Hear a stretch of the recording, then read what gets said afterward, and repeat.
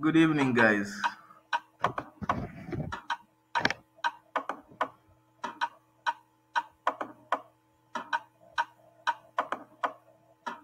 Not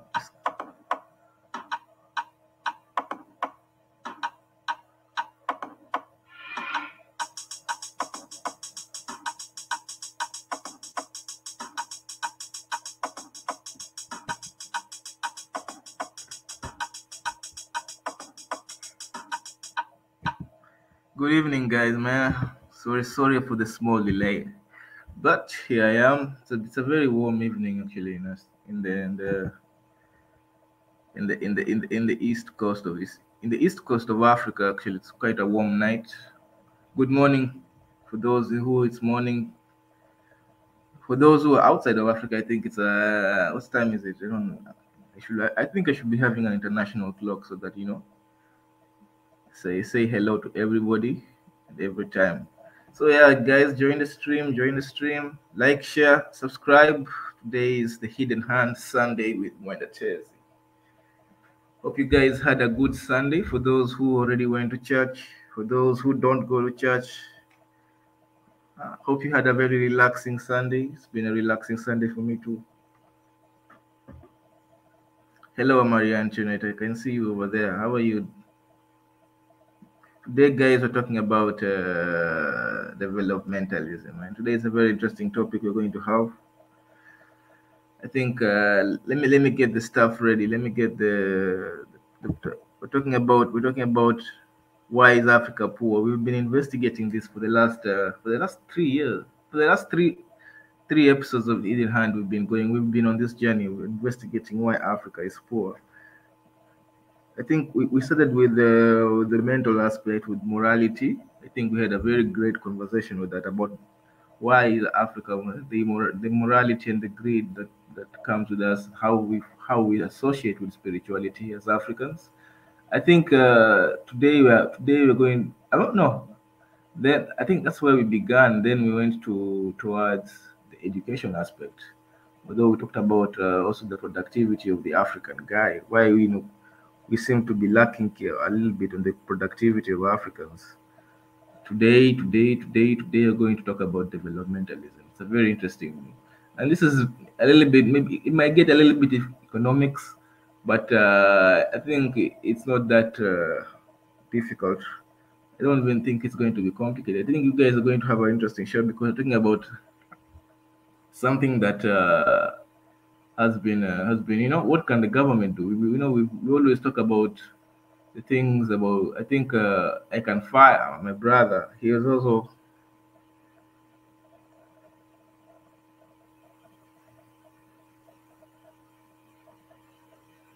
Wait, what? Did I invest? Hi, Pi, how are you, man? Hi, Team McIntyre. Oh, that's good to know, Marie Antoinette. Did I hijack Ebenezer's channel or is he on break this week? Yo, you had me thinking I'm on the wrong stream right there for a minute over there, Pi. Nah.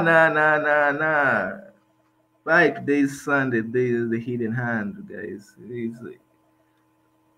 Although I think Ebenezer also had. I think Ebenezer had a very interesting stream on Thursday. He talked about change.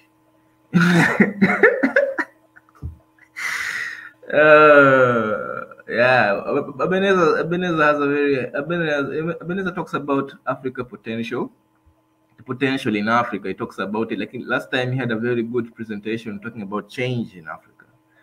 With very deep stuff. I think you can reread the stream. You can even rewatch the stream. It will probably be very educative for you. Also on Sunday we have our brother Paul, who had a very interesting conversation with the Tanzan and the professor himself, and also some students in Dar es Salaam.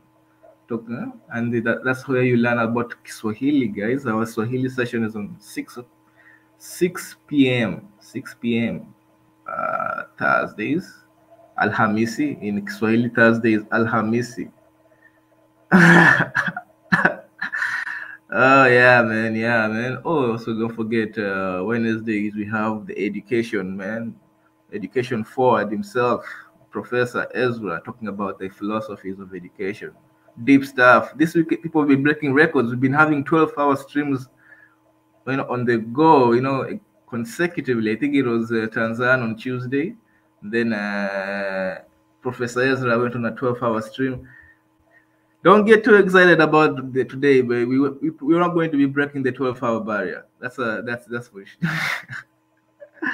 But you never know, you never know. So when I drop the link, guys, you should come in early. Don't wait thinking maybe I'll enter in hour 6 or something. You might go to bed with your opinion, not having expressed it.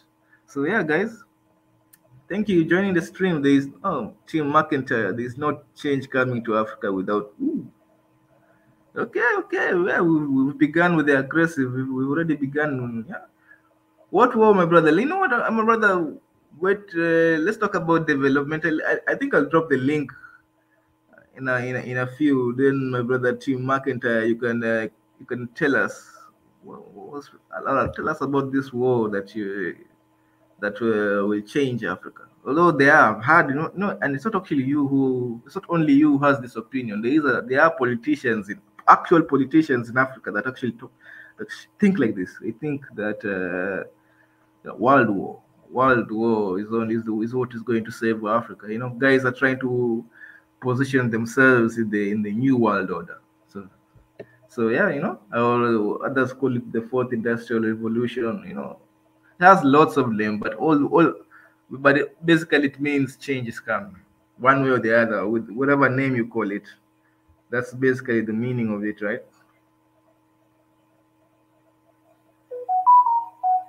Ah, man, we have a guest here. Gas them up, bro. Welcome to the show. Welcome to the show. Just begun talking about developmentalism. I think we talked about it with the Gastenab a little bit there, right? So today we're just going to touch on it. And you know what? I'm not gonna hold the talking stick for too long. Obviously, when I'm done, I'll have you guys come in and join. Let me get the documents ready, guys, so that I can share.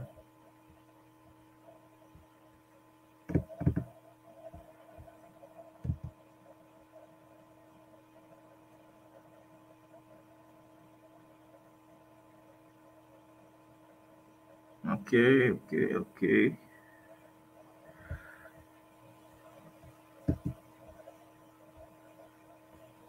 Okay.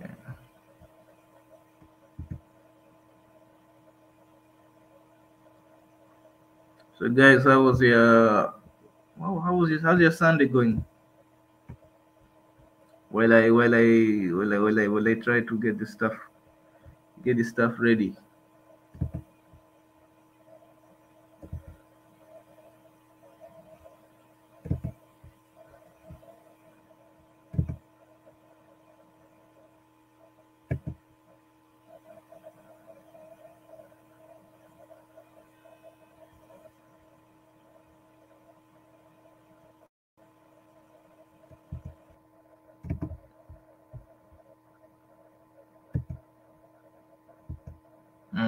Okay, okay, almost there.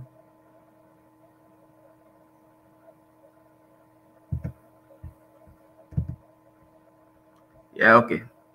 So let's just dive into it, man. What is developmentalism, guys? Let me define this thing real quick.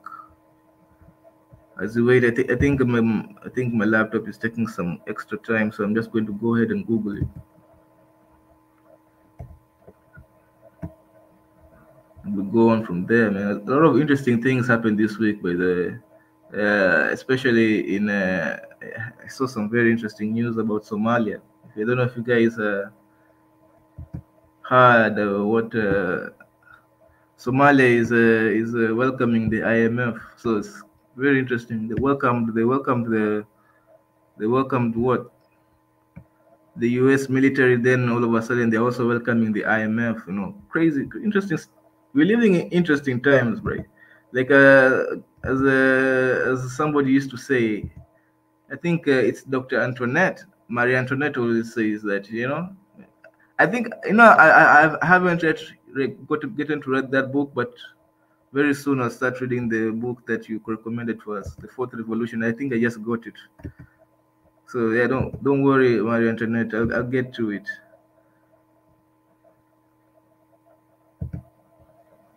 Welcome, Nana Dreams. Welcome to the show.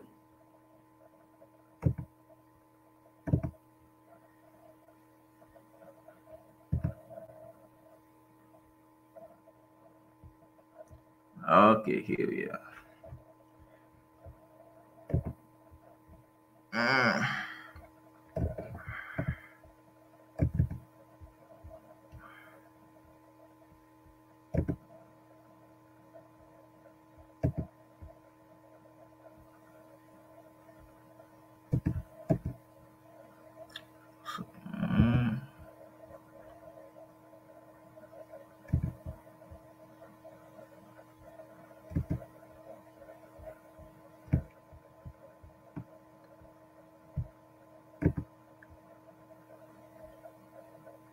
As you can see, Team Malcolm, well, let me start with Marian, that Nana Dreams.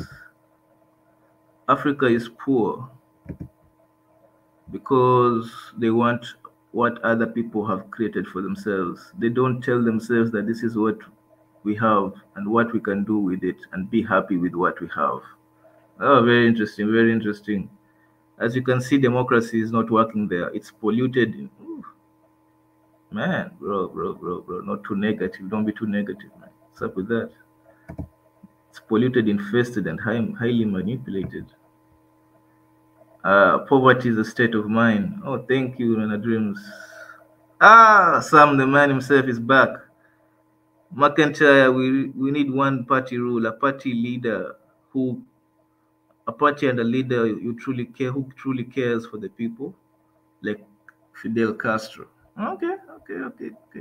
You know what, my brother? I'll drop the link. So that you also have a time to express your views here, man. So here, we're just going to go through a quick document.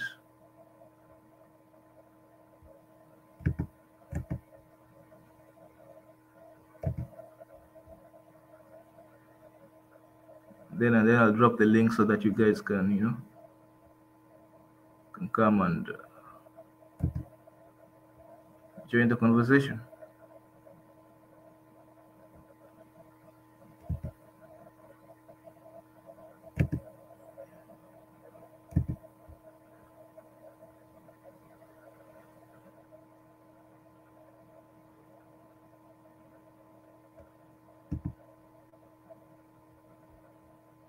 Don't know if you guys can see it.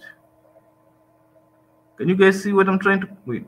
No, still not yet.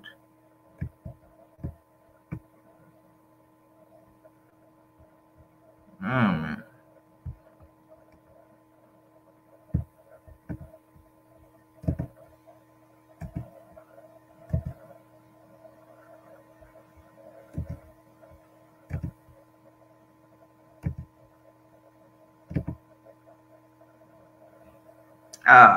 There we are. So yeah, so today we're talking. Let me go through this document real quick. Then I'll drop the link. Guys can talk about it. Also guys, there's also the issue of debt. African debt in Africa. So it's today might be a very interesting conversation. And already, guys, I see you guys already having some very controversial, some very interesting, strong views. So let's start developmentalism. This is a very interesting paper I found. The idea of the developmental state, one of the most spectacular success.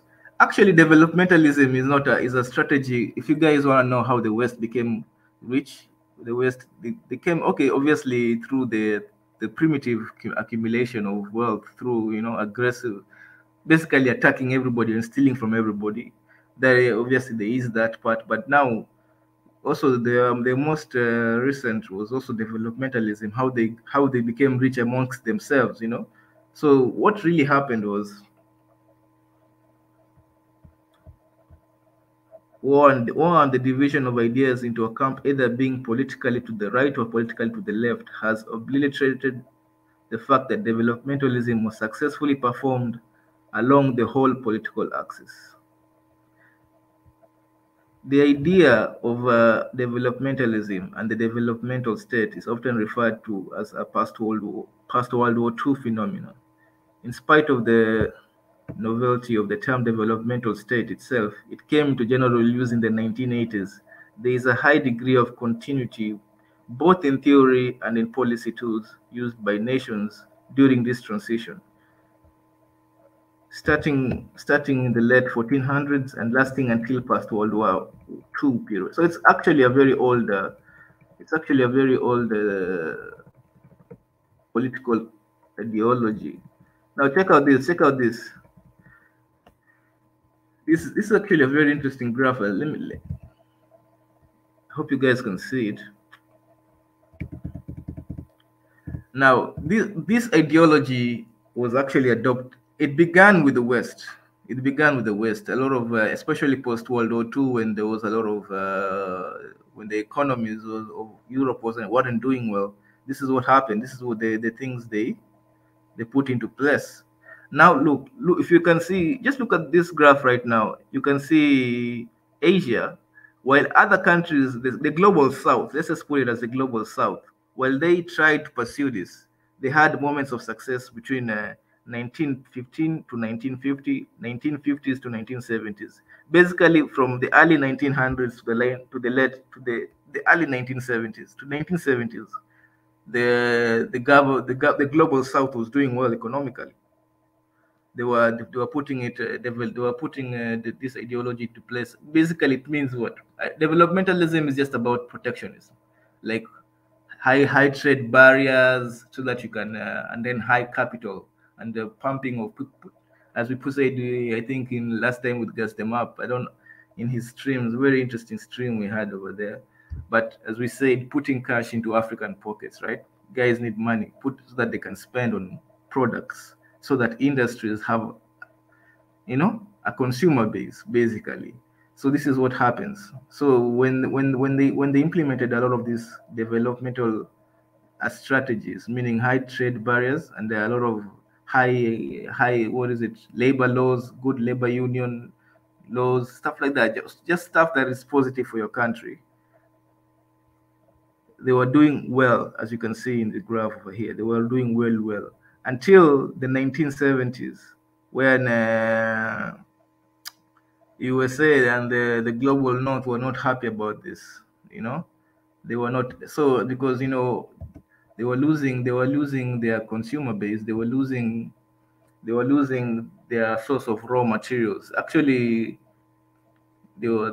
apart from the OPEC, which is a cartel for oil, there were other cartels forming up during that time. There was a cartel for coffee. There was a cartel for all sorts of raw materials. The global south was, you can say, the global south was unionizing, basically. You know what I'm trying to say? They were unionizing, like the global south was getting together, working together to form policies, so that whatever they are coming out, their raw materials, so that their own industries could develop. So they were really blocking the Western industries from joining their economies, so that they could develop their own industries. They were charging high amounts of they were charging high, like big money for their resources. They're getting what they needed for their.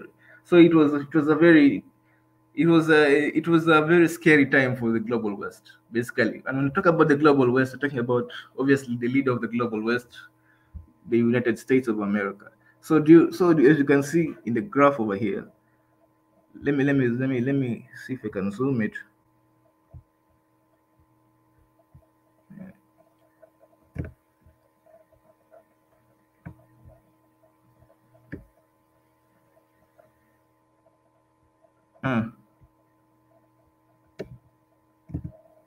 How do you zoom a graph?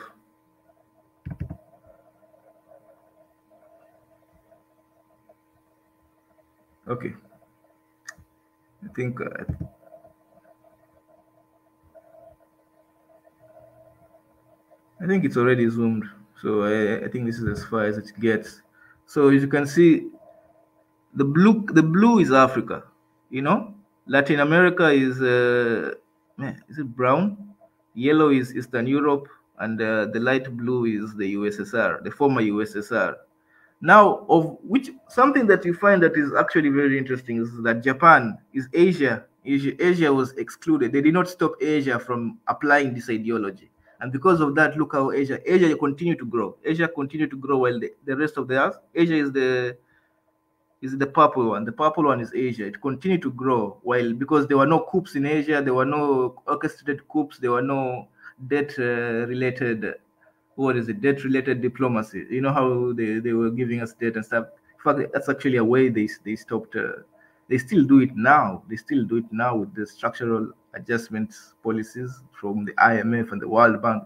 That's why I found it very interesting that Somalia just allowed the U.S. military just a few. They had the election, then they allowed the U.S. military. Then all of a sudden, the IMF now is talking to Somalia. You know, it was a very. I'll show you the article right now, actually. But this is what I was just trying to say, that there is a conspiracy against this theory. So probably because this is the theory that they use to work for it to work, you know. So let's see if you can define it here. The core idea behind the developmentalism is that the productive structure of a nation may be suboptimal and may be improved with the help of active economic policy. Now, this is in contrast to what the West is selling. You know, the pill the West is selling, or the juice the West is selling, is that liberalize the markets. You should liberalize them. Basically, lower trade, remove, basically, if it's possible, entirely remove your trade barriers, not your trade tariffs. Let Western companies come. That's how your economy grows. That's what they're saying. But that's not how they grew. You get. So whether explicit or not, the concept is based on a notion that some economic activities are more conducive to growth and generalized welfare than others. In contrast to using today's neoclassical economic theory, here it is, neoliberalism, based on David Ricardo's theory of international trade, where international trade is conceived as nation bartering labor hours, which are all, I think, guys, we need to understand also that labor, you can see that labor is not equal. Like the minimum wage in Africa and the minimum wage in the US, the minimum wage in the Euro, it's not the same. The amount the amount of money accountant is paid in Africa, it's not the same as the amount of money an accountant is paid in the US or in Europe. So already this theory that they are selling is telling us that labor is equal. That is what so that, you know, so you should just be opening your countries to everybody, so that, you know, it's just a very interesting theory that's already flawed from just the get-go. Standard economic theory postulates that international trade will bring nations together in income, the so-called factor price equalization. Developmentalism, on the other hand, intuitively understands that integrating one nation with Stone Age technology and with another nation with advanced high-tech technology will lead to one nation specializing in being poor and the other nation specializing in being rich. You see, this is why developmentalism is really under attack. In the developmentalist theory, wealth is created by the dynamic imperfect competition, which generates industrial rents that are shared between capitalists. Higher profits, the workers get higher wages, and the state gets higher tax income.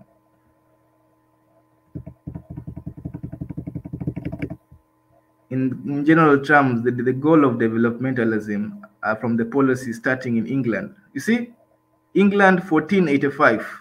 This is how they got, like, you know, this is what they used to get wealthy, through the policies of East Asia in the 1980s. That is how Asia got wealthy quite recently, right?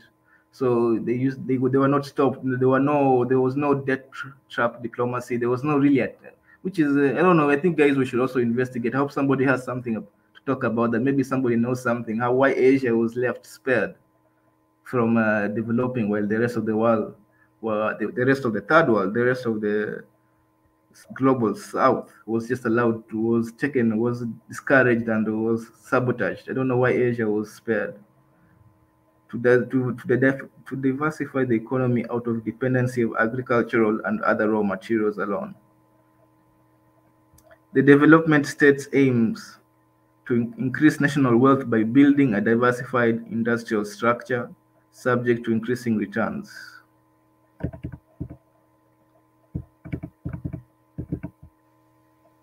US, look, here's a good example. For example, the production of golf balls has a high score on the index, probably because of efficient golf ball producers in Massachusetts, USA. Having a golf ball producer has a wage of $14 in USA. The same guy in Haiti or Nicaragua. For those guys who join our brother Kaizo Empire's channel, there's a guy called Don't Call Me Brian. No, Call Me Brian. There's a guy called Brian. He likes talking about Nicaragua a lot. Hopefully, maybe one day he'll join this. He'll join Swahili Nation and tell us about Nicaragua. From 50 cents, but they earn 50 cents to $1 just for that same. For just producing the same product that is produced for $14. So here's the graphs.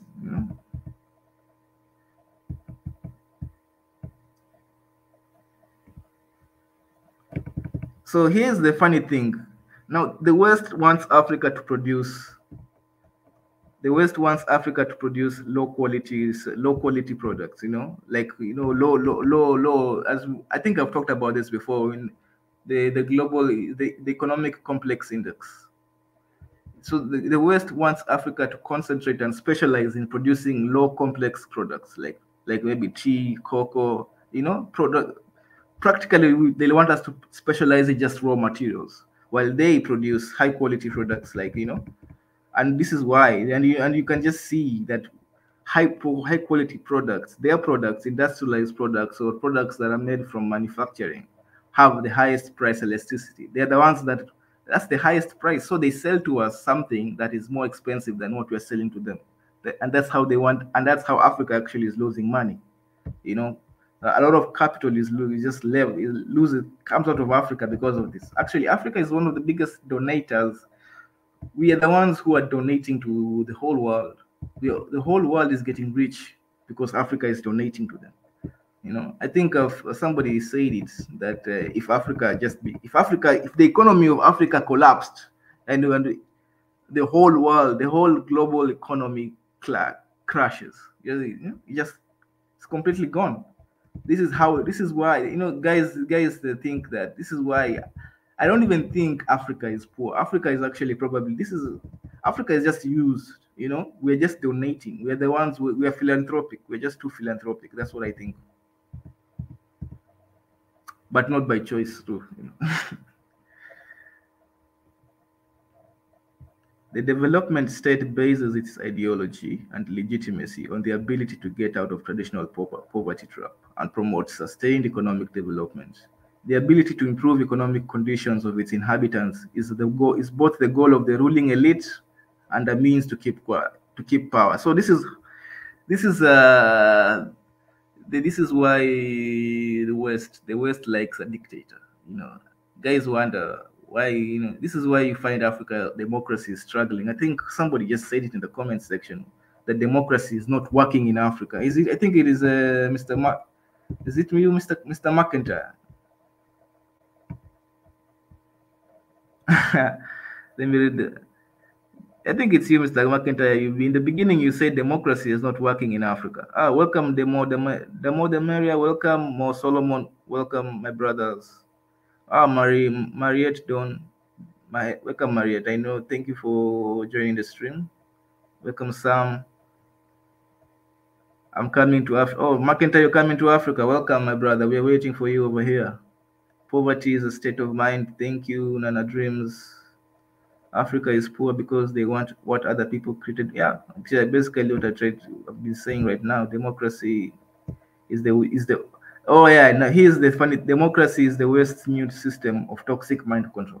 Actually, I don't think that's true. I think there were African tribes, there were African civilizations that practice democracy. I don't think it's just the West. The West called it democracy, but we practically did the same thing actually. So I don't think it just the democracy was just a system of the West. I think Africans also practice it. In fact, there is a reason why our systems are just left to be dysfunctional, and it's actually here. It's just written right here. Let me. I think that's where we had begun to talk about the traditional. To here, this is the statement over here. I don't know if you think you can. Oh, this is what I'm highlighting. Let me highlight it because this is a very important statement. The ability to improve the economic conditions of its inhabitants is both the goal of the ruling elite and a means to keep quiet, and a means to keep power. Meaning that if your government, the government should be to improve the economies of their country. Like your government should be pushing your own interest in the global stage, right? Like our governments. Doesn't even matter the system. Doesn't matter if you're a democracy. Doesn't matter if you're a monarchy. Doesn't matter if it just doesn't. Your government should be pushing your own interests, the interest of the economic conditions of its people. Like that's just a logical government, right? That's like the work of the government. Like there is a lot of there should be incentive. Like, hey, I want. That's how people are happy. I keep people happy. They keep me in power, right? That's how democracy works. That's how I think any system of governance, any system of governance, I think that's how it should work, right? Like, guys, I keep my constituents happy, they keep me in power. That should be the symbiotic system between the political elite and the people they are ruling, right? But why is that not happening in Africa? That's why I keep saying the West, the European countries and the American countries, they love a good dictator, because a dictator does the opposite of that. He doesn't follow that system. He breaks that system where he doesn't, because his power doesn't come from the people. They want a guy whose power comes from them. In fact, they like an unpopular leader. The more unpopular you are, that's how they threaten you. They're like, you know what, we can just take you out anytime right now. I think that's why this is something that I've come to notice, that that's why leaders, they don't like opposition members. Like, they like an unpopular, and the more unpopular a leader is, like, he can be easily toppled. The easier you can be toppled, that's how they like you. They like you desperate, so that you can just sign those deals, sign those debts, just basically sell out your own country and do something that is not logical for the political elite, and that is just pursuing things that are of negative consequence to the economy of your own nation, which doesn't even, I don't know. That's why guys wonder. I think Tunaj is one of them. He wonders, why do African leaders just do all this crazy stuff? It's like it just does it. If it doesn't make sense, this is how I make sense of it, basically. So in order to achieve this goal, the development state, where am I? In order to achieve this goal, the developmental state needs to be strong, but not necessarily big. A state and loyal and competent bureaucracy. Just look what this is what our leaders in the 60s, by the way. This is what our leaders in the 60s adopted. So this is not just just random philosophy. This is actually what they were trying to do, especially one of our old legends, Thomas Sankara, if you guys have heard of him. These are the things that they wanted to implement before, like Lumumba, the Lumumbas and the Thomas Sankara. This is what they were trying to implement, because they had seen it work, and they were, they were learned. They were people who knew what they were doing, and they had seen that they knew how the West became rich. Sometimes we wonder how they knew how they became, and we were doing that. I think Gas Them Up, I don't know if you're still here, but Gas Them Up, I think when we were talking, you were saying maybe Africa needs to take a sacrifice for us to be rich, but perhaps our leaders, our founding leaders, our founding fathers of the new Africa, I think they had a pretty good idea of how to get it done, how to get the job done. Like in order to achieve this goal, the development state needs a strong but not necessarily big state, loyal and competent bureaucracy that identifies with the nation's goals.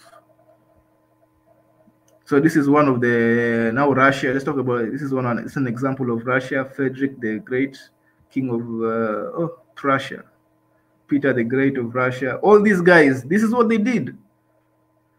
They put up high trade tariffs, very protectionist, until the industries grew, and then they were like, now okay, let's now take on the world. And our industries are big enough to take on the world.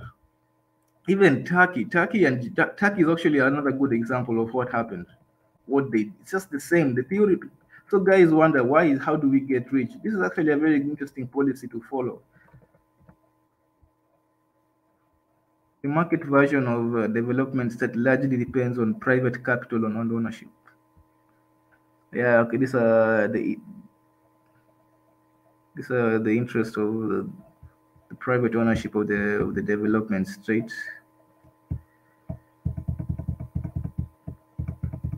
The policy toolbox used by the development states has been remarkably stable over time, although increasing in sophistication.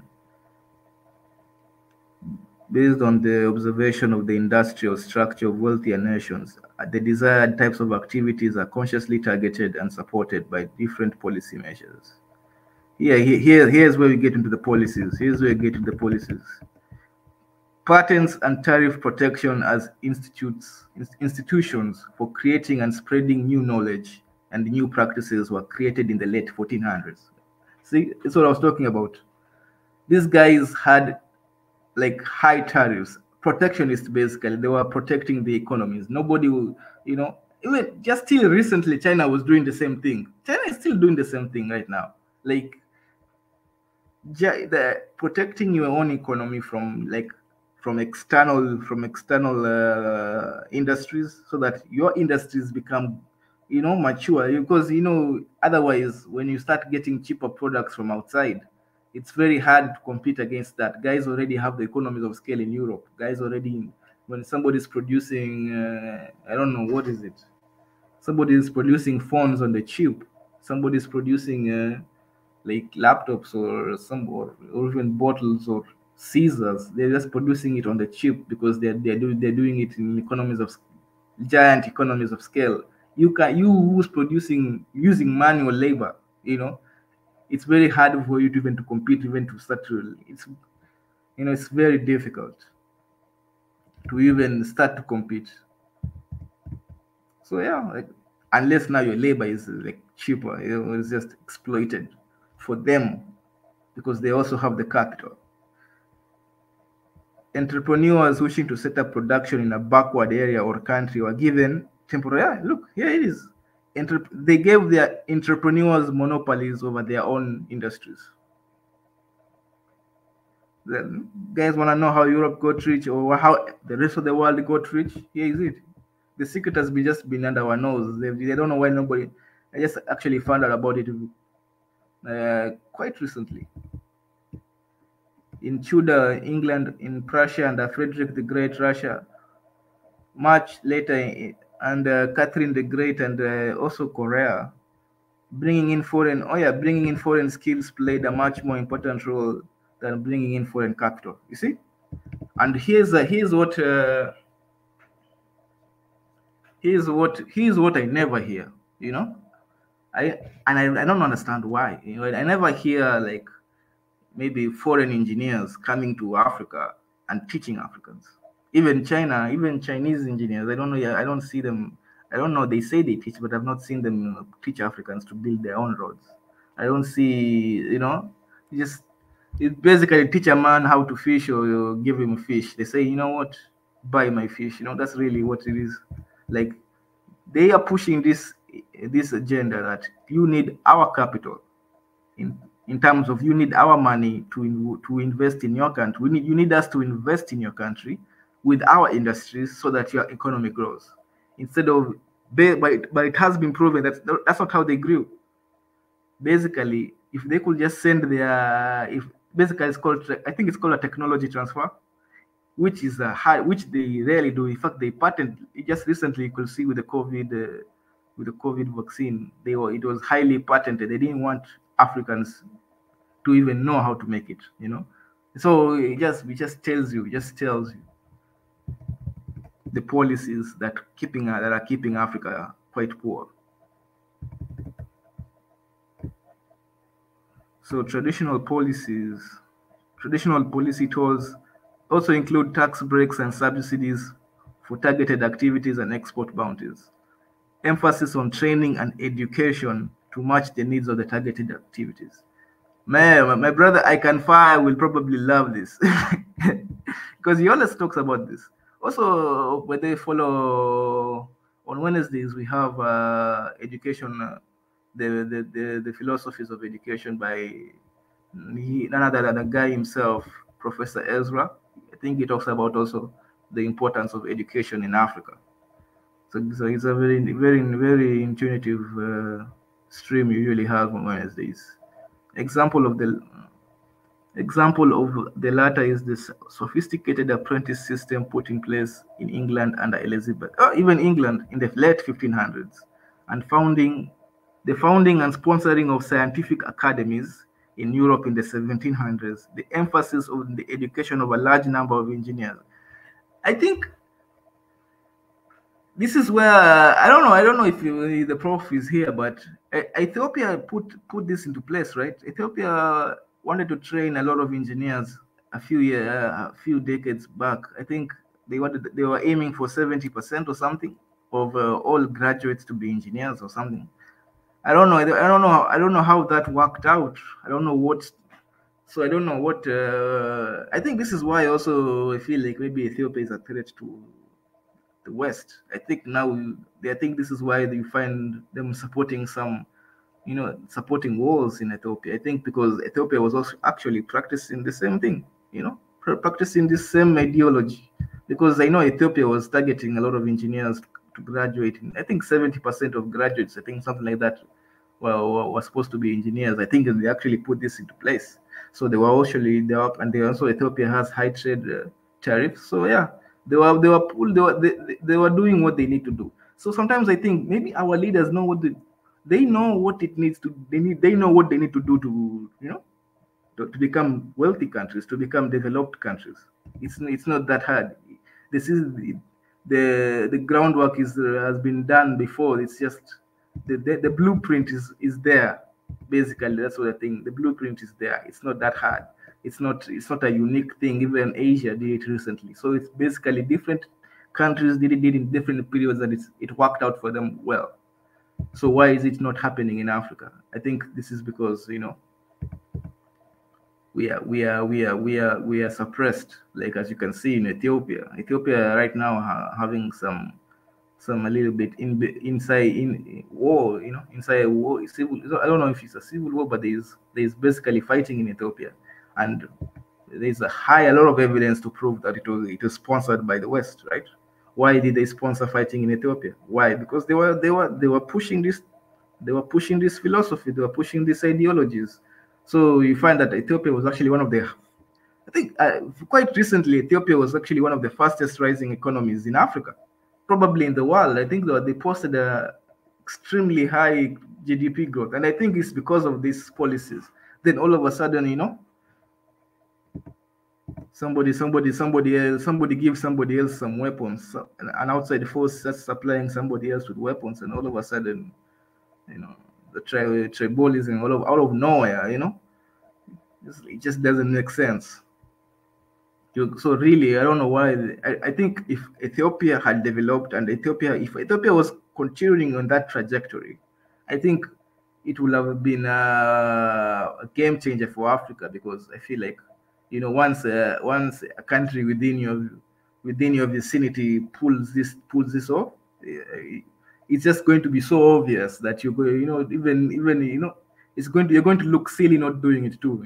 It's just going to be just so obvious. It will be absurd. It will be so that probably if Ethiopia had done it, probably Kenya will probably are doing it. Probably uh, Sudan, probably Eritrea. It could have been influencing a lot of countries over there in the Horn of Africa, in East Africa, and it'll just spread basically because Ethiopia is also where the AU, it's the headquarters of the AU. So presidents every year there will be all the presidents of Africa basically move are in one place, and that's in Ethiopia. I think every year.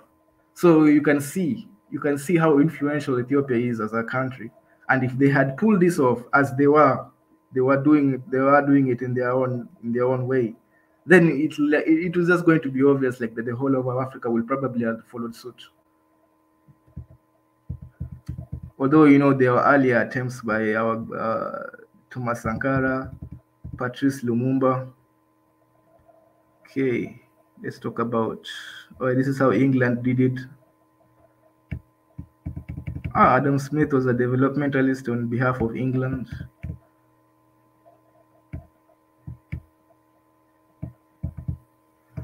Okay. The development state bridges the transition from poverty to industrialization and national economic strength. Once the technological state of the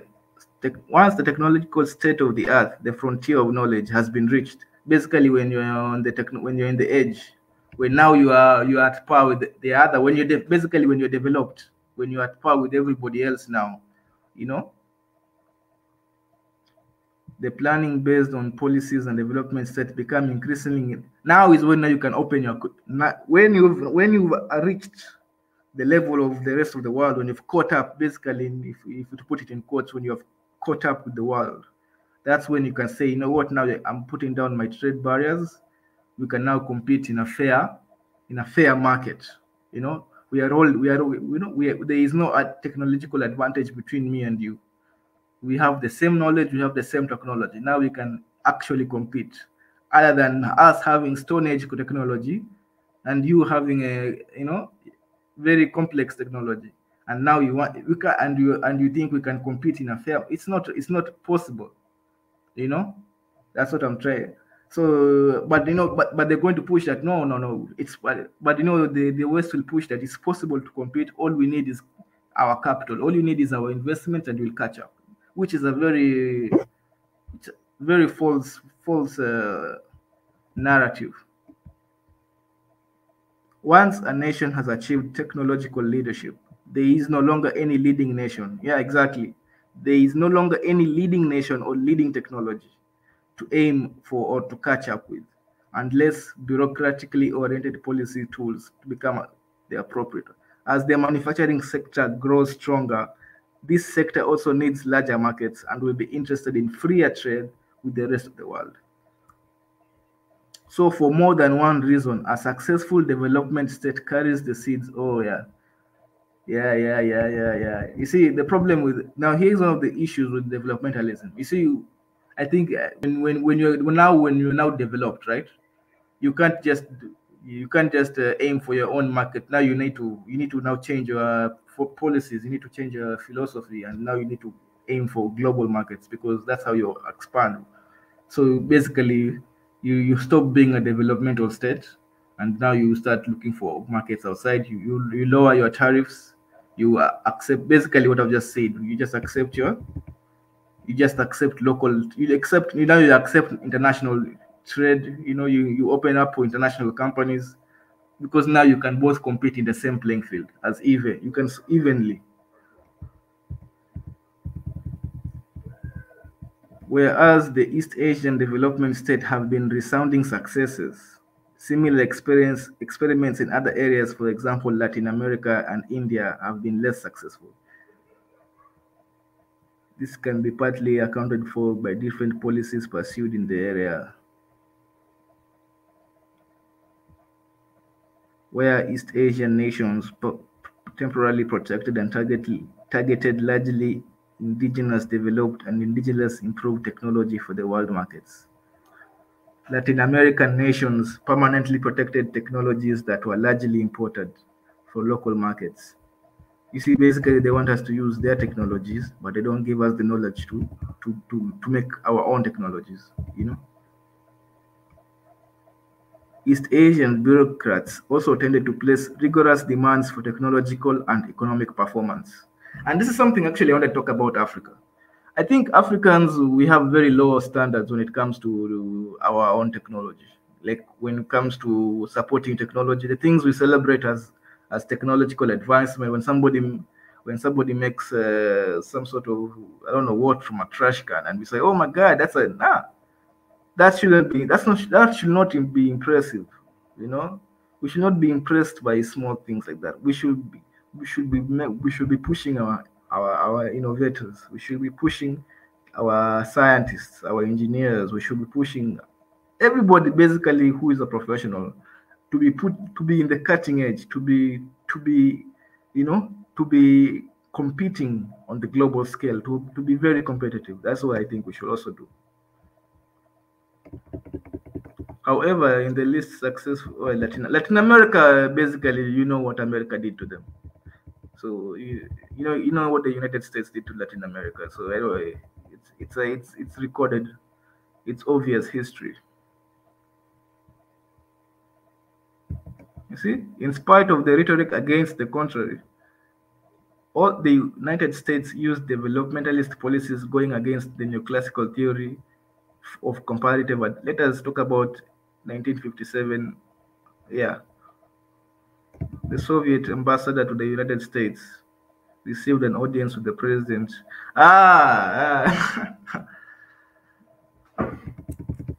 We in the Soviet Union have read Ricardo's theory of international trade, which forms the core of capitalist thinking international. According to the theory, it is now obvious that the Soviet Union has comparative advantage in advanced technology, in space technology. And the United States has that. So this is how Russia was mocking the US, because it's like, oh, since your theory is about fair trade and everybody specializing in what they do. At that time, Russia was the one who was very good in space technology, and US was seen as good at agriculture. So they told US, you know what? Since these are your policies, how about you concentrate on agriculture, and we will concentrate on space technology, and we will trade. Guess what the US did? Yeah, I think President Eisenhower did. This is what President Eisenhower did. He went and launched NASA. It's like, so see, so US doesn't even believe in this theory that they're pushing to the world, because it's like, hey, they're telling Africa, hey, you concentrate in agriculture, and we will concentrate in manufacturing. But when they were told like that by the Russians, they said, no, you know what, we are going to, and he launched NASA. So to compete with, so they don't believe in what they're pushing, basically. So basically, it means when it comes to the West, do what I do as I do, not what as I say. This has always been the rule for successful economic imperialism: emulation of the rich countries and comparative advantage for the poor. This is why don't do as the Americans tell you to do. Do as the Americans did. Yeah. As what's this graph about? As the only BRIC country, Russia continues to developmentalism and neoliberalism (GDP). Even right now, look at what they're doing right now. You know, they are blocking. Look, you know, guys who are wondering if look at the Ukraine and Russia thing right now. What's happening? They are blocking. They are blocking. They are being very protectionist. They're blocking Russian capital. It's like, you know what? We want you guys want, because now you want trade with us. Russia is also doing the same. It's like, okay, you know what? We want trade with you. Trade barriers left, right, and center. Trade barriers left, right. When Donald Trump was in office, what did he do against China? Trade barriers left, right, and center. I think Africa, we should do the same. We should be having trade barriers as Africans. But what we need to organize. I think this is the importance of organizing as Africans, just being organized like as Africa. Say, what? We should have the same common tariffs, common trade barriers, so that our own industries grow within us. So yeah, you can see Russia is doing well. This is, I think, this dip is during the Soviet, the Cold War. But look at them; they still went back up, despite the dip.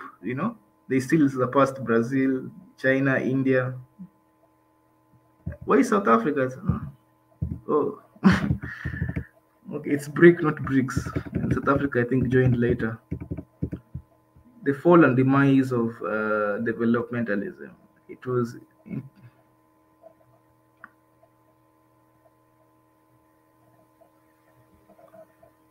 Well, okay. Yeah, World Bank, and now this theory completely failed. As guys, even though the US was pushing, this is why I think we really need to read our history, because the US was during that time they were pushing this liberal economy. They were pushing that you should have no trade barriers. We should just be open to everybody, and that's how we will develop, by having US.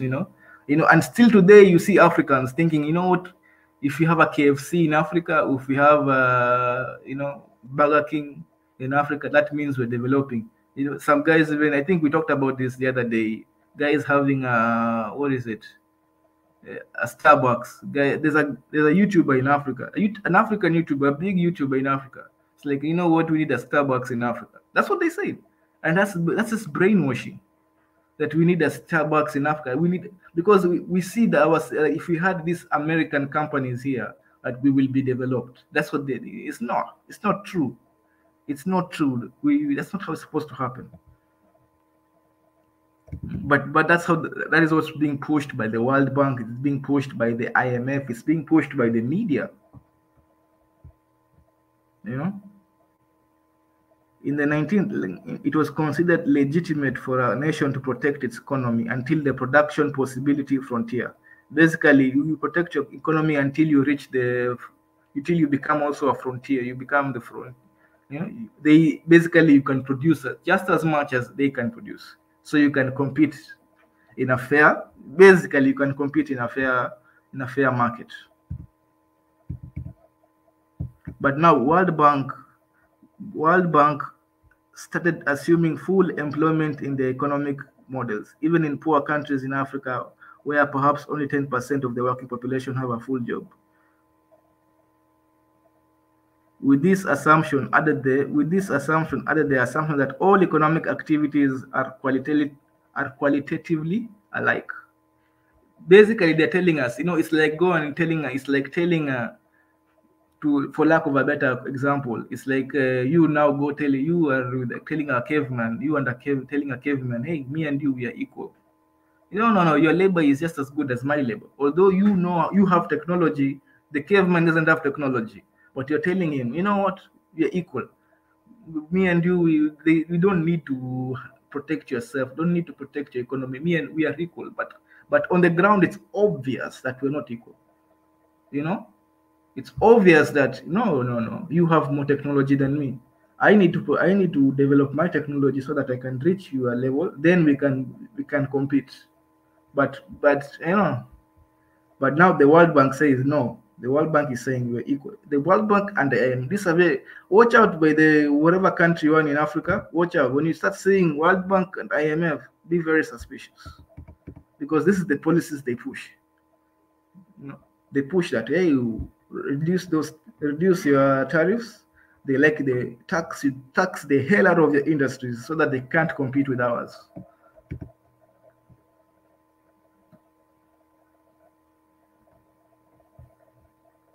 Yeah, shock therapy. Shock therapy means high interest rates to curb inflation. During the period of developmentalism, the ruling elite achieved legitimacy through the creation of increasing real wages and economic welfare of the population. During the present neoliberal regime, elites seem to attempt to acquire legitimacy by having their country join a perceived international club, even if this club membership may be in direct conflict with long-term interests of the nation. Mexico joining the North American Free Trade Association has led to diminishing real wages, but the elites could be proud of Mexico as a prize for joining NAFTA. It's the same with the OECD Club of Rich Countries. Estonia joins the club of countries using the euro as a currency. Real wages in Estonia have fallen more than 9 consecutive quarters. But as compensation for a total fall in real wages of around 30%, Estonians can pride themselves to becoming a member of the European club. It's happening. Actually, it's happening right now with the I think is it Sweden and Norway? Is it Sweden and Norway? Sweden and Finland. I think Sweden and Finland are trying to join the NATO, and I don't know if they want to join the European Union, but people don't understand this. Even our own brothers in Morocco wanted to join the European Union. Man. It's like crazy. Africans want to join the European Union, but what you don't understand is that once you join, if your economy cannot compete, if your economy cannot compete with like the Germanys of this world or the French or the British, what happens is that when you join that union, you lose. But because of the marketing and how they market themselves, you feel like you're proud because you're part of this European Union or you're part of this. I don't know. I don't know what unions are. I think in Africa, do we have such a? I think apart from Morocco, I don't think there is another union in Africa. Maybe I don't know. I don't think so far Africa, I think, has been spared from this. The greater Africa. China, India, and Brazil are doing well today because due to an institutional inertia, neoliberalism never killed developmentalism. I think we're done here. Let me drop the link. We talk about also debt. Yeah, we're done. So yeah, guys, let me see if I can drop the link. Where is the link? Thank you guys for. I haven't seen the comment section, so let me read the comments. Hope you guys have been.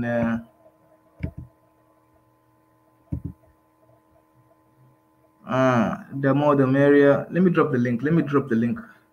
Where?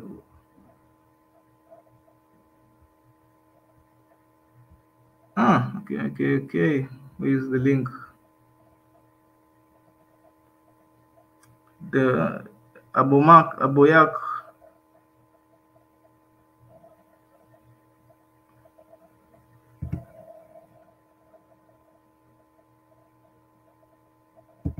Yeah, let me.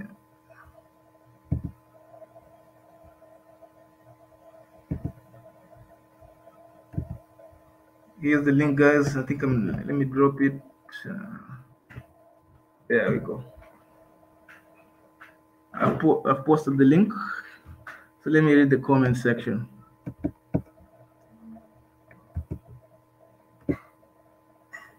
Tim McIntyre, we're talking to, but you might think, oh, I want to know what the Starbucks is like in Thailand.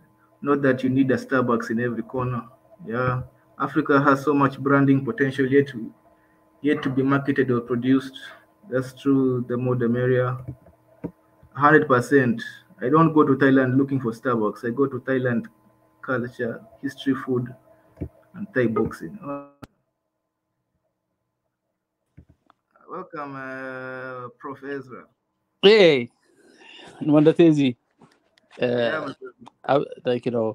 I know you've supported my segment quite often, and for some reason Sundays are not usually that favorable, so I've not been able to join you as much as I should be joining you, because you talk about things that are much more fascinating than education, because this is more realism. You talk about reality, but that's the thing. Like, I try to talk about my education segment, at least more aspirational, like what we aspire, at least more what I personally aspire, at least in the minimum. But it's aspirational by their nature. They are kind of like they haven't yet materialized, right? But this is much more potent conversation you're having, because you're talking about, we're not talking about, we tend to fall into the trap of like really like kind of like wanting, kind of like in a mixture of mixing what we want and what is real, right? So we get into that fog of misaligned appreciation and understanding of what is real, what is reality. And so I really like, when I listen to some of the recordings that you've done, I get a sense that this is much more potent than anything that we do as Swahili Nation, because if you get the instrument that you need to clarify things. So I appreciate you for that. I haven't heard, to be honest with you, I haven't heard what you started with. So throughout the conversations, hopefully people will, you get a chance to kind of like highlight the primary focus of your topic today. But I can highlight for you. Yeah, it's not. We're talking about developmentalism. We're talking about how actually you talked about Ethiopia. I don't know if you heard that part. I was talking about Ethiopia. No. How putting high trade barriers or high trade tariffs, Yes. and concentrating on local production to improve just to improve the local industries. Yes. Until they are large enough or they are competitive enough for the global stage.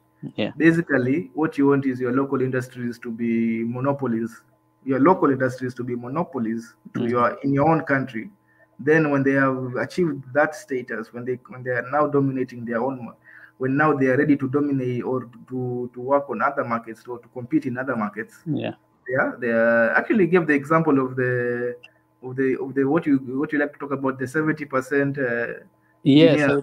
Oh, okay. Yeah. So I think that I think it was based on this theory, in this developmentalism ideology. I know actually the last one of our great leader in Ethiopia is Prime Minister Meles Zenawi. Yeah, and there are a lot of people who have issues with him, and I have some issues with him, but I think like he's one of the most brilliant leaders that we've ever had, and he articulated this developmental theory, and I think it was also his PhD thesis, and he tried to align the Ethiopian government's infrastructure and orientation toward it, but it's not as clear cut as the way you are saying it, though.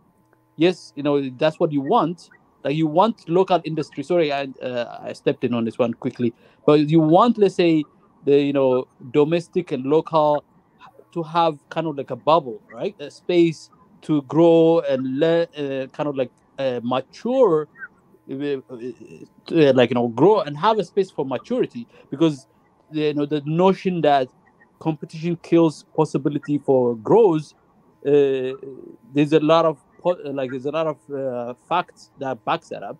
There's a lot of data that backs that up, but the problem is that it's not that clear cut. You also run into the problem of where you've given them a space to develop, but they don't develop, like in the case of the Ethio Telecom. For a long time, it had that monopoly, but it wasn't advancing, it wasn't developing as much as you expected. It was investing money to develop, but it was, through corruption, mismanagement, and then kind of like, the nuances of the politics was being used for something else other than economic advancement and economic things. But on the other hand, the Commercial Bank of Ethiopia was developing faster. So you have in case by case basis, you realize in some respect it works, in some respect it doesn't work. So it's not always that clear cut, but in terms of at least in terms of theory, there's a positive and affirmative argument to be made about that kind of creating the bubble. And then I live in the Silicon Valley, right? And then you have a lot of startup, and then you put them in bubble. Like Google was in a bubble, where it was not competing with out there. It didn't need to go out there and monetize its business for years. Facebook was the same thing, but where investors were told that you are investing in a company that is not interested in making money right now. It's interested in figuring out how to calibrate its algorithm and that kind of. So bubble, the notion of bubble works, and but it has a limit.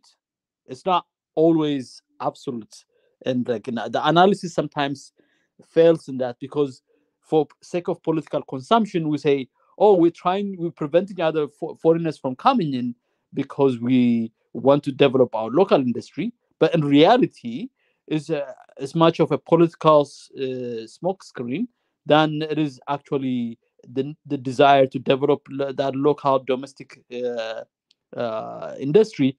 I mean, in the case of Ethiopia, we haven't developed some industries any further than any further than the early stage of development. So yeah, I wanted to say that just to point that out. But I think it's a very poignant topic that you're talking about right now. Okay, yeah, thank you. Let me invite Gus them up to see his views on what you're talking about. No, it's interesting. You know my views already. You know my views, Tezi. Listen. I don't know You your guys, views. you guys have been saying these things for years. Why are they not working? You understand? All of you guys, Nkrumah, all the Ben Bella, all of you guys have been spouting this stuff. Why is it not working? What's going on in Africa that it's not working? Is it the Like I African said, people? Are they stupid? Is it the foreign interference? Why are these things not working? I think like I said, maybe it is the foreign interference. I think they've been known. It's So, a so fact that how do you combat this foreign interference? No, I think it's a combination. The don't fall into the trap is one or two or three. It's a combination. In reality, things work in combination, in concert. Multiple factors put together. So And how do you so, combat it? So even if it's two, me, I'm not worried about, because you've never heard me talk, right? I don't think anyone on the panel. I'm the guy who wants to be in his village. I want to be left alone. I don't want the whites near me. I don't want the Arabs. Just leave me alone in my village with my two wives. I'll farm. Stay away from me. two But ways. you guys want to be developed. So whatever, I have to deal with you. We're on the continent. I can't chase you people away, unfortunately, right? So I have to live with you people. You people love whatever the white people tell us is development. So No, I'm asking you people, how do we do this? Because no. I think to me, it's the answer seems is as if simple. it's not The working. answer is simple for that one. The answer is simple. It's not what we do. Like the construction of this, the building of this, the institution of this, the policy of this. Nah. The answer is very simple and straightforward.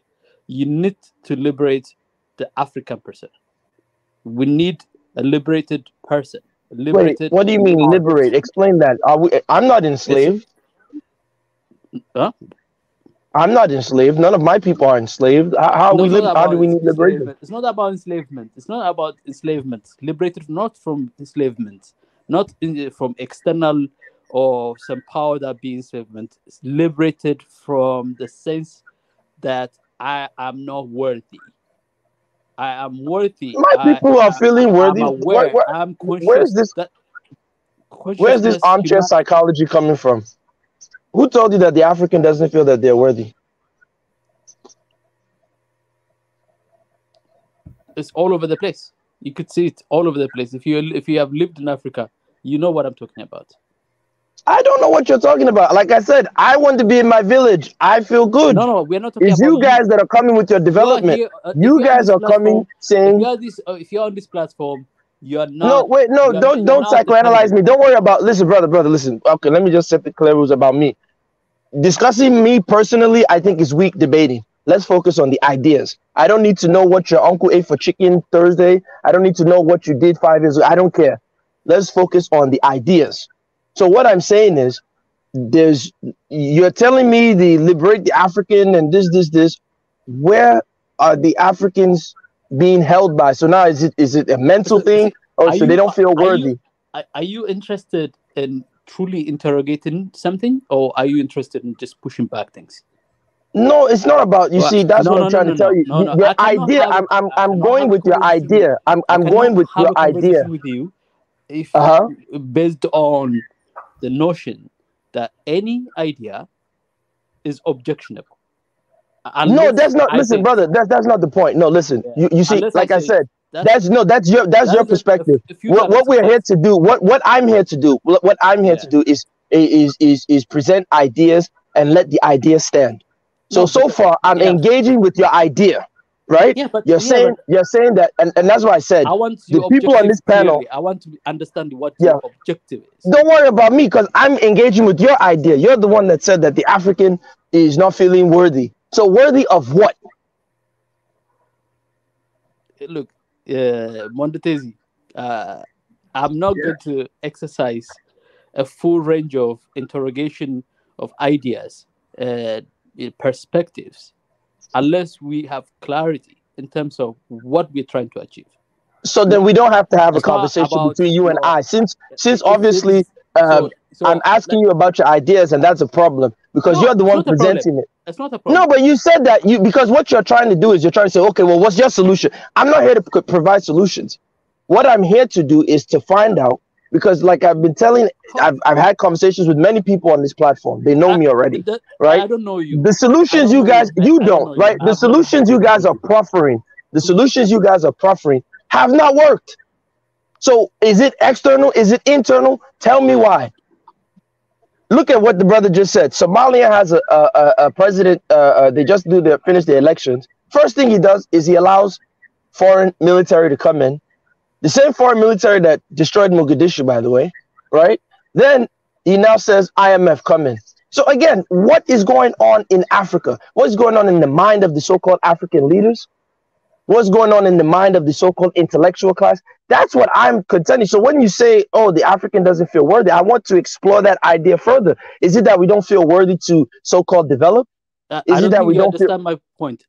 Okay, so let me keep quiet and explain it again. I cannot unpack the idea in front of a person who's not interested in exploring the idea, who's just interested. I am interested. No, you haven't. But I've listened to you. I've listened to you, and I'm questioning. You just you say okay. All right, cool.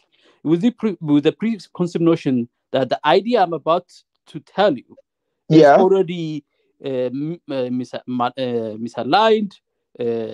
I never said that. I never said that. I asked the question. I said. Your tone. I said. Don't. Okay. All right. Okay. Now you're sounding like Karen. You want to tone police me. You want to tone police me. Ezra, I think you have to think about the viewers. Sometimes it's not necessarily about your gas them up, what he's saying to you. Because he is asking a specific question.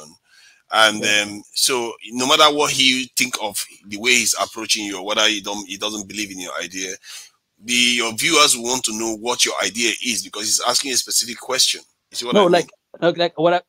What I don't want to go to Niger is that every statement that I am about to make, that I have to we have to decipher, decode, deconstruct every word I say. I don't want that the next set of statement I make be about, okay, I didn't say that, I didn't mean this, or whatever. That's just a death by analysis problem. And I don't want that. So I just picked it up right away. As soon as I said a keyword that says Africans need to be liberated, and Africans need to have a sense of self-worth, and the terms liberating and humanizing. And these are blanket statements. So you have they are blanket statements, but they are statements that have. So that's why I was asking you to qualify them. Let me finish. I don't see anything wrong with what you said. Go ahead. No one said there's anything wrong, but they're blanket statements. Let me finish. Yeah, go ahead. Let me finish. As soon as I say all those things, they represent much. They are symbolically representative of much more nuanced ideas that need unpacking. But I don't want you but you said, oh, but tell me what is self-worthy. Like, tell me an African that doesn't feel self-worthy. As soon as that term, No, that's not what I said. No. That's what you took. No, that's what you took. You made blanket statements. No, see, brother, what I was trying to get at is, and this is what we do. A lot of us educated Africans, we get on these panels and we pontificate, right? And there's a great book you can read called The Philosopher and His Poor. We have this great idea about always pontificating about what the poor people and what the African needs. And that's why I was saying, qualify your statement, because you said the African doesn't feel worthy. So I said, explain to me. No, he didn't say go ahead. The African doesn't feel worthy. He said Africans should feel more this thing or something like that. We should feel worthy or something like that. No, so but he said that too, Niger. Don't defend him. He said that's why I jumped on it. Negative for what he said. No, I didn't say it was negative, but I said I asked him. I said, I know Africans. We don't have any problem with self-worth. So qualify it. That's what I was trying to say. If the idea is strong, it will stand. What are you trying to say your idea shouldn't be interrogated? What I heard him say is that we need to do this, we need to do this, we need to feel worthy. That's what he said. That's what I'm saying. So feel worthy. That we don't have self-worth. He didn't say that we didn't have self-worth. So to Niger, when he said that, that's why I said feel worthy. That's interesting. In what sense do they not feel worthy? You know, that was being more bold. That's basically what he's saying. So let him explain it. Don't explain it for him. To Niger, he has his own mouth. Let him explain it. He makes the idea. Let him stand by his idea. What he's saying is, I don't want to be the idea to be combated. I don't want to be interrogated because I don't want this deconstruction, this death line. That's the point of an idea. An idea must be analyzed. Maybe he's not used to somebody coming at him from the side flank and expecting him to disconstruct every single statement.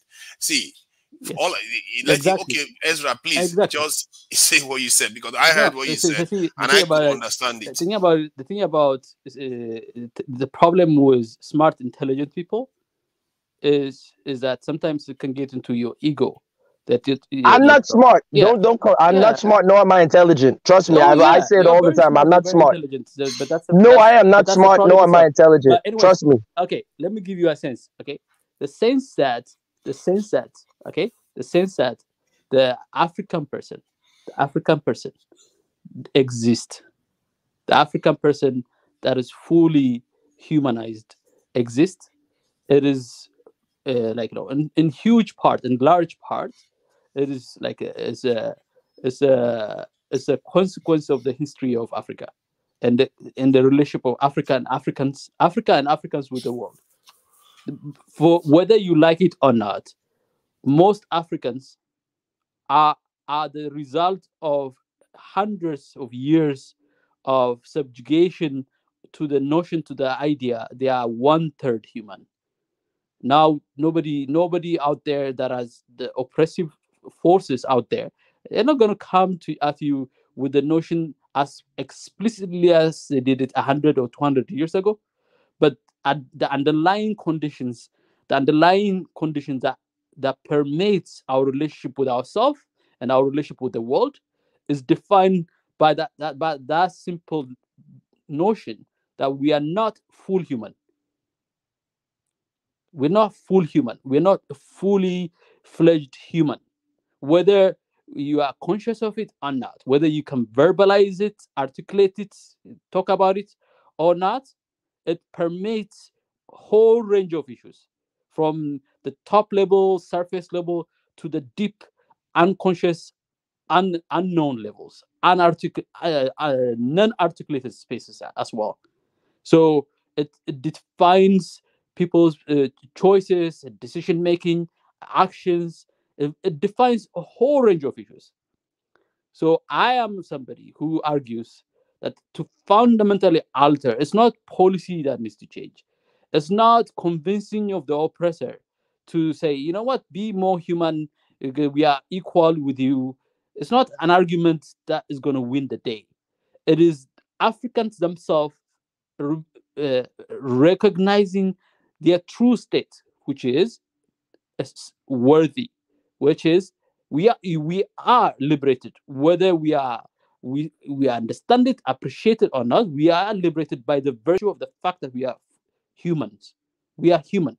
The humanizing, that's what I call my segment. You come to discuss and deeply interrogate this. The humanizing education that need to happen across Africa and across oppressed spaces in the world is an instrument, because humans are the ones that are the at the center of creation of oppressive space or liberative space. So so this is centered on the person, centered on the individual, and centered on the community is what I'm talking about. So there's a lot to unpack. There's a lot to unpack. Okay, there's a lot of layers, things to unpack in this. It's not just something that you can articulate in just one sentence, one paragraph, or one session, one conversation. But the top line view of it is that when Somalia, like the example you gave, when Somalia goes out there and makes decisions that really bothers you and bothers all of us, it points to the question of how Somalis feel the sense of worth, the sense of agency, for them to come to the conclusion that they cannot be masters of their own destiny, that they need that external forces to. That is essentially what we're talking about.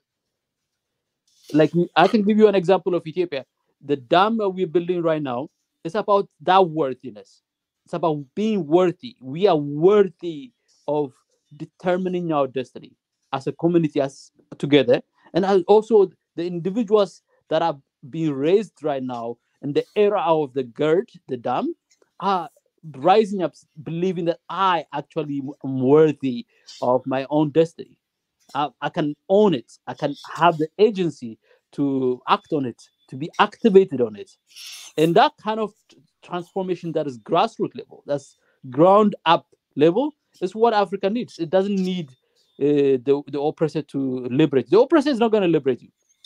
The oppressive system is not going to liberate you, because the oppressive system depends on you being a slave, depends on you being a servant to it. It depends, because it sees you as a tool, instrument, and input into the oppressive system. You can't reason with the oppressor, but the only one you can reason to is the agent, who hasn't realized they are actually human. They are actually, as human, they are masters of their history, not just their past, but their future as well. And that kind of like ground level, kind of like filtering into that community level is what we need. And then anyways, I think the reason why I'm some more sympathetic to what you said, gas them up. You see, today I was online and I was able to talk to a presidential aspirant in Nigeria. And when I told him about our security issues and transparency, he basically completely avoided the transparency one. And then the security one, he was like, oh, if I tell you that we'll be able to recruit soldiers, we are lying to you, and all the rest of it. This is the thing about self-worth. Even when I told him that we are below standard, we are just trying to, I'm just saying that we should get it up to standard.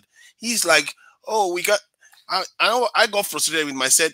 Stop lying to people. And this is a presidential aspirant that comes around and says, oh, how are we, that if I tell you we are going to recruit 1 million soldiers, we can't. I told him Sri Lanka can do it. If they can do it, he tries to say, oh, it's technology. I said US has 10 times more soldiers than us. He still doesn't want to confront the real issue. So if you don't believe that you can be like other people, how can you be like other people? So when this guy is saying it like this, that's why I'm more sympathetic with him. Because we are not thinking like other people. Why should we not expect someone like Ezra to be saying maybe we should have the self-worth to be able to, challenge the paradigm, what we consider to be normal for black nations, which it shouldn't be. We all know about this already when we have these discussions online. We should be doing better than we are doing, but our leaders are doing something else. Look at the Somali president, what he just did. They are totally in a totally different space, the way they talk. Can I yeah, thank you for you guys having me in the panel again. I kind of heard what was said in the last 5 minutes about the Somali president. If you guys would like me to clear up on that, then I should. Sure, go ahead, Mo. So yeah, on the Somali president, basically, the one that's recently been elected, he has some followers, and he also has some people that are against him. I looked deeper into basically his laws and some of the legislations he put in his previous term. And I looked deeply into it because, again, a lot of Somalis were not liking it. There were a few mistakes, yes, but he's also done a lot of good because, again, at that time he was anti-American. He was also anti-Al-Shabaab. And did you know that the Al-Shabaab insurgents was at its lowest when he was there? So basically, we had the Somalis had the lowest death toll from Al-Shabaab when he was there, which was an interesting fact as well. So yeah, again, what I don't like the fact that he called up the Americans to come back to Somalia again, because again, the Americans, they tried to force their way in '93, and it wasn't a good outcome for them. So now they're basically making a return, but this time with the permission of the governments. So, I mean, the problem with Al-Shabaab is, again, if the Somali government really wanted to exterminate them, they could have. But these people are snakes. They move basically like what was the word for it? Can I pose you? Mo, can you address his IMF and the soldiers, please? Because that's the real bone of contention. We're not worried. We don't need you to do the PR thing. Just address it. What everyone is complaining about is the IMF and the bringing of the U.S. military. Just address that, Mo. We don't need you to do PR. Add to this, that there's some people who claim that at least there are some strong voices. At least in the Ethiopia side, that claim that Al-Shabaab is a construct of the American intervention. They are using it to intervene in the region, and Somalia is not the target in this case. Ethiopia and Eritrea are the targets. Somalia is just so. There's the claim that has been made by deep analysis. Made by very. That's actually a good. So yes, Mo. So please address that. Point. Address the Al-Shabaab. Please address the U.S. military and address the IMF. So somebody claims that they tried to use Sudan to intervene in Ethiopia. It didn't work. So they are using Somalia to intervene. So so the bigger picture, the bigger prize is Eritrea and Ethiopia. That's the claim they're making. Well, brother, wait. Before he answers, because Mo, can you answer them in order? Because he just gave you a lot, and I want you to put it in order. So please, the contention was the IMF, the U.S. military, and what he's saying about Al-Shabaab. Can you address them in order? Can you tell me what the IMF was, brother? I don't have good. The IMF has been invited into Somalia, so if you're not aware of it, then you don't have to speak on it. But he's also invited. You talk about the American troops. Yeah. The American troops have been invited, and the IMF have been invited into Somalia. And can you address the Al-Shabaab? Oh, the IMF. Are you talking about the basically says the International Monetary Fund? Mo, you know what the IMF is, Mo. Just address it, man. Come on, just address it. Like, brother, I don't know too much into it. I haven't done too much on the IMF. Okay, so then you didn't touch it. So what about the U.S. soldiers and the Al-Shabaab? The U.S. soldiers. Okay, well, I can speak on the U.S. soldiers. With the U.S. soldiers, they've been called up 24 hours of the new president election from Hassan Sheikh. He's been called up. They basically called up the Biden administration, and they told them to bring the U.S. forces back into Somalia to fight the insurgents, in a way, of Al-Shabaab. The problem with this is because, again, as it entwines with the brother Erza said, the question that he asked entwines with that, because, again, this is just giving the Americans another excuse to come back to the Horn. They were already there in Djibouti, but they had to keep their presence low. Now this gives them an excellent opportunity because, again, if they go into southern Somalia, they have access to basically they're going to be fighting the Al-Shabaab insurgents, but I don't trust them. I never trusted the Americans. They have their own goals. They are not there for this thing. They are there to. No, they of course, brother, they're all there for their own goal. Everything that they do is for their own benefit. They see that basically they want to, again, brother, they haven't entered the country. To Niger, they haven't entered the country in about 2 decades. So now they want to enter the country and try to basically establish their presence once again, because they have their pose in many African countries. Mm-hmm. But Somalia was so hostile towards them that basically their special forces were getting beat so bad that they had to retreat. They were always looking for opportunity to return, and now they've got it with this new puppet government. Another thing I was going to point out as well is Ethiopia has come on their radar too, just like the Somalis. Basically 2 decades ago, because they already want to take down the Somalis. They already said that they wanted to take down the Somalis, because again, there was a high-ranking general in the American military who came out and said there were 7 countries that the Americans wanted to take down in 5 years. They've taken down 6 of them. There's only 1 remaining, which is Iran. They've taken down 6. Imagine that. They had a hit list of 7 countries and 6 of them are done. Iran is the only one standing now. And that's why they've been focusing on Iran for the last 5 years. And now Ethiopia has come on their radar as well, because Ethiopia has been a problem, or has become a problem for America. And you've seen the news where the high-ranking American general came out and said, we're here to support the TPLF, without really understanding the situation. Because this just gives them an excuse. So Mo, why would the Somali president go along with this? Because he's a puppet of the Saudis and the government, and the Americans. You can be both. It's easy, because Yeah, Somalia has not had a strong constituted government for a long time. And I think over the past 4 years, Farmajo was working very hard on actually establishing that strength. And there was a lot of support that he got from Turkey, Ethiopia, and Eritrea, and building. And then, of course, the other African countries that are reasonable in some ways. But I think there's a dimension of, I mean, to me, what really bothers Americans and the Europeans is that Ethiopia is about to become, Eritrea being an example is a nuisance, but Ethiopia becoming an example of independence, like, independent economic policy, independent political policy, foreign policy. You see, those things are danger because it endangers their ability to monopolize and dominate countries like the Congo, that are the other big countries like Angola and Nigeria. Those are countries that it really bothers them, because it really endangers their ability. That why is your iPhone $1,000? It's because somebody somewhere in Africa is being exploited to death. The problem I was gonna say something as well. Yeah. Imagine this, right?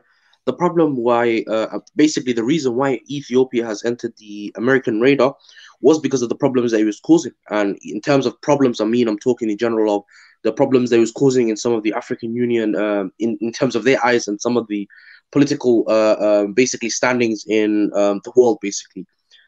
Ethiopia was starting to, again, in a way, establish friendship among the Horn. Them, the Somalis and the Eritreans, were starting to somehow form an alliance in the Horn. They were starting to basically, in a way, sort out basically a way of the basically, because again, the Horners have always fought amongst each other, but now they want to establish a peace, and that was working well when Farmajo. Again, I'm very anti-Farmajo, but I can see what he was doing. There was less violence amongst the Horn when he was there. They were starting to become peace. A lot of people were starting to get along. And what happened was, again, Abiy came out and done an interview. I know you've probably seen this, Abiy. Basically, he came out and done an interview where he talked very articulately about the Horn of Africans and how the Americans and some of the Arab countries were paying very special attention to what's happening there. And what happened was, he basically pointed out that there was outside influence waiting at any moment for any moment or any mistake to happen, so they can get an opportunity to enter. And now they're given the TPLF and Al-Shabaab have given them an excuse to enter. The TPLF have made so much noise that the Americans want to paint them as the innocent, while the Ethiopian government are the savages who are attacking the Tigray without any reason. The Sudan condition, right? Sudan about a year ago, 2 years ago, 2019, they transitioned from al-Bashir to a new kind of government. They were in the middle of that conflict.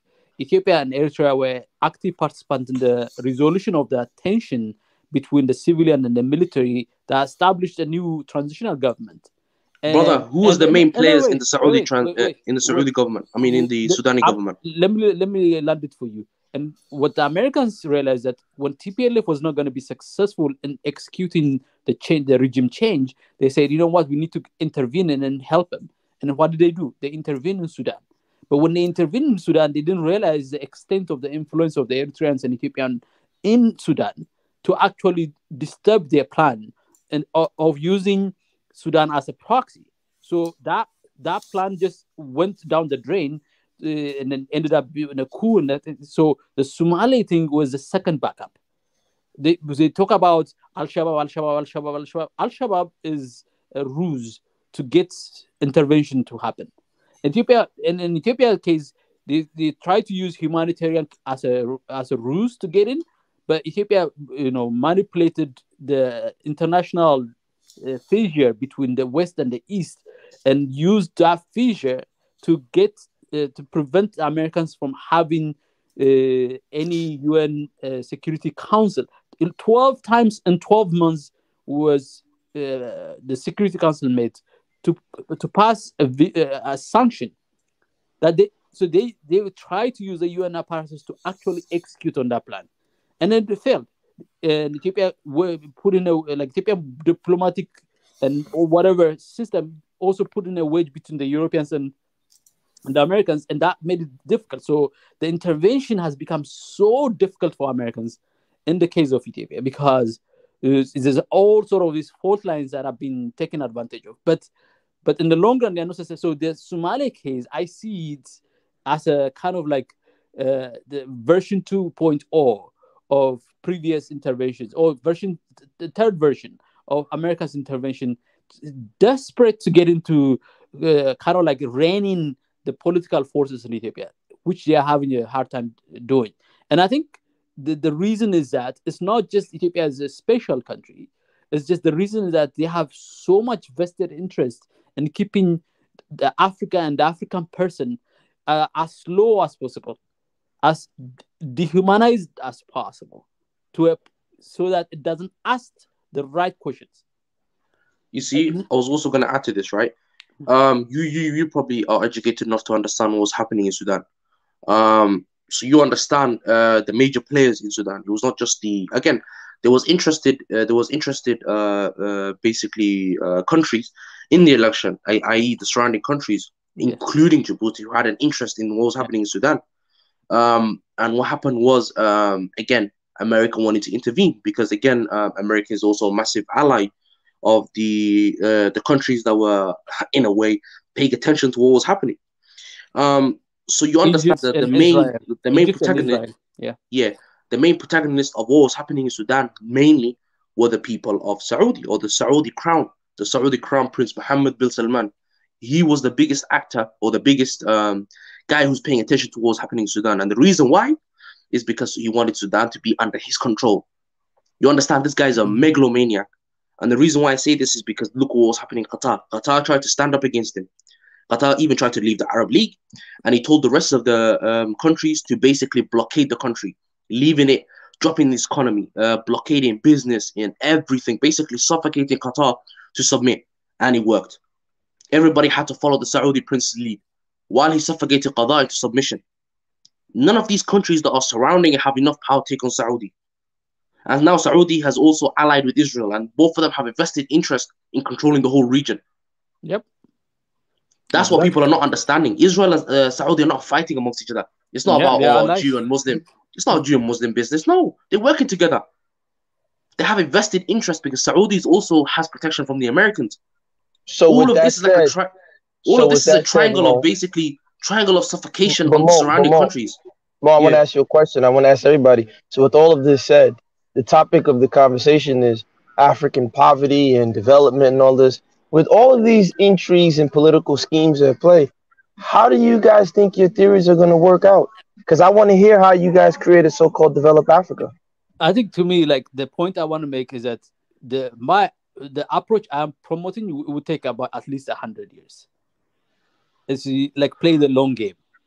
The long game is about turning each and every African into an active agent of change, and that kind of give them the sense of agency. That would take a long effort, like really, like percolating on the ground, and then getting to a point it becomes a critical mass, sufficiently massive enough to tip the scale in favor of Africa. It would not even happen in our generation where we see an Africa that is truly dependably like a force for good, and not just for itself but for the world. And I'm of the view that takes long time.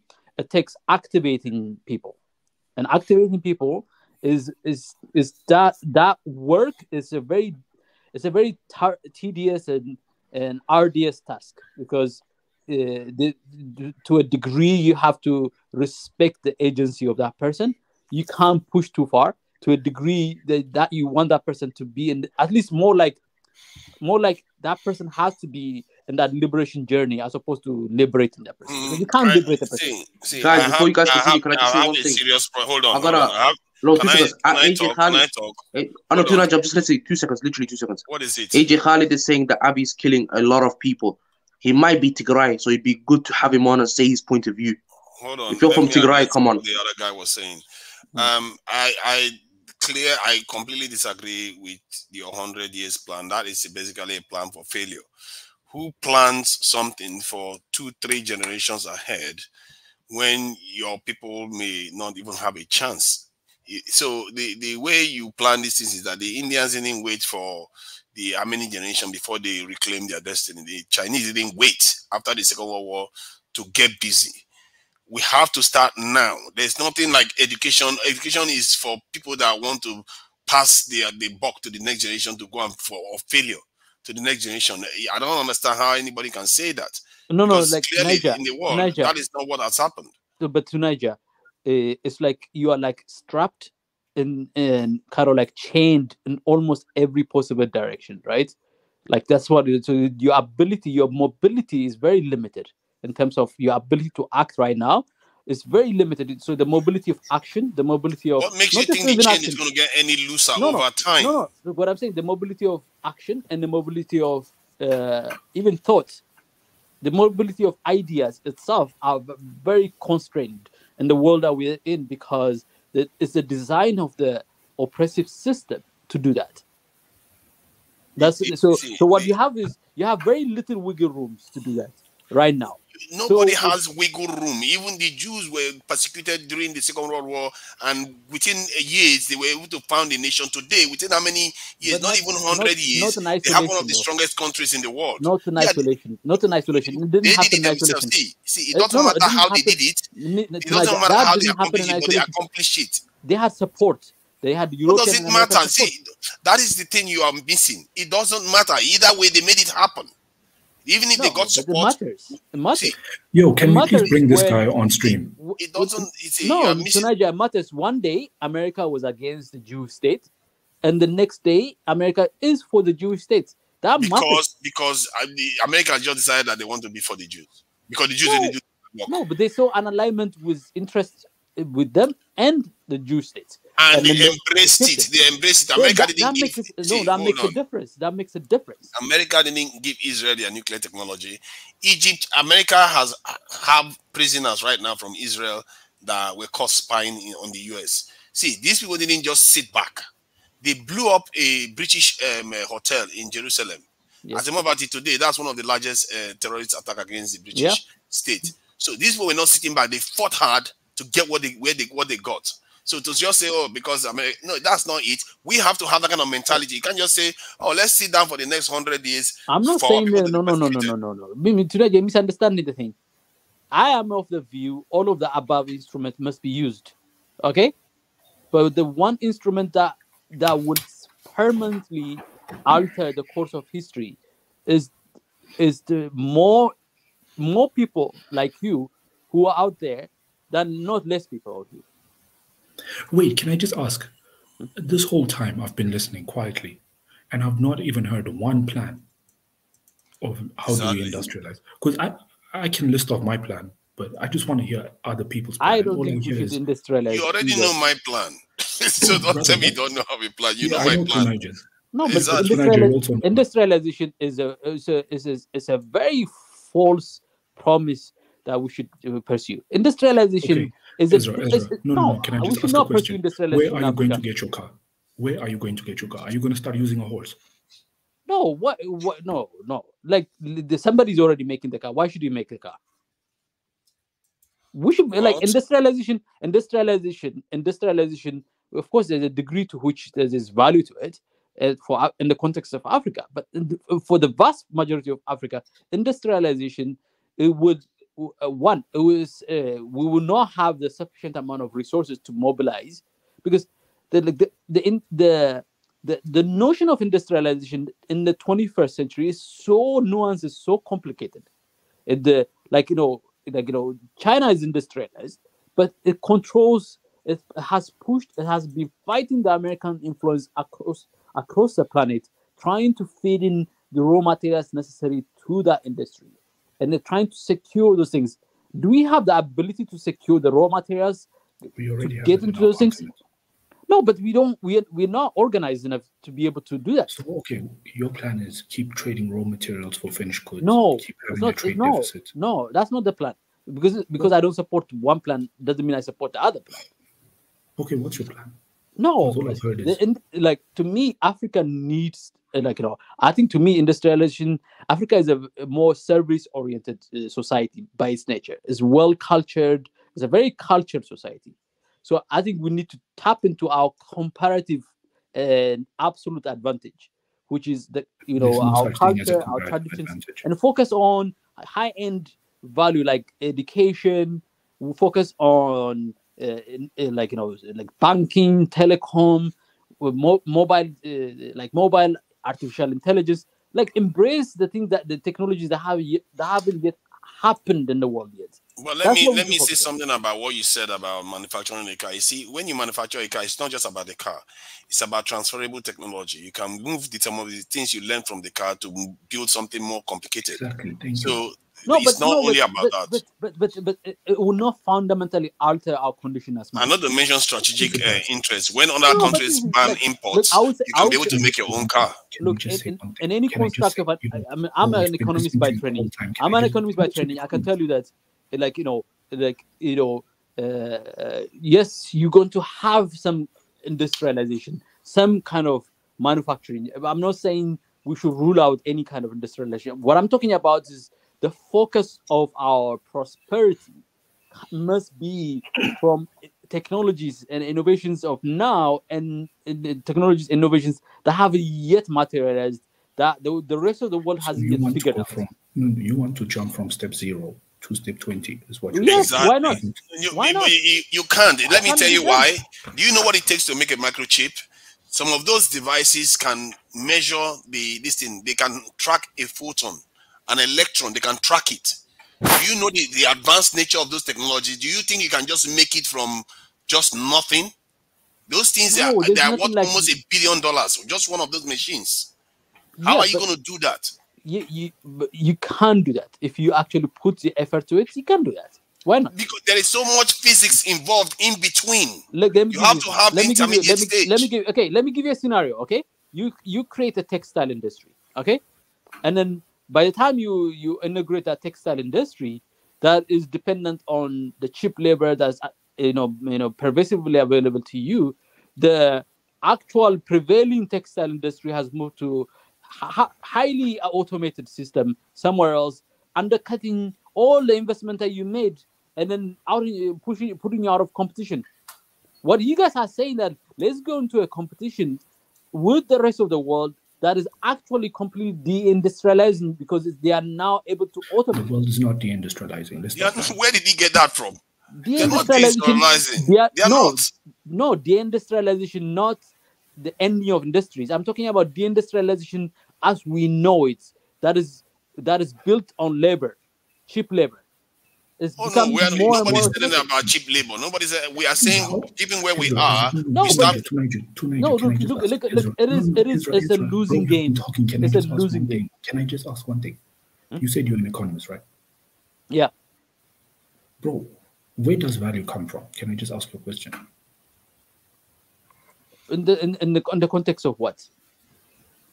Where does industrialist profit come from? Where does he get his profit margin from? Of course, productivity. Productivity that comes from where? Productivity, that means that you employ less labor and produce more. Exactly. That's labor would always be key. We have now, but we now have the technology to automate all of that. Pure automation will never happen. There will never be an industry it's that already happening. The gigafactories that have been made by Elon Musk are prototypes right now. Those are the prototypes right now. They are prototyping. Do you know how much those machines cost to manufacture?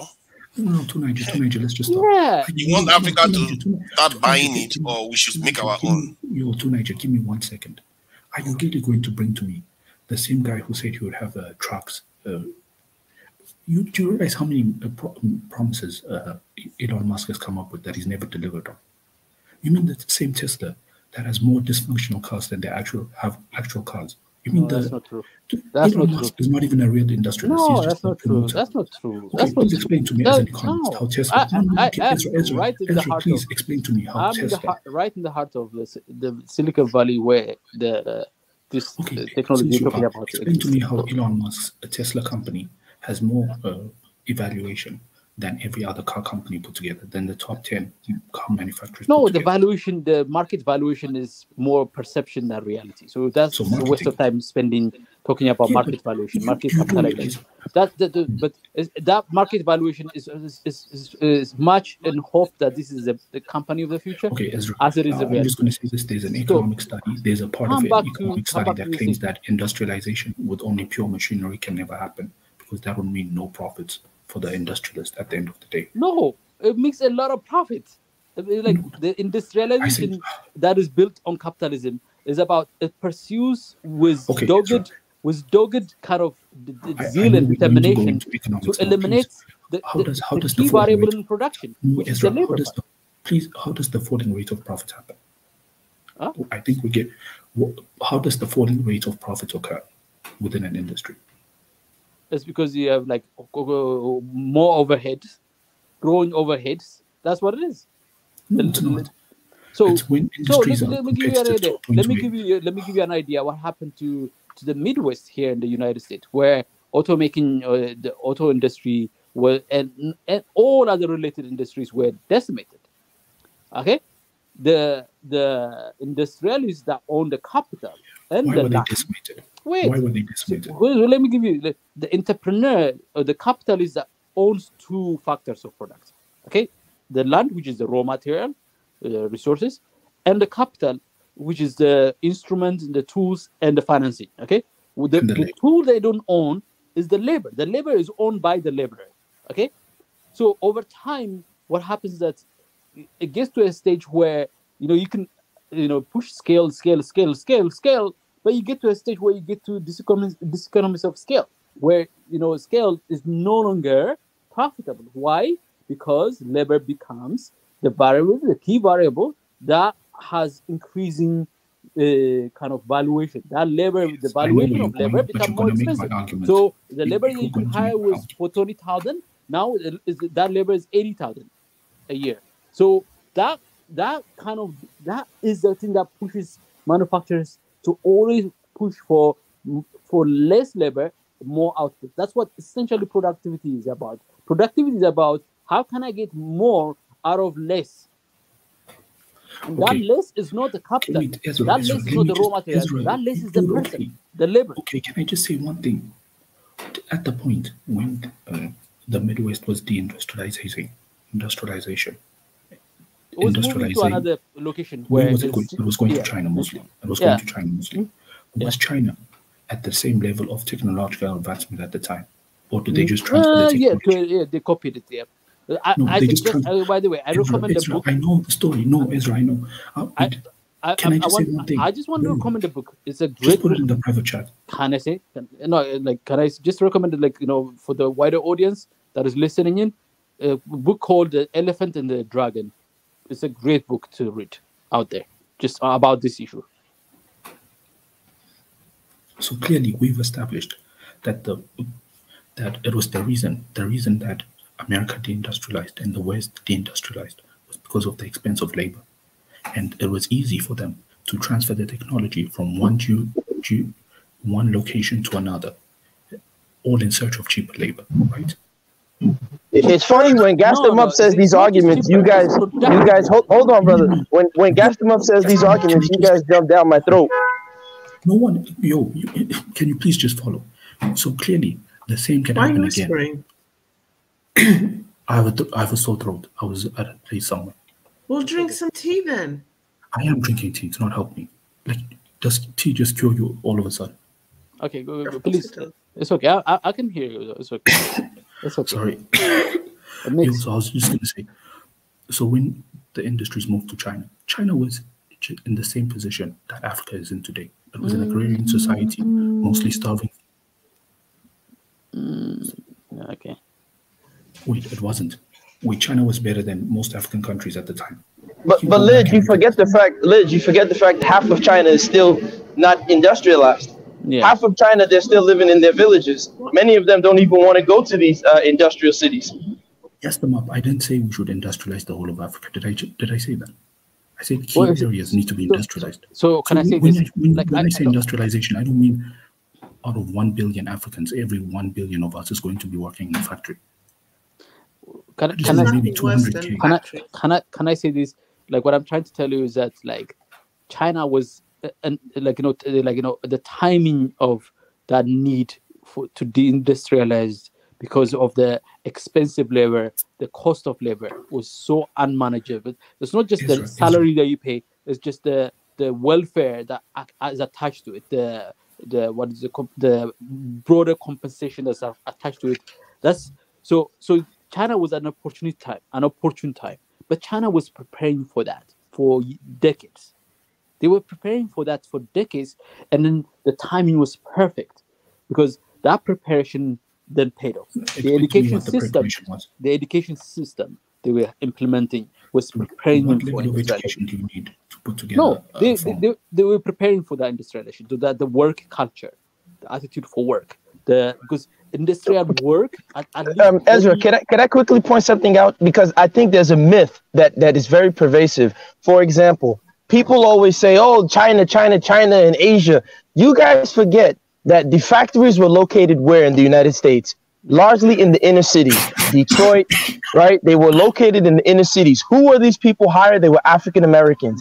In 1970, after the riots that happened all across America with the culmination of the civil rights movement, Martin Luther King is assassinated. You had the Newark's riot, Watts riot. The American capitalist and the American political class agree, and you can read H.R. Adelman, who was Nixon's chief of staff. They all agree that they're going to move capital away and capital production away from their inner cities and bring them to where?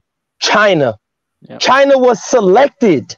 It's not like, oh, the Chinese were these great geniuses that, oh my God, they were selected. So that could have easily been moved to Africa. No one says that. Yeah, why didn't they move those factories to Nkrumah's Ghana? Yeah, but Ghana was ready actually at that time. That's the point. That's the point. But that's the point. Actually, no, Ezra. The case of China is like right now, what you see in the world right now. Or like, let me just say this to you. Just add to my friend over there. Just the case of China is more like is a case where the Western plan went awry beyond what they imagined and they envisioned. It's more like that, rather than it was exactly what our friend said. And then in 1973, they were trying to address two things: the Soviet Union, and then this internal issue of America. But brother, let me ask you this question, Ezra. Yeah. I mean, I'm not saying that China doesn't have some power, but at the end of the day, let's think about it. If you owe $1 million to the bank, you're in trouble. But if you owe $100 million to the bank is in trouble. If America collapses tomorrow, what will China do with all those worthless American bonds? They're screwed. They don't want America to collapse. So America is actually smart, because what America has done, they've tied the Chinese to them. That's why China is not saying, oh shit, we have to remove ourselves from this tether, this American tether. We have to find other places. That's what rupees are worth more than dollars right now. Okay? There's different currency. The American dollar is not like how it used to be. Now you can get rupees in Indian. I don't understand. What are you saying? Are you talking about China? No, I'm talking about the US. They don't have a grip on the world like they once did before. Everything, for example, oil. No, but we didn't say that, sister. Yeah, I know, but what I'm trying to say is America does not have the world influence like it once did. That's gone. Other foreign incomes are emerging, such as India, especially with this Russian war. So Africa does not need the West. It has everything it needs. It has all the resources. What Africa can do is just shut the borders, close it all. We don't need foreigners. We can survive. Do you think our African leaders think like that? No. They're starting to, believe it or not. Do not undermine them. They're starting to. Africans are, especially since this COVID pandemic, where they really were, where the West was very happy about wiping out our population, but wouldn't really, turn the other way. It's not working in their favor. So Africa can do quite well. Mwenda Tezi, before it's not a point. I'm not going to make a point. My friend here in the middle, who has a sore throat, he has, he wants to cover the issue of industrialization. Come to my show on Wednesday, and I'll give you 30 minutes just with you. We will cover this industrialization. The same channel here. This channel, Swahili Nation. We don't want industrialization, though. Why does Africa has to model its system? The point I'm making is, like, if he wants to cover the depth. What do you guys think I mean when I say industrialization? Okay. That's a genuine question. Do you guys think I mean like Chinese sweatshop and that's it?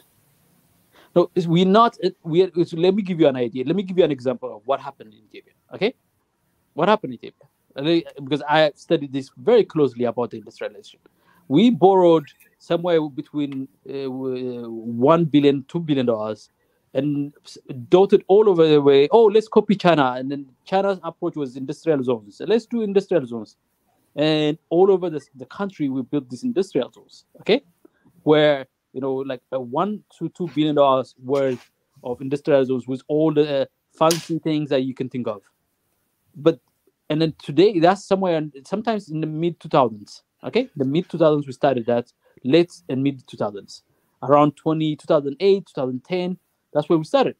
10 years later, by the time Abiy was about to rise to power, these industrial zones were operating at 23, at 20, at like single digits, and then barely double digits.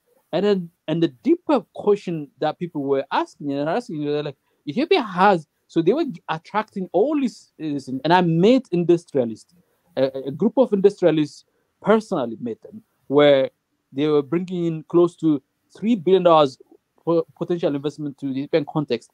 And this is the problem they faced that was not covered in the process of industrialization that Ethiopia was going through in that time. That, yes, we have cheap labor, but our productivity is 100 times less than the Chinese labor. So let me ask a question as well. Let me finish for you. And what that means, this is what it means, okay? Industrialists that travel around the world shopping for possibilities for profit, they're not just only looking for cheap labor, they are looking for a labor that can be turned into productive force. And productive force is productivity. And that we didn't have because our education system was not spending time training people for the industry. Why should they give off their labor to these multinational companies? No. I'm not talking about whether this is a good thing, a bad thing. It is a bad thing because it was forced. The prevailing conditions on them. Wait. I think you were trying to say they didn't forecast it. Oh, guys. I'm not talking about in support of for against. I'm trying to prove the point. Women. Can I say? Can you let me? Industrialization is a patriarchal. It's capitalist. It's anti-female. It's oppressive. It's slavery. We don't want that on the continent. We don't want to follow. I am for that. I'm trying to explain to my brother, to him, that the smoke and the cloud versus the reality. Mm-hmm. Okay, so that's what I'm trying to do here. So just bear with me. Ezra, can I please answer your question? I know. I'll let you guys come in. Let me land my point, and I'll let you guys come in. Just let me land my point. So what they study, what this group of people in this so-called industry find out, is Ethiopia was not conditioned for industry because the education system spent the 20-30 years that was required to prepare the next generation in this, the next input to that industry. Spend their time teaching them about ethnicity and tribalism and all these things, and then you can't put them into a workforce. They cannot easily be working. So then, hence the capacity, hence the result is that these industrial zones operate below capacity. Can I just answer what you said? Yes. Wait, let's allow Mickey to speak. Mickey. He has talking for the whole stream. Wait, yes. So, Huh? Mickey, yes. Okay, how are you doing, guys? Hey, Mickey. How are you? Mickey. Yeah. I just wanted to ask Ezra, like everybody was bringing up good points, and I believe Ezra was, I think you were trying to say, correct me if I'm wrong, like we didn't forecast it through the trainings and the education for the industrialization. I think that's what you're trying to say. Yeah. Because our productivity was based on our labor. So our labor forces were not prepared for the industrialization revolution. And that creates the question mark, does industrialization really work?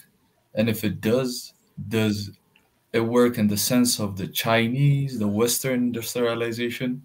Or do we have to create our own type of industrialization force? Because Africans are known for good textile industry, good artifacts, and this kind of stuff. Can we, I think, in my perspective, we need to ship those things into the industrialization factor. That's based on the technology that we have. No matter, we just need to put in the major technological factors like to grow in the short time period. But we Can I need respond to you, brother, after you're done? I don't want to cut you. I just want to respond to him. Okay. So what I'm trying to say is, to generalize it, we need to use our own labor forces and our own objectives by forecasting the next industrialization in Africa through our own system by minimizing our costs, not shipping in high expensive materials if possible. But if we need, just doing the main things that are needed at this time, that's how I believe industrialization could work and would work in Africa without losing that much of finance to the outsiders. And that will lead us into slavery for a long time, because if we don't use our own resources, we're just going to be slaves, and that's through using their system of industrialization. So I believe we need to create our own system of implementing industrialization. That's, I think, one of the plans I see in my perspective. Yeah. Can I just add something to that? I think the industrialization. You didn't let me respond. No, let me. You will get your chance to respond. Sorry, just stop, man. All right, go ahead. Don't worry. I've not said anything for ages. Can you stop with this Yasu, this thing? The other time I let you talk. Go ahead. By the way, let's give Montanesi, because he's the monitor. Yeah, he's the monitor, so he should control it, I believe. So to have a good flow. Well, I would like to respond after Tunisia. Go ahead, Tunisia. All right. So you see, industrialization is something that seems to be having a bad word now. It's like we're trying to kind of give it a bad name. It's just a process of a nation controlling their manufacturing to a higher degree. The industrialization you see in the West is not the same as the one that happened in the East. I can tell you right now, there was a time when in the West, people were being made to use radioactive paint. They were working on radioactive paint. They were using it for painting their nails and all the rest. People's jaws were falling off, and they were still working, thinking that the stuff was safe. So, but you don't see that in China. So it's the same thing that is going to happen in Africa. Well, the kind of stuff we are going to see in Africa is going to be different because there's more advanced technology now. There's more know-how. So, but industrialization in itself will have to happen because that's how Africa will build its capacity to be able to maintain itself, so that we don't have to be relying on the non-Africans. You see what I mean? So we should not look at industrialization because of what has happened in China and what has happened in the West. There are differences in both of them, and it's going to also be different for us. But it has to happen. Pollution? That's a great point. We're already polluted now. Can we get? That's not a good enough excuse. Can we get our friend? How do you say your name? The question you have to choose your gas them up. Yeah. Why should the African continent physically suffer because of industrialization? Because if you suffer, see, let me tell you something. You have to choose whether you have to suffer to really get somewhere, or you sit down for other people to do it for you, and then they will control your destiny. Who tells you your idea of success is destroying a country and racing with the white man to destroy their land and use up the resources of Mother Earth for the egos of males around the world. See, it's not about me here. It's about except you're advocating that our it's people not a race. down their tools and let us be subjugated to their control.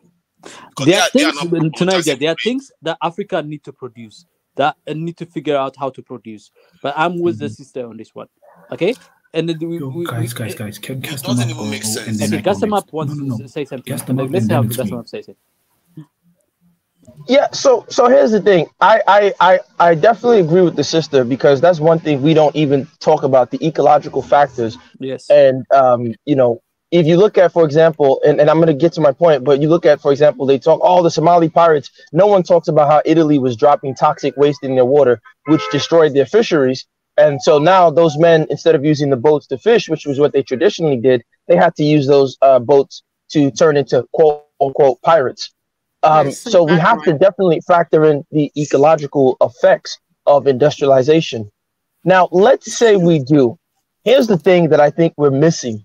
So just like I said that China's rise, Asia's rise, was as a result of a conspiracy, right?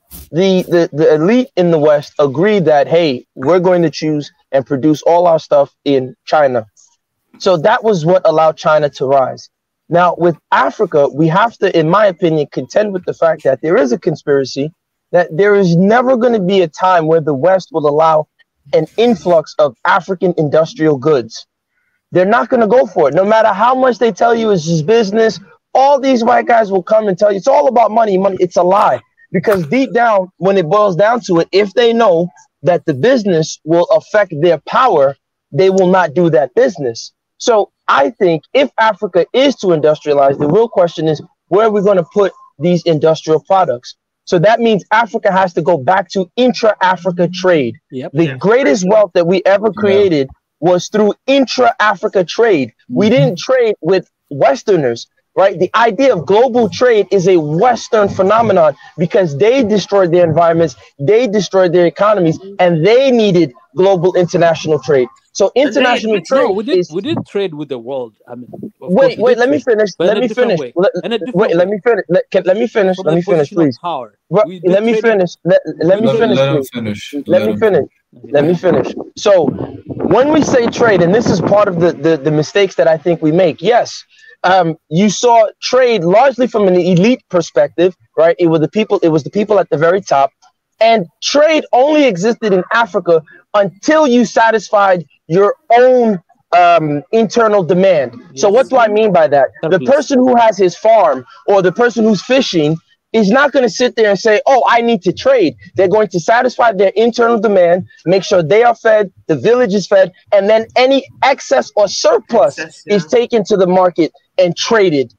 And that is how Africa has always lived. And so what they want to do is they want to take us away from that. Hello? And just produce like for the world like slaves. Yes, and so that's what they're trying to do. So we have to walk the fine line. So we have to now walk the fine line of how we're going to, if we have to, because like I said, I'm the guy, I want to be in my village with my 2 wives and my fish and my farm. I don't want to industrialize. But unfortunately, we have to contend with that. No problem. How do we contend with it? And I don't think we should be reading. They even murdered tribes. They even murdered, like in Ethiopia, they even murdered a tribe just so they can get their land. Can I say, you know, we before Abiy government, we had this reckless, evil TPLF that is the West's lappy dog.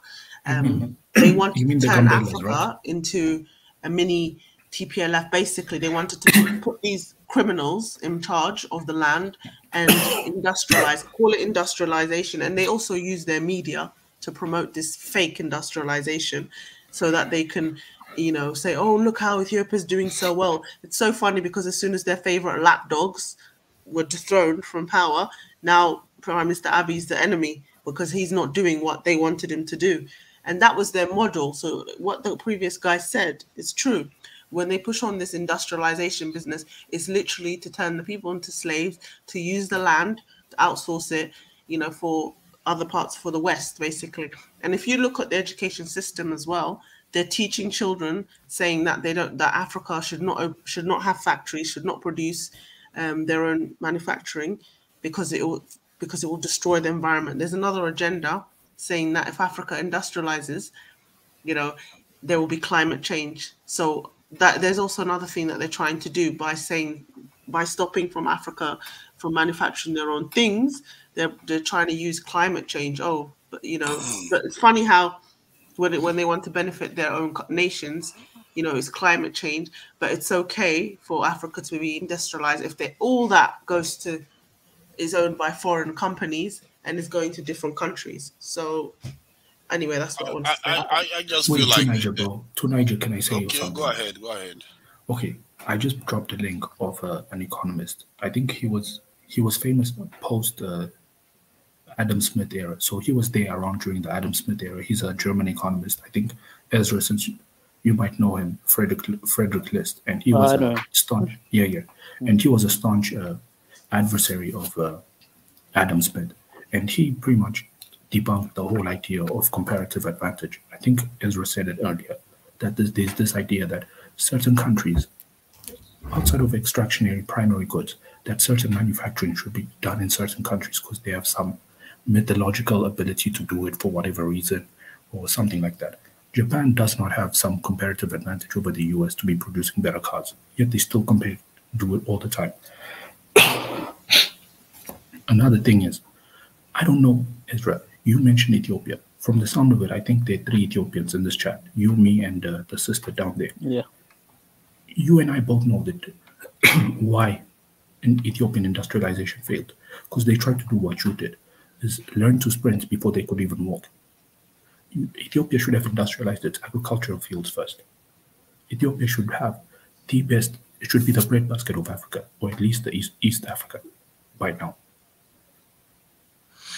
But Lidge, the problem that I'm saying again, this is wait, I want to just point out something to Lidge all the time. I'm almost done, Tunaja. The problem I have with Lidge's analysis is not that he's not correct, like bringing up the German economist that was debunking Adam Smith. The problem I have with your analysis, Lidge, is again what I said earlier. A lot of times, us intellectuals, we pontificate for the man at the bottom, right? The philosopher and his poor, that problem. So the average man in Ethiopia, the average poor farmer in Ethiopia, you tell him you'll make all this money, but he doesn't buy into it.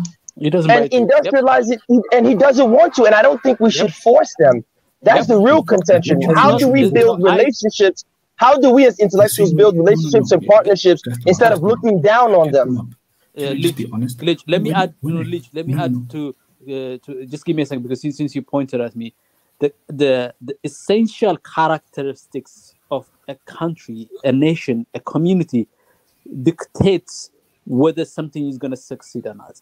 And I can tell you from my experience, and it's mostly anecdotal experience, but I think Gassemap was very right in this one. That industrialization will fail in Africa because we are not essentially in the frame of industrialists. The way industrialists can benefit from us, we're not essential. Our character, our habit, our tradition, our way we organize ourselves, the way we relate to each other with other humans and with other species and with the environment, with the visible and tangible and intangible, we have that essential characteristics that permeate our behaviors. No, we are savage. We're not savages. No, it's not that's about what you're savage. describing, the noble savage. That's pretty much what you just said. What do you mean with noble savage? Just Google what the noble savage is. It's pretty much exactly what you said right there. What did I say? That we live in a different way symbiotically with the ecosystem, so on and so forth, right? How can that be savagery? Yes, what is that? How can that be savagery? No, it's just a term. I swear, it's a term. Guys, calm down. Guys, calm down. What is it? It's just a term. I just said Google it. To what is it? Dehumanize it. The noble savage is what the Americans called the Indians when they first came. So they looked at the normal way savage. Lived. Yeah, but why would I want to use N-O-B-L-E. that term to describe an African? That's not it. Why would you use the term there's no validity in any term that the Americans have coined to describe a Native American. There's no validity. It's a perspective of an oppressor that is labeling it through some kind of naming, Okay. and then Ezra, that's not Ezra, can that, I that just- should not be Ezra, used let's to just get back describe. to the point. No, but I the was point. talking about Ethiopia's industrialization, and Yeah, what but- I was going to say is we could have used that industrialization that we got from agriculture and the surplus value we got from that. No, but that's not So how then- it works. Oh my This- God, what do you that's mean? not how it works. That's not how industrialization works. Industrialization, see, like you can be an academician, you could read the literature and say industrialization has a linear process and describe it the way you describe it. But the reality of industrialization is the emergence of things work in much less linearly than the way you are describing them. You please. can talk about England's Literally every country. industrialization as very simplified. Oh, they were largely agrarian, and all of a sudden there was a need for them to migrate to the cities, blah blah. And then that linear discussion is great for academic exercise, but the reality of industrialization for that English person that went through that industrialization is different from what you're talking about. The experience, the Are lived we talking experience is about the different. average man or what? No, the lived experience is different. The fundamental shift is different. The way they merge, that industrialization merge, is much more chaotic than it's clear, because you are looking at it from the lens of history, which gives you very little data point to understand exactly what transpired. So and then you come and say, go, let's be like that. But that's not how it works. I think you are looking at this world right now in a very, like, if I want to describe it in a crass way, which is, I hope you don't take offense, it's almost like childlike. You don't seem to understand how grave the situation is, what our forefathers went through. I The swear, situation bro. is really grave. You think when your people are being subjugated, brutalized, taken from one continent to the other, and God knows what can happen next. If people come and subjugate you, what we are having right now is child's play. When Exactly, stuff gets real, you pray you industrialize faster. Wait, Ezra, can I just say one thing? The reason Ethiopia's industrialization, the number one reason it failed, is price energy, the price of energy. Ethiopia in the 2000s didn't even have more than 40% electric capacity compared to what the population required in just their homes, and they were still trying to industrialize somehow. Make that make sense?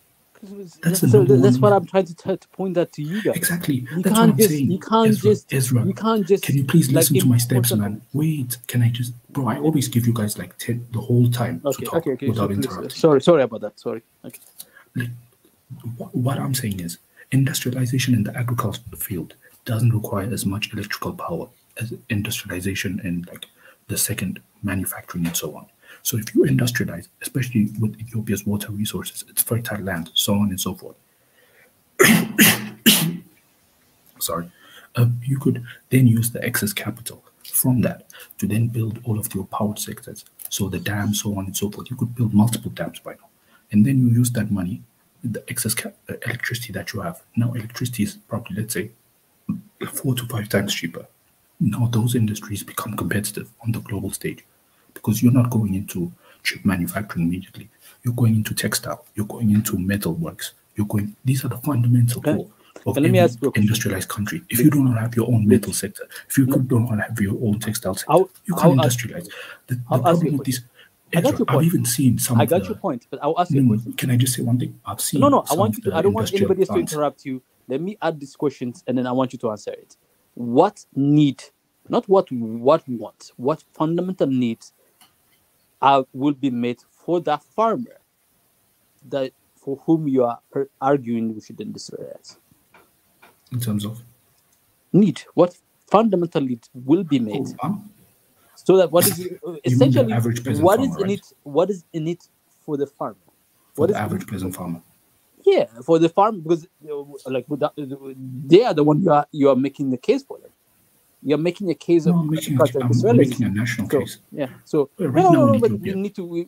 It plays out differently for the person. So right now in Ethiopia, there's what percentage of, I think more than 50% of the population, close to 60, still works as a peasant farmer or some in subsistence farming or some sector of farming. That doesn't need to exist. That should be. It's about close to- 35-40% actually, the number. But yeah, okay, go ahead. Okay, I'm aiming around 20%. So what I'll make for the peasant farmer is the same thing the Soviets did for the peasant farmer.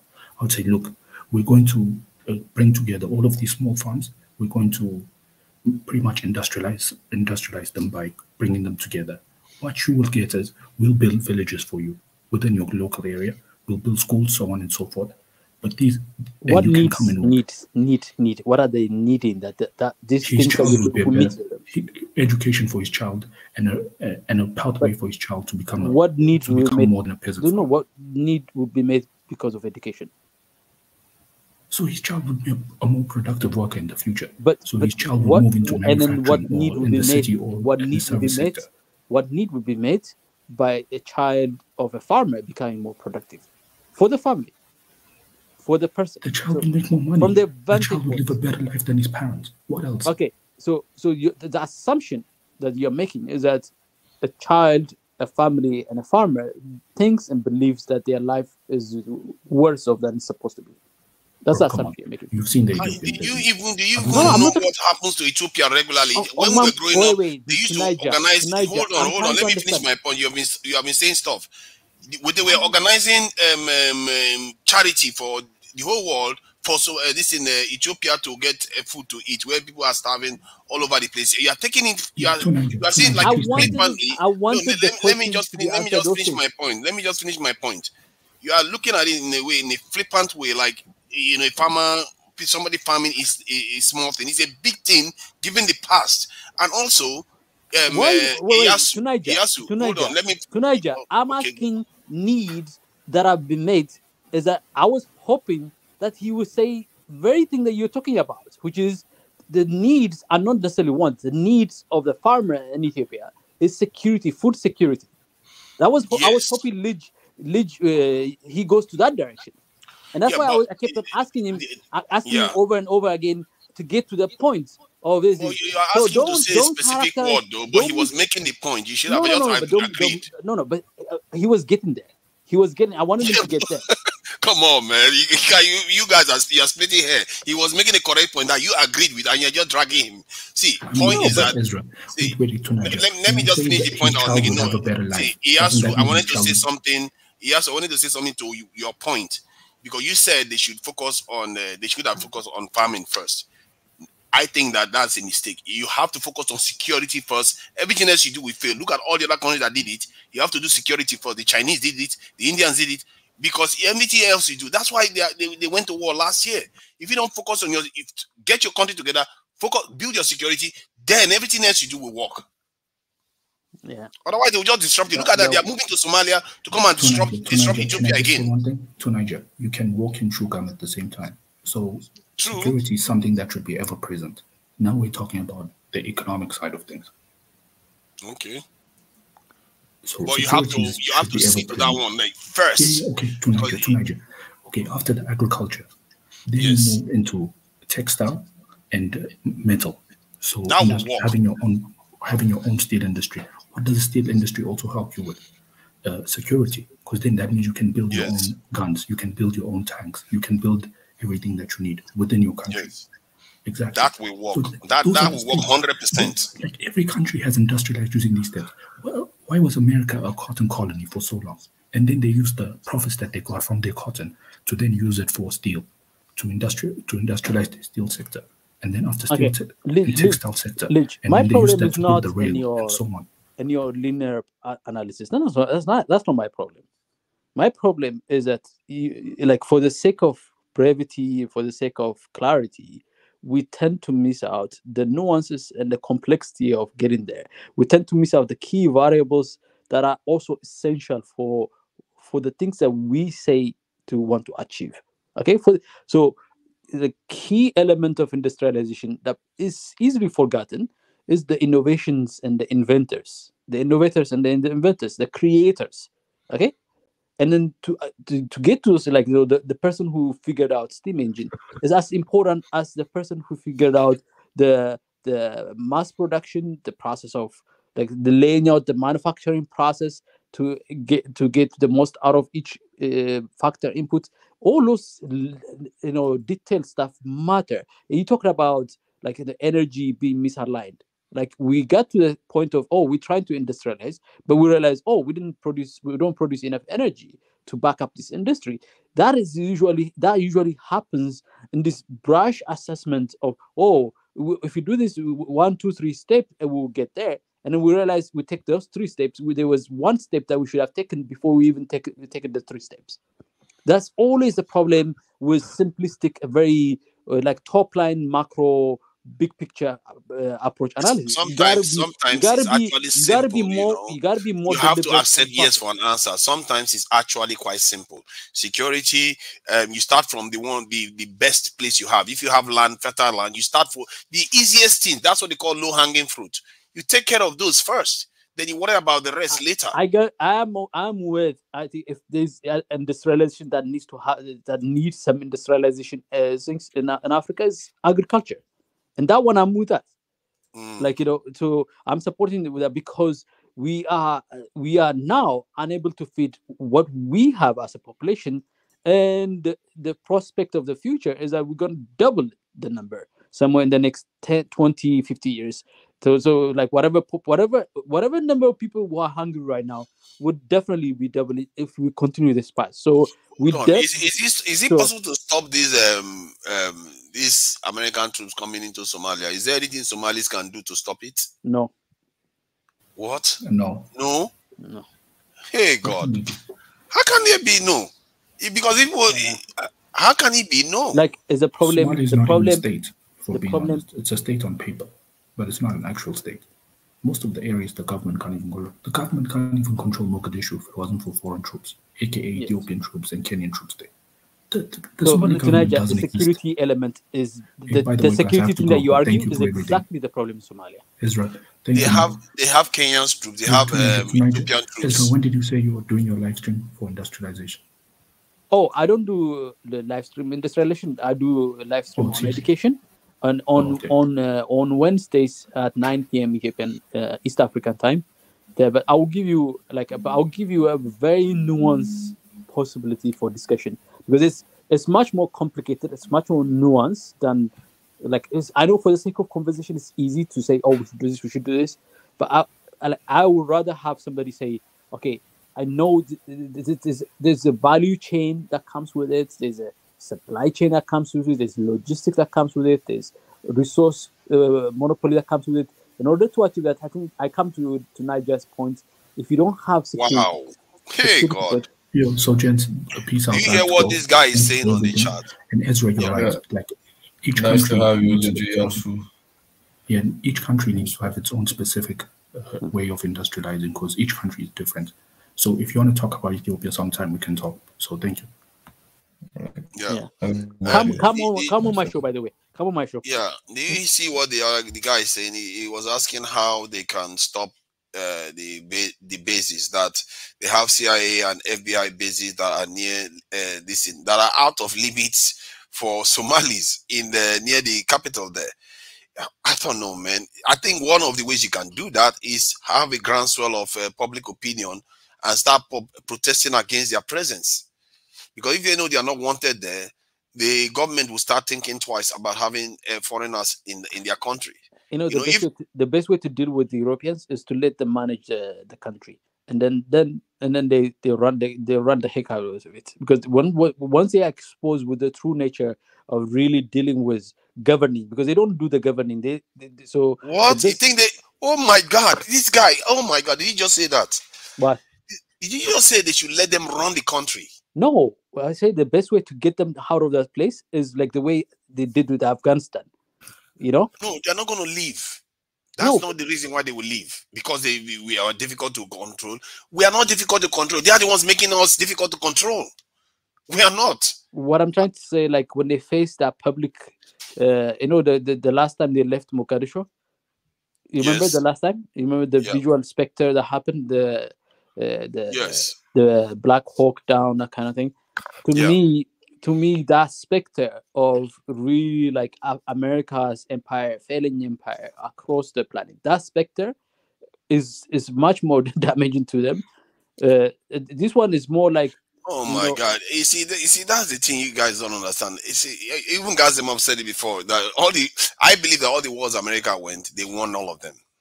I don't understand when they go to Iraq, they say they lost. They go to Afghanistan, they didn't lose. They they got got what they want. exactly what they want. Exactly. So if they are left because they feel that they don't need to be there. That is why. If they want to be there, they will be there. The only thing, But they none of left our countries Mogadishu. have They actually left repelled Somalia them properly. prematurely. They left Somalia prematurely. It was basically an operation that failed. That is Yeah, all that's it what I is mean. to them. Yeah, yeah. It's just that if But they it was really an wanted, operation. It was an operation right to occupy the place. It was an now, operation to. no, they don't. If they needed to be there, they would have come back. If they like now that they want to block China, that's part of the reasons why they are coming in now. Yeah. If you try to move them now to see what happens, they will No. make it extremely difficult. You can see what happened in Mali. They moved them out of Mali. They went to Niger because they want to hang around. But They don't want to leave the continent. Like what happened in Sudan, right? The Sudan case is like an American wanting to twist the transition to their favor. They forgave their debts. They had conference for Sudan. All of those things because they were trying to sweeten the deal for the ruling elite class, right? And then it fell apart. It fell apart. I don't know. That's what happened. And How can a Muslim nation be allowing a Christian army into their country? I just don't understand. Why are the so-called Muslims that always say Muslim first in Somalia? Why are they not here saying, you know what? Saudi Arabia is the We are biggest not. culprit of that. We only allow Saudi soldiers into this country. We only allow Egyptian soldiers into the country, not American soldiers. But like Saudi Arabia is the biggest culprit of hosting Saudi Arabia. All these Arab countries that are literally being defended and secured by American military presence in those countries. They have some of the biggest bases outside Germany are in the Middle East, right? So Saudi's reliance on America is waning now. They are getting closer and closer to China. These are some of the things, but America they don't need Saudi Arabia as much as they did before now, because the period when oil used to be significant, is waning. And besides that, although I think Saudi Arabia is still going to remain important because of the region, strategically is very important to the West, but not as before. See, in the end, we can talk till tomorrow come. I think that the Somali people seriously need to start considering what they need to do to stop their leaders from doing what they are doing right now. This is crazy. We are watching this happen before our eyes. You can't expect something immediate. That's what I'm trying to tell you. Something immediate will not happen right now because Somalians are too tired of conflict, tension, and wars. So they're just gonna take it by a chin and see how it play out. That's more likely the what is ahead than as opposed to active resistance to what's going on. They're like, you would rather let them sit down and watch foreign troops coming to their country. The people that are responsible for decimating their country, nothing good is going to come out of it. That I can assure you. I mean, Somalia is run by foreign countries, foreign forces, foreign money, foreign this. I mean, the inauguration of the EU was stamping on the new election, putting a stamp on it, literally oh, we declare this person a leader for you, kind of visual strike. We are the ones. It's just pathetic, really. And I think it's because our people are not organized. That is the reason why all this nonsense keeps happening. And I feel like Somalis, the people themselves, they really need to stop this because now they are bringing many African countries now are allowing foreigners to come in as soldiers, and they just keep opening military bases everywhere. This is not going to end well for us. They are going to turn our continent to a proxy war zone. And you remember, these people, they will not throw bomb in their own country. They are going to throw it here in our countries. Yes. When they fight with China, they're not going to drop a nuclear bomb in China because they know China will drop it in their own country, but they will drop it on the African continent like they did with Japan. Look, Tunisia, there are a lot of things that I disagree with you, okay? But there's one thing that I don't disagree with you. One important thing that I don't disagree with you. It's the most essential part of it. It's the security part of it. And I think, over the course of since you made this point a while back, I think about almost months ago, right? At that time, it didn't make sense. But because you it kind of planted the seed in my head. So I've been closely watching the countries like Nigeria, the big countries like Nigeria and South Africa and Egypt and Ethiopia and Senegal, like I'm watching them and I'm seeing the kind of decision they're making around security. Like at least the direction where they're going. They're not necessarily there, but the direction they're going. In the case of Ethiopia, which I have a very close personal these things, like you see Abiy take the element of the security apparatus much more seriously than any other thing that he's doing right now. Yeah, I hope so. So before the TPLF was like, they were looking, this is the rainy season coming, and the drones are not going to be effective. And then there was chatter. You know what? He wore that military fatigue. You remember me last time? I came out with my military. I guided the military to push me back. Now that military that you saw that time is not the same. It's a different military right now, and he is what? He is in the front line with the actual soldiers and making that public.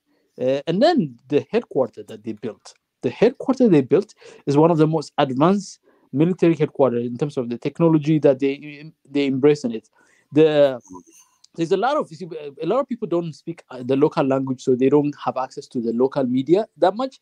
But there's a lot of emphasis on security, like army in Ethiopia, like, so they actually have put in this artificial intelligence unit they're building internally to be able to monitor like the chatter in the social media, and they place these mobile cameras that fly across Ethiopia to potential hotspots to record, and they have live feed coming into the palace where there's a huge screen where there's not just visual videos but the analysis. Not just analysis, recommendations of, this area we need to deploy this area you need to do that. They are building the security apparatus more than anything else. And I'm like, okay, now it makes sense what Naija says.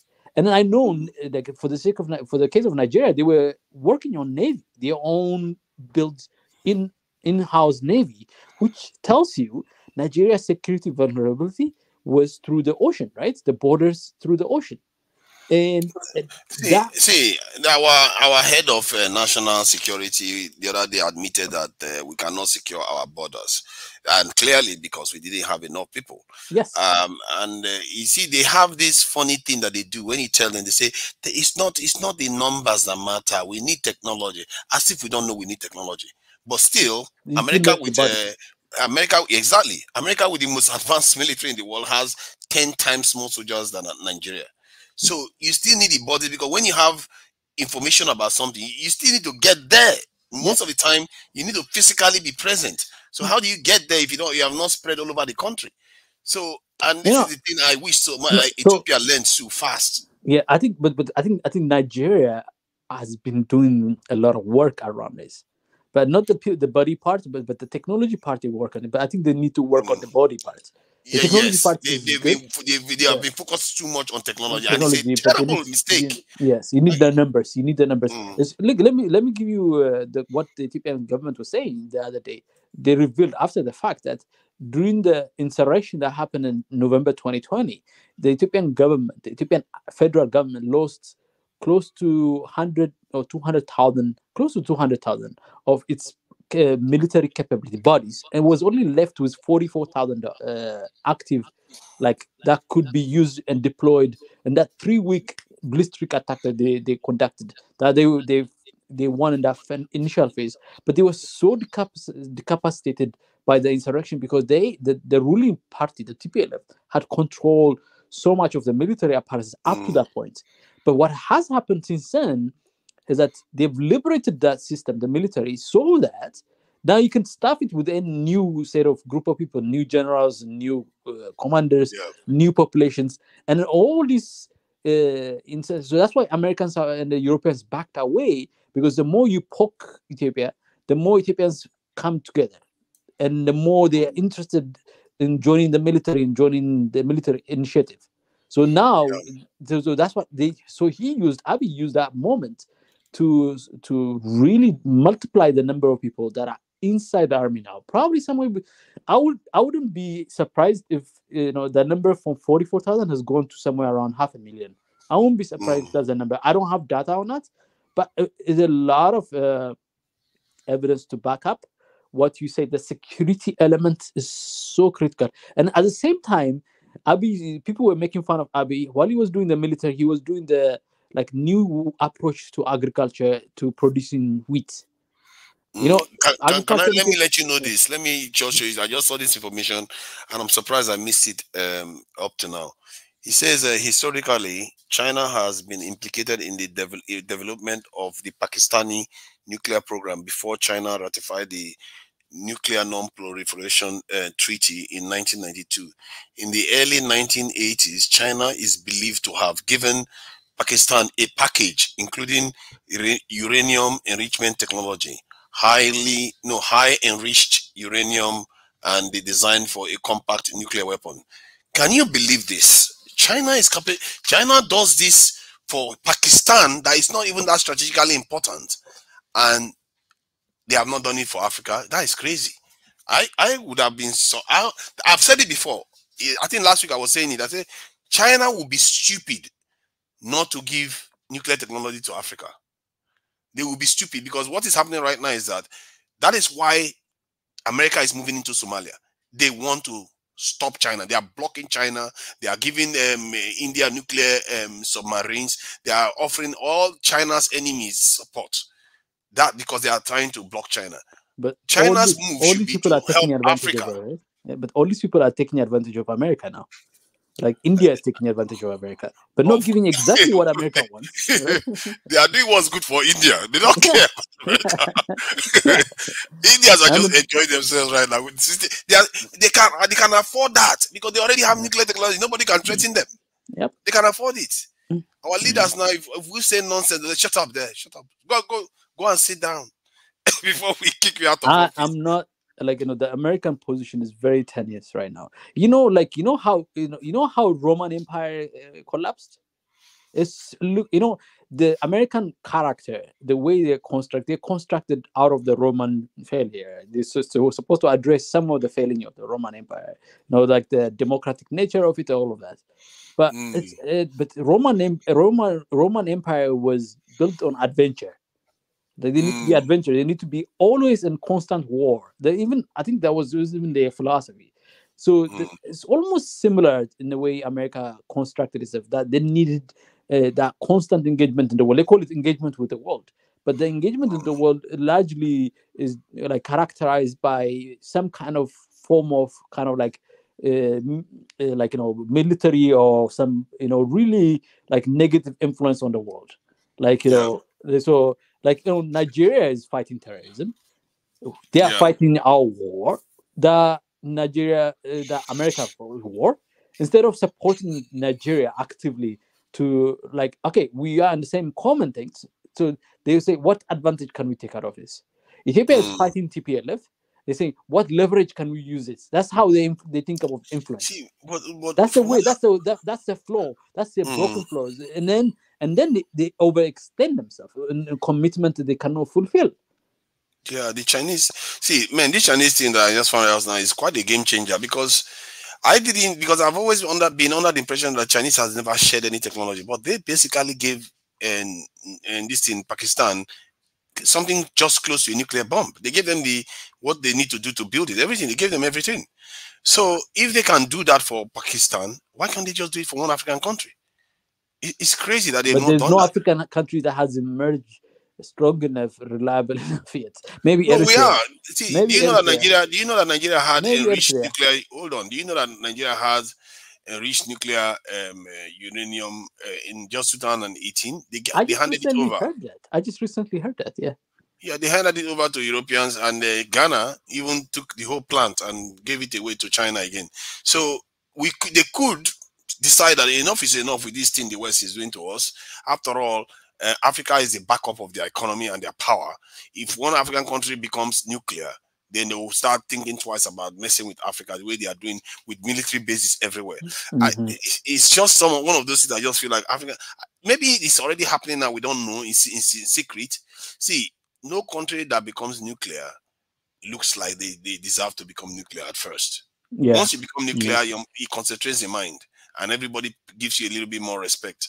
So that is what it is. I just wish China did the same thing that they did for Pakistan. It's unbelievable. It's so detailed. It's crazy. It made I think like it's one of the reasons probably why India feels so abhorrently towards China.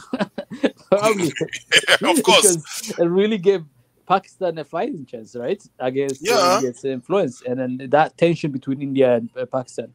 And I'm sure, but I'm not gonna take any word that's written out here in the comment as a literal, and I wouldn't suggest that you do it as a literal fact, but as an indication that it is possible, right?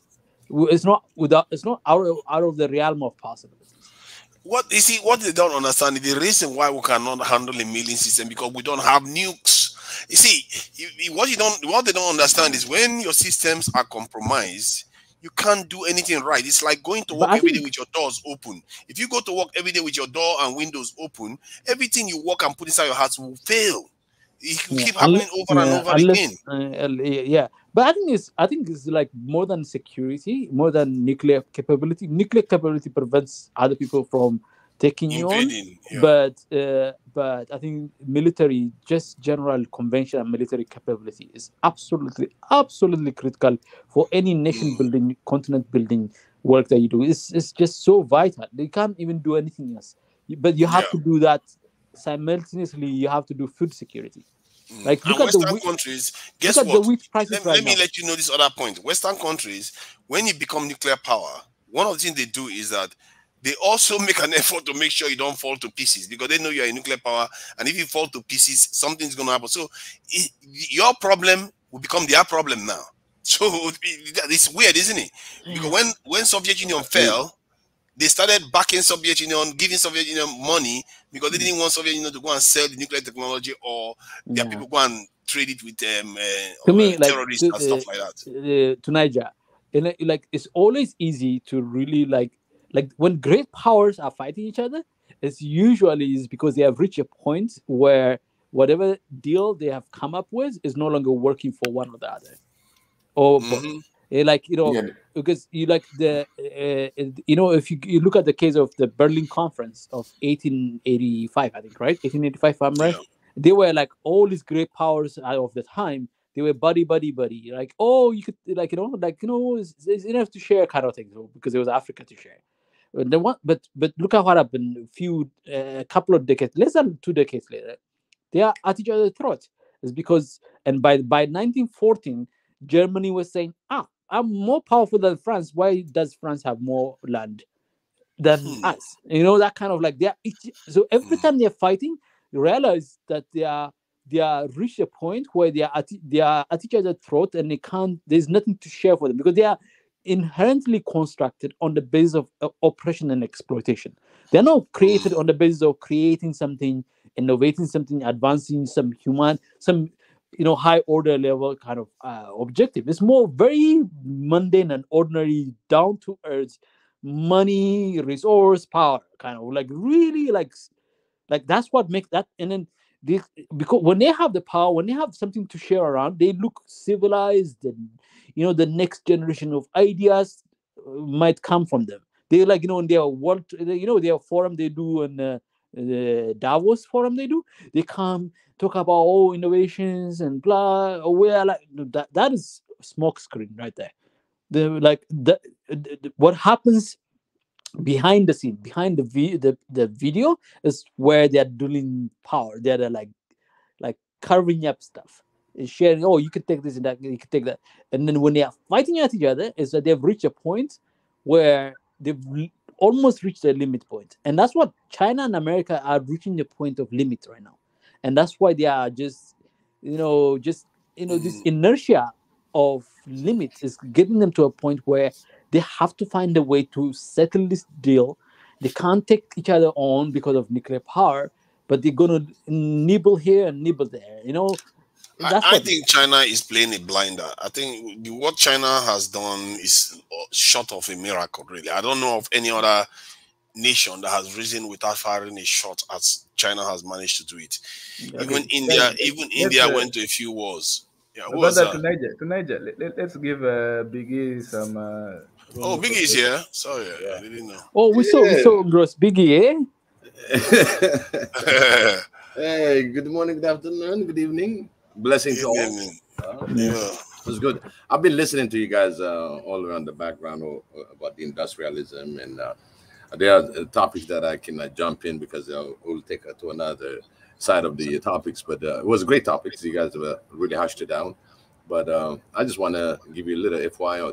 Pakistan is the nuclear armed. Okay, they have nuclear. They're powered. Yeah. You know, they used to say good morning in the morning. The minute Pakistan had the nuclear power, that was done. So China gave it to them. China basically gave it to Pakistan. I didn't know that. To Niger, you don't have the fact. Okay. It's the fact. They said they gave them a package and they gave them the design, and they don't necessarily deny it. That they gave them the package and they gave them the enriched uranium too. But you could say you could qualify it. There's 85% chances China gave it. Of course, China has actually, it was. You see, it was. You know, I don't know if you recall the war between Pakistan and the war is over in India, but at the same time, they used to have this. Good morning, early morning. One will send a hit out to your this good morning. You know, how you doing? You know, and the other one is shooting back again. You know, and while they were doing that, Pakistan was working on her nuclear power. The day she declared that she's nuclear powered, game changed. I mean, there was, in fact, they start really become to talk. You know, now they still talk. Who gave India the power though? What's that? I think it's from Russia. I think the India one came from partly Russia. Russia basically blocked the West from attacking India now. See, Russia, you know, Russia and China, they've done quite a bit in terms of creating this new this order that you see in the world before now anyway. And I feel like the next layer is Africa right now. Man, I tell you, I was saying it about 2 weeks ago that China would be stupid not to pass that technology to an African country. Because right now, actually, the opportunity back of Western economy. You know, we had the opportunity with Nigeria. You see, the way or Ethiopia, because Nigeria would have had nuclear power before India. Okay. Yeah. But the way India entered is not to be the first. No first use.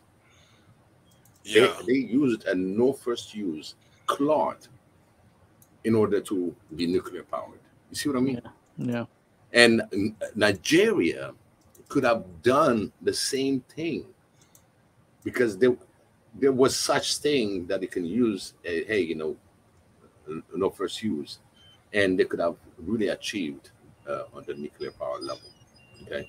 Again, you know, I heard you also talking about, you know, the West coming in, then nuke a country. And the day they do that, it'll be the last day they ever set foot on Africa. I promise you. I promise. They did it to China. That will change. Japan and they remain there.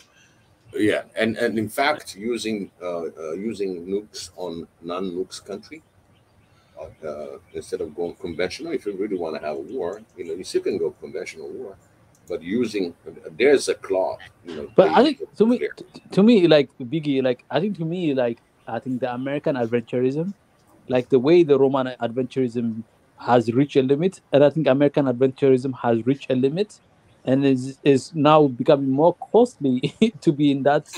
It's become more expensive to be an American adventurer because it's no longer out there for them to, like, you know, like they're reaching their limit. And then, like the way you pointed out, China has achieved it without having to fight. By the way, there's an interesting context to add to you. During the Roman Empire, Roman time, China was also a great empire on the east, and they traded the way America and China are right now. Not in the same degree of magnitude, obviously, because there's time, and things took a little bit slightly longer in those days.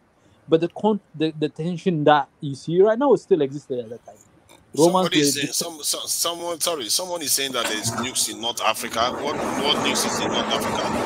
Except you are referring to what's that noise? It's not coming from me. Yeah.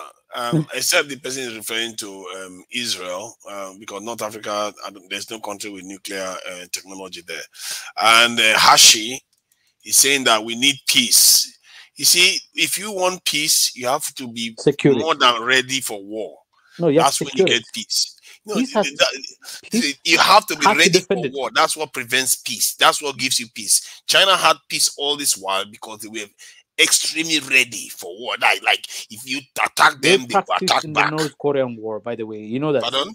The North Korean War, the North and South Korea. Remember in the 1950s? Yes. They practiced what they just talked about. They lost close to 1 million people, like in that war, the war they had supporting North Korea, and they saw that that's when we need to test out the Chinese Revolutionary Communist Party army, that large army. Over the course of the past 20-30 years, they figured we didn't have to have as large an army as the Maoist army. That was so large, by the way, but they still kept a large one, but not as large as that one.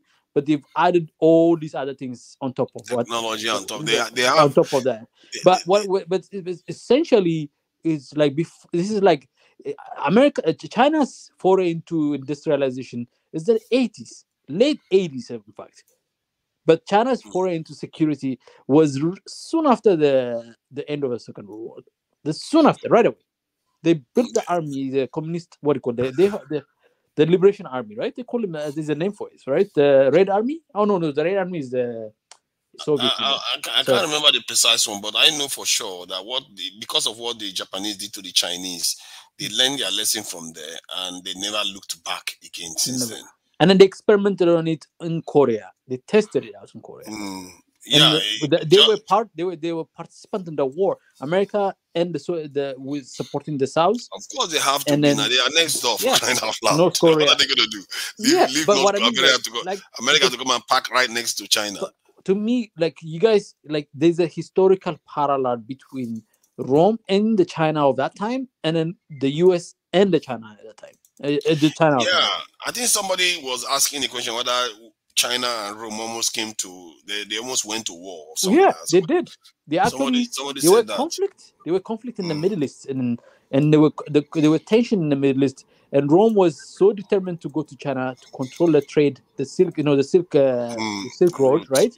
And then China was also, and then I think there's a lot of things because sometimes history doesn't document because they're just nature of history. But I won't be surprised Rome's influence and the way the what do you call these guys, the Mongolians, the ragtag Mongolian nomads became the nuisance that really took down the Chinese Empire eventually. And people always say this. Look at what this guy is saying. He says the reality of life is that mankind can't have peace when we have those who are willing to create war. That's just a fact of the world we live in. I see. If you want peace, you have to either come to an agreement with everybody that this is the rules, no wars, or if one side creates war, then you have to react to it. This is the way the world works. The moment one side declares war, you can't just say, you know what, let me just sit down now. Because that side will not stop. People don't know killing. Okay, guys, let's have space for that Raven to give his opinion. That long time. I hope you are the real dat. Say something before I shout. They should kick you out because they've been spamming people all day. Nah, I'm alright. What's the last thing with this? We're just discussing industrialization and security and all that stuff. Yeah, I've been listening to that part, and I was just listening. I know you guys have gone into security at the moment, but the industrialization, yes, Africa must definitely industrialize as well. It's the only way we can actually start to compete against the rest of the world as well. But not only that, it's the only way we can build economies of scale as well. You need sometimes mass production in a way, as much as people may not like it. You may need it sometimes to cater for the populace that's emerging as well, for the wide increasing populace that's emerging. So you need that as well. So Africa has to industrialize. And as for security, you know, I always agreed to that. I even asked one of my friends here, asked him, he's a political student as well. He studies politics. I asked him, if a nation was to begin, what must a nation focus on more? And he said the same thing as you tonight, security. But Ligiasu said as well, it must be a constant existence. Security must exist with the rest of other aspects of development as well. So it needs to be able to finance it. Like you need to be able to finance it. You need to be able to the sustainability of security depends on particularly the food security. Like exactly. Just to give you an example, like, you know, when Abiy was dealing with the security element, he was all over the place and people were making fun of him. All over the place talking about wheat production. Wheat production here, wheat production here, wheat production here. This was before the Russia war, and now wheat prices have gone up. Ethiopia produced this past year has produced so far 25 million tons of, I don't know, tons or quintals of, my number could be wrong. I think if Biggie knows, they produce, this is like a record number that they produce. And what they did was, you know, Ethiopia is a smallholder farmers. So they say, you know what, let's come together to kind of like link up our farms so that it becomes, you know, reasonable, like it becomes economically sensible for us to rent tractors and for us to use irrigation. So these are wheat that is produced not in the rainy season. Wheat that's produced in non-rainy season. They were irrigated wheat. They call them irrigated wheat. And they even came up with new farming technique of organizing different farmers. So like hundreds of farmers coming together and say, like, bundling their land next to each other and then renting out the resources necessary to do irrigated wheat farming, while at the same time, and then people were making fun of him. He's like, oh, you go around on wheat farms while the country is in burning down. Like they were making fun of it. His opponents were making fun of it. But look at what happened. Now the wheat prices have gone up like crazy. And then at least he's put the country. So he kept on arguing, we can't just use security. We have to fund security. And funding security is, at the moment in Ethiopia, is agriculture. Agriculture is the primary means of our organization. Industry is not. So it goes both hand in hand, I guess. Yes. You must, your economy must be able to sustain your military at the same time. You must have an economy that's able to sustain the military as well. So I think it should go hand in hand. But I guess initially you're going to need to tax people, or I guess tax people to be able to fund the military initially. But yes, the economic model is necessary. I guess what I'm wondering is, of course, we all know the reason why these African leaders are not implementing such, as Nigel put it, common sense ideas as well. Why they not implement it? Because Mwenda Tezi just read the whole thing, and it just goes to show. You know, I always, they say, oh, you're blaming the leaders. Okay, well, if you don't blame the leaders, then it's the people. The people need to be able to elect the right leaders for them. So this can change, because everything starts there. If that doesn't change, then we will always be in the same position over and over again. And so the people must come up to a certain level where they are voting differently. You know, like look at Zambia, for example. I don't want to ride on Zambia. Zambia has probably a lot of good things going on, and I'm looking at the surface level. Like they are increasingly welcoming this foreign. I'm not saying they're welcoming absolutely, but they are increasingly going in the direction of welcoming this foreign intervention into the country, like especially the Western one. They're focusing on that, and then the reason behind that, they will tell you, oh, we were so indebted to the Chinese, we need to back it up. Yeah, so as leaders, you probably have to navigate complex set of realities. That's understandable. But when you're making like the case of Somalia, that quite clear, like without even thinking, without even saying, okay, we are accepting it under this principles, just like as if it was like he's just an extension of American power. He's like, oh, thank you, my boss, for sending the backup thing for me. Kind of, that's the language that the leader of Somalia. That is, to me, is the problem. I mean, the way, like the leaders that are making those decisions, that are critical. Like, I just wanted to stress that it's a critical component of it. And if we don't elect the right leaders, we are also responsible for that. As people, we are responsible for that. Yeah, yeah. I think that's my case. My case always has been, how do we make sure we African people elect the right representatives, the right leaders, or how do we make sure we elect leaders that are able to collaborate or with each other or collaborate at the African Union level?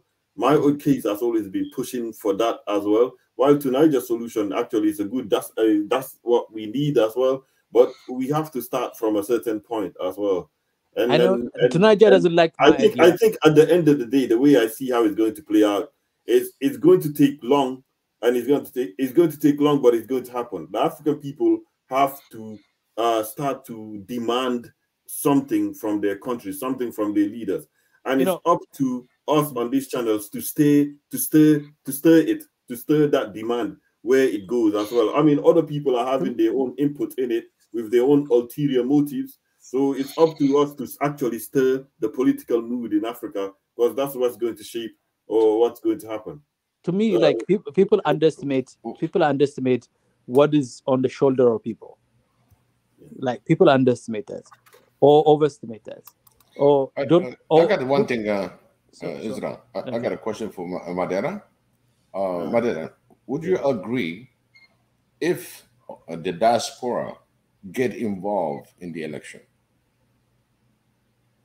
Which diaspora are you talking about? Are you talking about American diaspora or Caribbean? No, African diaspora. African diaspora get involved in the election. In the election.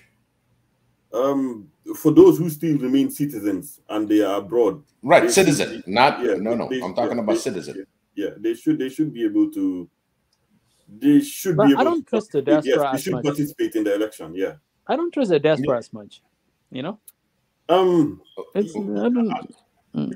As much as you do, at least, because it's not all the diaspora that, like, because you're a diaspora doesn't necessarily automatically guarantee you the license that you are much better able to see this thing. It's not just location that's a problem. It's just that people's understanding of their place on this earth, like the sense of self that defines people, the way they see themselves in the world, they insert themselves in the world. That perspective, that's why I say the shoulder, what is sitting on the shoulder of people, the way they think, the way they feel, the way they project. Each and every human being that's doing that on the African continent, not just even everywhere in the planet. Are you easily going to be influenced? Or are you somebody who can see through bullshit? And those people who see through bullshit, it's not a case of trust or if they see better or not. It's just, as long as they remain citizens of that country, even if they are abroad, they represent the country represents them, the country stands for them. So they should have the right to actually vote. So it's not a case if they see better or not. You don't know. They might come out, but they must be allowed to. But I'm trying to get at the very point that you made, that we elect the wrong leaders, right? That's we elect the right leaders. And if we get good leaders that do well, the leaders take credit. If we elect a bad leader, then the responsibility falls on the people are as much at fault. And I think, like, what Biggie is trying to say, like, by including the diaspora, can we make those decision processes even better? Can we make those decision processes better? Is it a process, or is it just the outcome better? Would they be making a process, or would they be making a decision? Can the decision that is generally be made by just exclusively those in Africa be improved upon by including the variable of the diaspora into that process of electing? Because like, if the people are prone to falling into a trap of, like, falling for the false messiahs, the false messiahs, the leaders who promise but they are false, they are just agent of somewhere else. Can we improve that by adding the variable of the diaspora into the election? I think so, but I think some countries already do that, don't they? But I think so, yes, definitely. It could have an impact. It will definitely have an impact, either for positive or for worse. But most of the time, there might be some slight improvement, because the diaspora obviously have a different angle or different point of view from this side as well. Is it a better, because you can disagree that they may not have a better angle or something, but they have another, because they can see it externally, because they have a more bird's eye view rather than internally, so they can see it that way, and they will probably provide a different perspective from what the ordinary people or the local villager would. So I think, yeah, they will make an impact. Yeah, and the other thing that I said that is because in diaspora we got the internal information on the direction, whatever the country that you live in, especially if it is a Western country. And I think you will see certain things that's been said, that's been done, what they're trying to move when it comes to decision, like AU makes a decision based on certain African countries. They got more access to it, more involvement. And some people might be even involved in different direction in the social fabric, on the way they see Africa, which direction they want it. We know, at the end of the day, it's just to keep us down without, any choice. But we have choice. So that's what I was asking about. One of my friends was saying, I think it's about time that Africa and the rest of the world should actually come up and industrialize and all that stuff. And I told him, well, it's a state in which, listen, right? How superior are you to someone? How can you claim you're superior to someone if you live a life equally to them? You understand? You can't claim that you are better than them. Hold on. You can't claim that you're superior to them in terms of intellect or in terms of morals or ethics or anything like that. If they are just as wealthy as you as well, they could just go on about their life without caring what you think as well. So, he said that Africa should come up as well. And it's obviously it's of European persuasion and all that stuff. I say the fact is, your people don't want to allow other countries. You want to live in a state of high republic, as in Star Wars. There were people that were at the upper level of the planet Coruscant. There were people there who lived at the high level, at the high society, and there are those on the underground, laborers, just in the underworld and all that stuff. Laborers, miners, all that kind of rough stuff. And that's the way they wanted the world to go and all that kind of stuff. But obviously it did not. The worst mistake that they could have done was to actually ostracize the Soviet Union and push it the other way, because then the Soviet Union went looking for friends, and he found friends in China that he wanted to control, and then from China, it just caused reverberations, and now some other parts of the world have those nuclear weapons. So that's quite interesting as well. Yeah, I think it's yet to play. I think to me, like, my objection to industrialization is that sometimes we look at it from a very simplistic perspective. Come on, no, it's not about you. Just every time I read, this is, and what is wrong with our people, man? We need to stop this. So what do you say?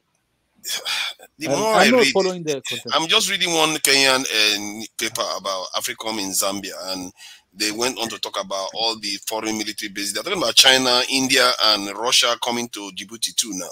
India is going to have a base in Djibouti. And what is wrong with... No, the thing about... What's wrong with our continent? They're picking out the low-hanging fruits, the weak ones, the vulnerable ones. You know that America is more active in Africa than any other region in the world right now. Yeah, about 30-something bases, right? 30-something bases. And in terms of operations too, they are more active in Africa. I didn't know that before. Yeah. This is... I don't know, man. We are here talking, they are just doing their thing.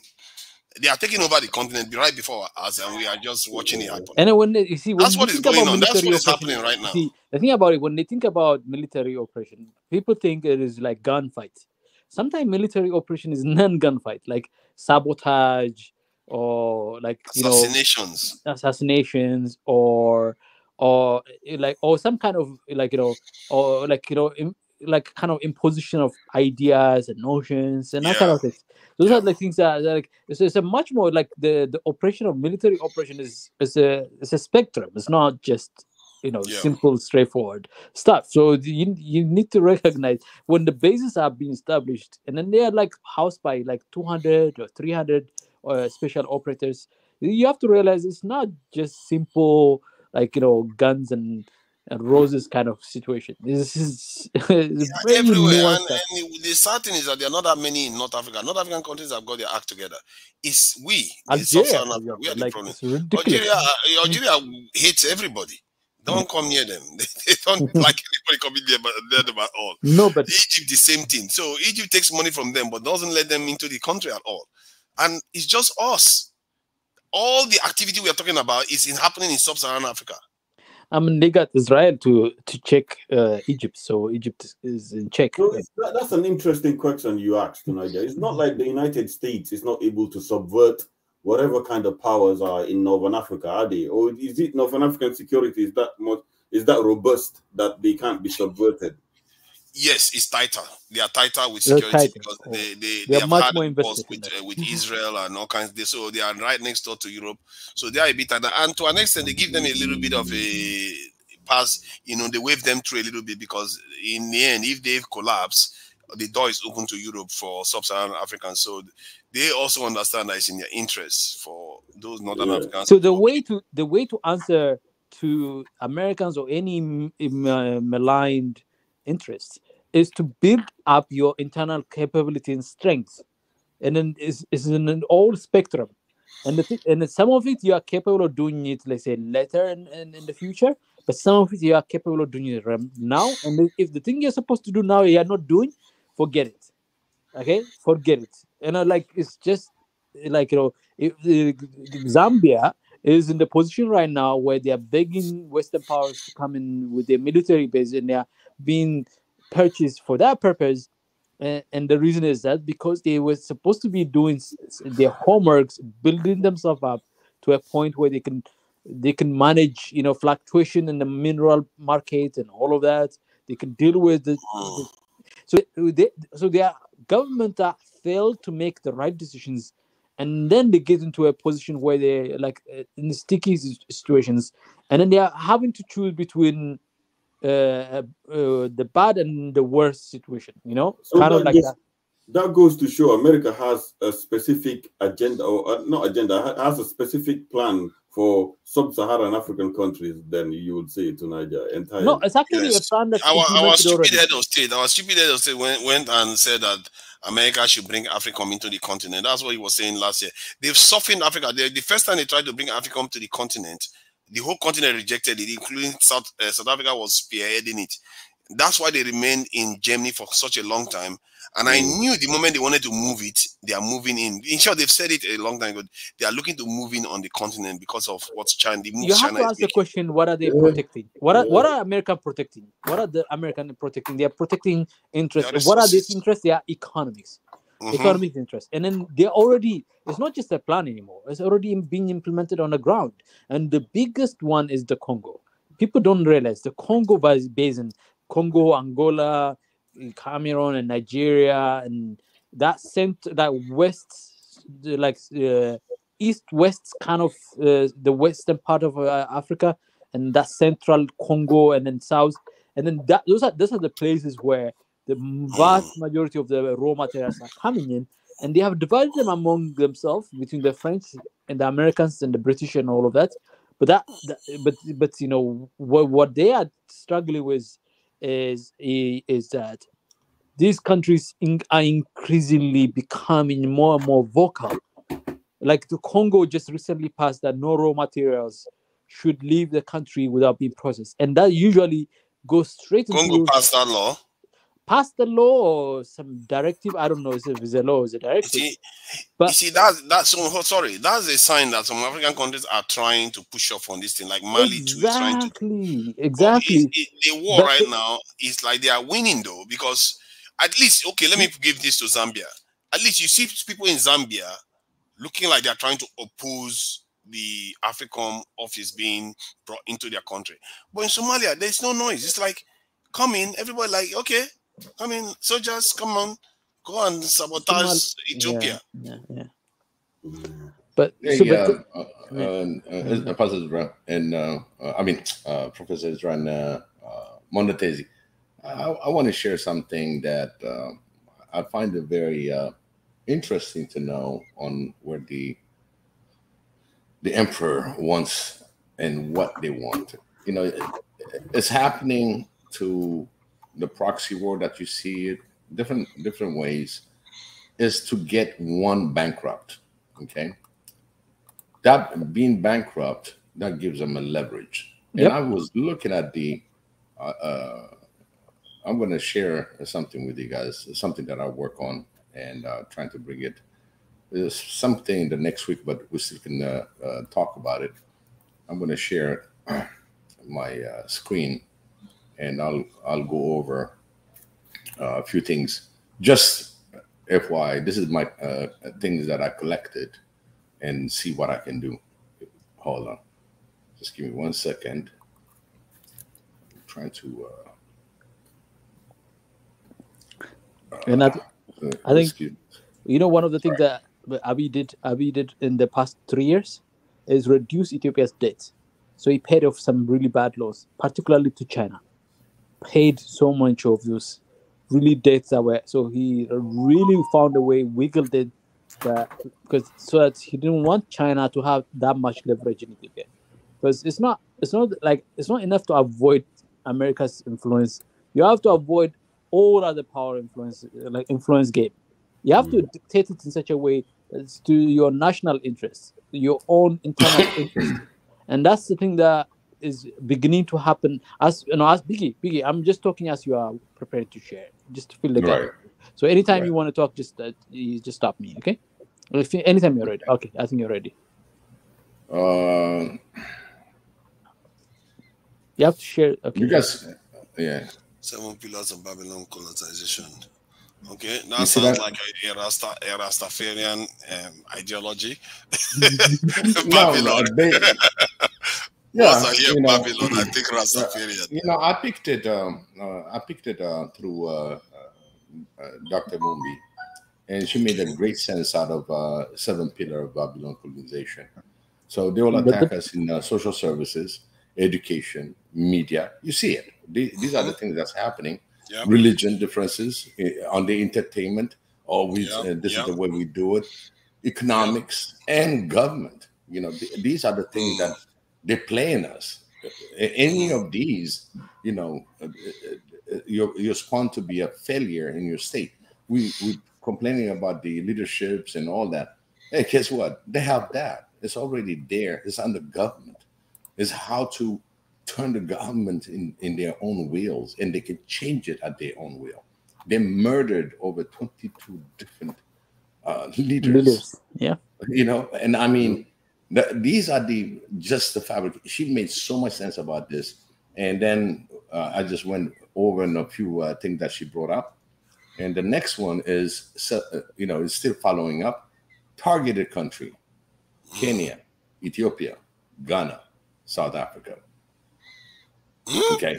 Nigeria is on that list. No, the list Ghana is not. The list goes on. I'll give you other lists, but these are the top. Nigeria has to be the biggest bad boy on the block, man. Yep. Nigeria with a venom. A white guy is about to be executed for doing something in Nigeria. So they'll come. Let me tell you something about these countries, guys. These countries are actually high debt risk with IMF. Exactly. I'm coming to that. So I'm coming with that. So I just put it together, just on a few things. Look at it. I gave you the forewarning, but look at 10 African with the most shocking external debts. Number 1 is South Africa. 2, Egypt, Sudan, Morocco, Tunisia, Angola. 7, Ethiopia, Ghana, Tanzania. Yeah. You see, number 10 is Nigeria. So Nigeria doesn't do a lot. Right, but at the same time, this is where they all debt is the same. No, all debt is the same. By the way, just want to put some debt are worse than others. Right. But you see what I'm saying? Those are the countries that they are saying are doing well in the continent. Those are the countries that they say are not dusty countries. They're not. That's why they become the target. You see, you just look at from the debts. Nigeria's debt is quite low. I'm surprised Nigeria is there because Nigeria's debt to GDP ratio is quite low. Yeah, it's low. Right, but they're top 10. Reduced. You see, Still, if Nigeria is still but in the the thing about top 10, like that. So we Biggie sometimes.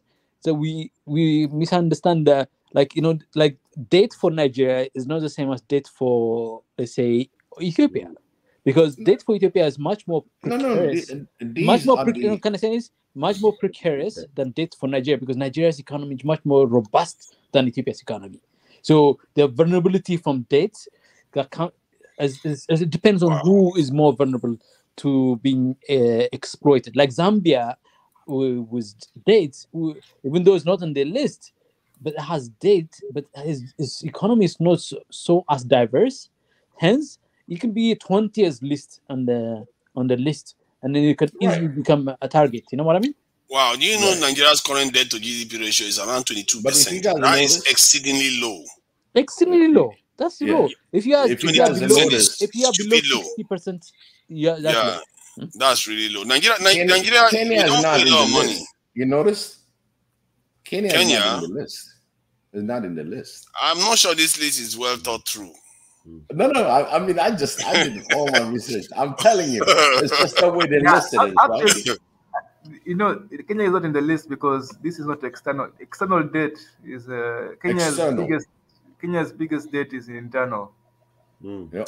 Oh, it's external. I think that's what when they use it's external. But external to who?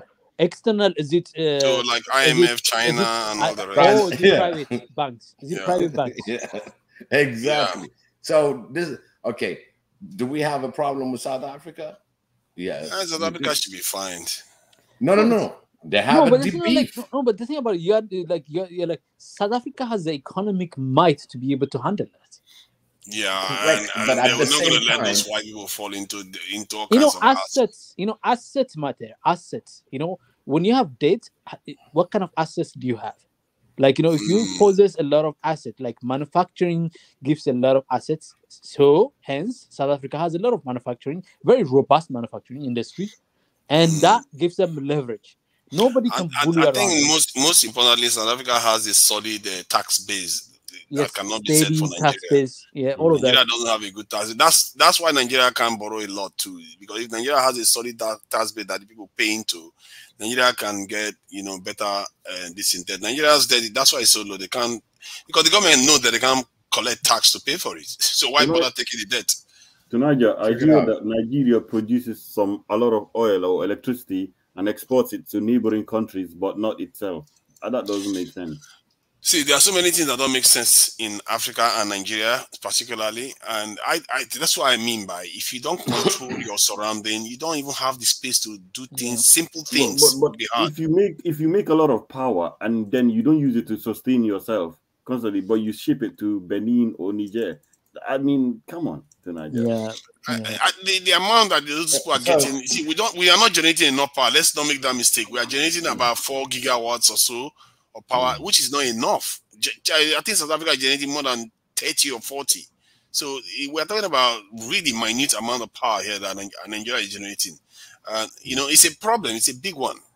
Obviously, another way to kind of impede a country from developing or finding any growth is by actually impeding their need to produce power. You understand? As Nigeria doesn't continue having power, I mean, Nigeria is actually right for that. Energy, I mean, a lot of companies go on. Yeah, energy is so critical. I mean, energy production is so central to any. You think about manufacturing, blah blah blah blah, industry, industrialization. If you don't control your energy and the flow of energy, and you don't control the values chain of energy from like oil all the way to hydro and everything in between. I mean, to me, that's where you're gonna. But I think we always go back to security. But look at how they manipulated Nigeria. I mean, right now Nigeria almost has a handle on it, but when it was at the peak of it, you had the Boko Haram. I mean, people say, "Oh, it's Islamic blah blah," but that's, to me, hides. It's a convenient way to hide exactly who these people are. Like, of course, they are instruments, stabilizing agents. They are instruments. Because if you have people that are just living from forest to forest, from village to village, devouring stuff, I mean, there's not enough in the rural part of Africa to fund to feed you and to make you comfortable. So somebody's out there operationalizing a very very sophisticated way of funding and financing your your welfare program that you are on as an active agent of Al-Shabaab or all this, because so it's to me now you don't hear a lot about it in Nigeria because Nigeria has finally figured out a way to make a handle of it, right? And then that's one of it. But the other part of it is they probably made peace with whoever is trying to influence them. And so security part is so critical. Like that's what it is. The more secure you are, sometimes the more people you have in your security to visually see what's going on, the easier it is to manage, because these people these malign efforts, they happen. Like in the case of Somalia, it's the same thing. I think also it's quite interesting because some of these leaders who gain independence, they came from an era, I guess some of them, they came from an era like, let's say, Amil Cabral. They had to fight the Portuguese to actually gain independence. So they were probably at high level security at that point. So how is it that some of these leaders got killed when they were military leaders? They are military leaders that brought independence, some of them. So how did they get killed? So that question has to be, because there seems to be some of them, the people rose against them. Some of them, you have internal people just betray them and all that. So that's quite interesting. The tools, instrument used by the powers that be is all of the above. If you can carry it out, you look at CIA papers that are published that are like publicly available now. After 40 years, they have been made public. There was some document I read about Ghana, and they were joking around. The agents were joking around, saying, in Africa, particularly, they were talking about the Ghanaians, I think. But these generals, the promise of money will get them to do the things that you want to do. That was in the 1960s. The promise of money, the promise of something. So they're not even getting anything. So in the case of the Congo, right? Then there was Zaire, right? The Zaire, it was they used the military to extinguish somebody like Lumumba, who was very popular among the public. Yeah. Right. But as soon as he made that independence speech in front of the emperor, the king of Belgium, who was so pissed off after that that occasion, as soon after, in those days they could do this publicly. It was so public and apparent. But sometimes it's hard to assassinate leaders, so you have to go to the next options, and then to the next option, and to the next options. They will be chasing after every possible opportunity to take down any potential emerging power. But what they don't realize, like this is one thing they don't realize about in the context of Ethiopia, and then this is similar to the context of Africa. Leaders in Africa right now, the biggest pressure is not the foreigners that are coming in influencing them. The biggest pressure is internal. There's so much pressure to do better. Like Africans are demanding much better. You look on the ground, what keeps Abiy awake is not what Americans are planning to do here or there. That he can swat that as a fly, like a fly. He's swatting it like a fly. That's what they are not realizing. What they're not realizing that like somebody like Abiy, who like if you are trying to run a country like Ethiopia and even enjoy the power that represents running a country like Ethiopia, your feet is on fire on a daily basis with problem here and problem here because you don't have the sufficient amount of resources to handle the economic, the political, the social demand of the current generation that is aware that they actually can have a better life now. And that's microcosm that happening in Ethiopia is happening at some degree, some magnitude, sometimes even bigger than because the demographic of Ethiopia is almost mirror of the rest of Africa. So that is the pressure. What's the pressure? That's the pressure cooker. That people that in the Western powers don't realize that they think that they can influence Ethiopia the way they used to influence Ethiopia with $1 billion aid. The price has gone up to $10 and $20 billion. They can't buy power in Ethiopia.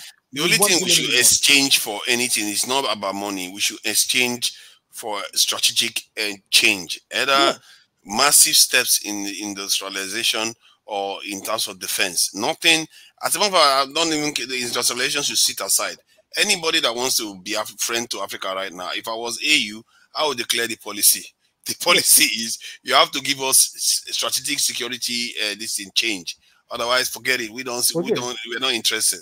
Because everything else is just fluffs. They are not giving us anything reasonable. One of the best thing, one of the best thing that happened in the AU, one of the best thing is that the free trade agreement that was signed is one of those low hanging fruits. You know what I mean? They're overdue. You see what I mean? And having that free trades signatory now is telling you whether you're going to be industrialized or not. It depends on the demand on whatever the product that we change. Yes. And when the demand start coming, somebody's going to say, man, I can sell more banana if I do this. I need to push my industry. I'm going to be focused now on where the demand is, and I start growing my industry. You see, it's based on demand, and we need cars, but if we need cars, we need highways, we need roads that interconnect. All that Go on, sorry. So all that need is on need base and incentives that goes behind it. So I'm so glad there is this free trade agreement that is in place. And I don't know how the rules are going to play in the future. But I think all African brothers and sisters, take advantage of understanding what needs your products within your region, all your excess that you have. Now, where are you going to export it? Yeah. Are you going to export it to the West? Because a lot of the flowers, a lot of the fruits, a lot of the goodies are going to the West. But again, Africa needs those products. And then for them, they import, sometimes they package it and comes back in Africa in a package, while you can have the fresh good within the continent. Yeah. So we got to push the intra connectivity, our highways, the internet trade. The internet trade is the only way. You guys are stealing my idea. I'm the one who said in Africa trade. I've been listening the whole time. Don't steal my idea. It's not the idea. I did not steal your idea. You are the one that walked around Africa. I've been here. I've just been listening because Tunaja likes. He always says I interrupt, so I listen to him. I listened to you when you talked about China giving Pakistan. I kept quiet the whole time. I didn't say anything. I was listening. But don't steal my ideas without giving me credit. Give guys them up his credit.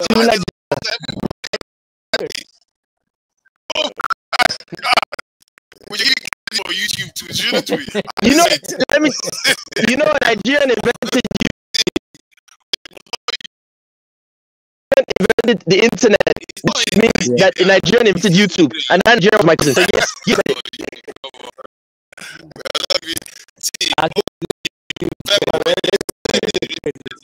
He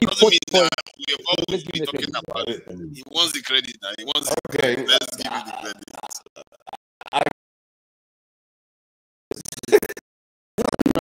No.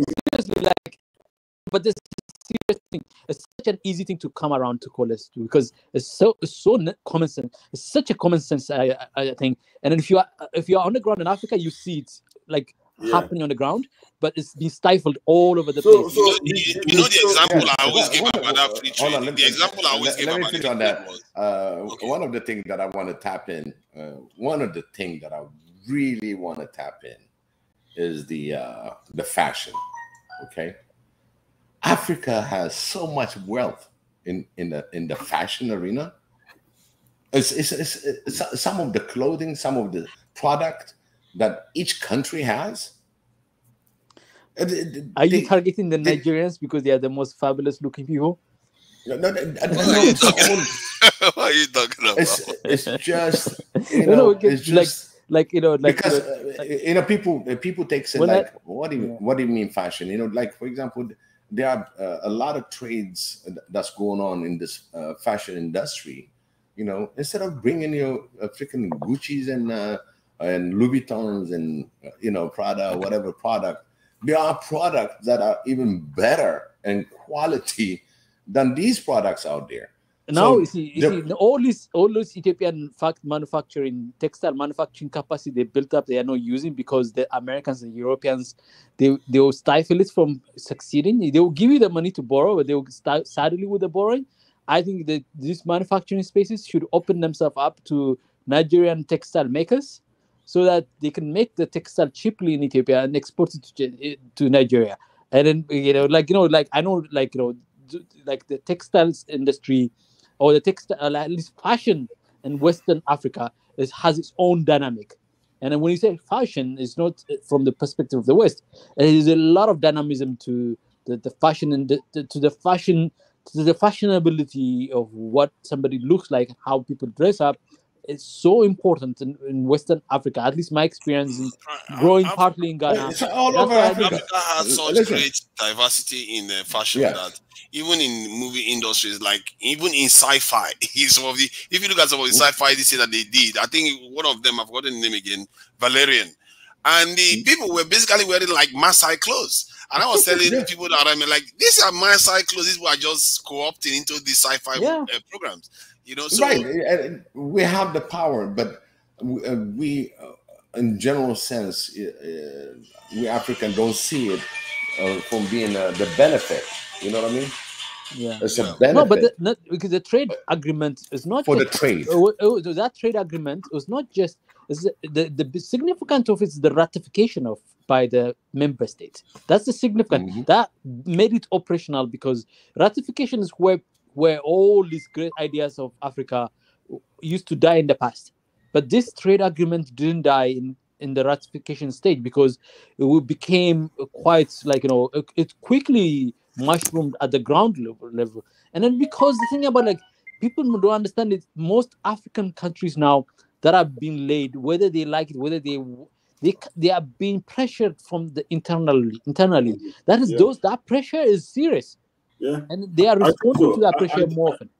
I think so as well, Biggie. I think, like I said, most of these things will take place naturally as well, because the demand is rising, and African people, because of the internet, they're starting to see what the rest of the world is like as well. So it's just a case of how do we focus this demand as well? How do we focus this demand exactly to be what it wants, not to have our focus recentered and say, nah, because obviously, if the focus is now on the people, they may be able to reshift the people's focus as to what is priority in terms of their development as well. So don't you think like some ideas must bang heads over online and all that kind of stuff? People must bang ideas to try and gain.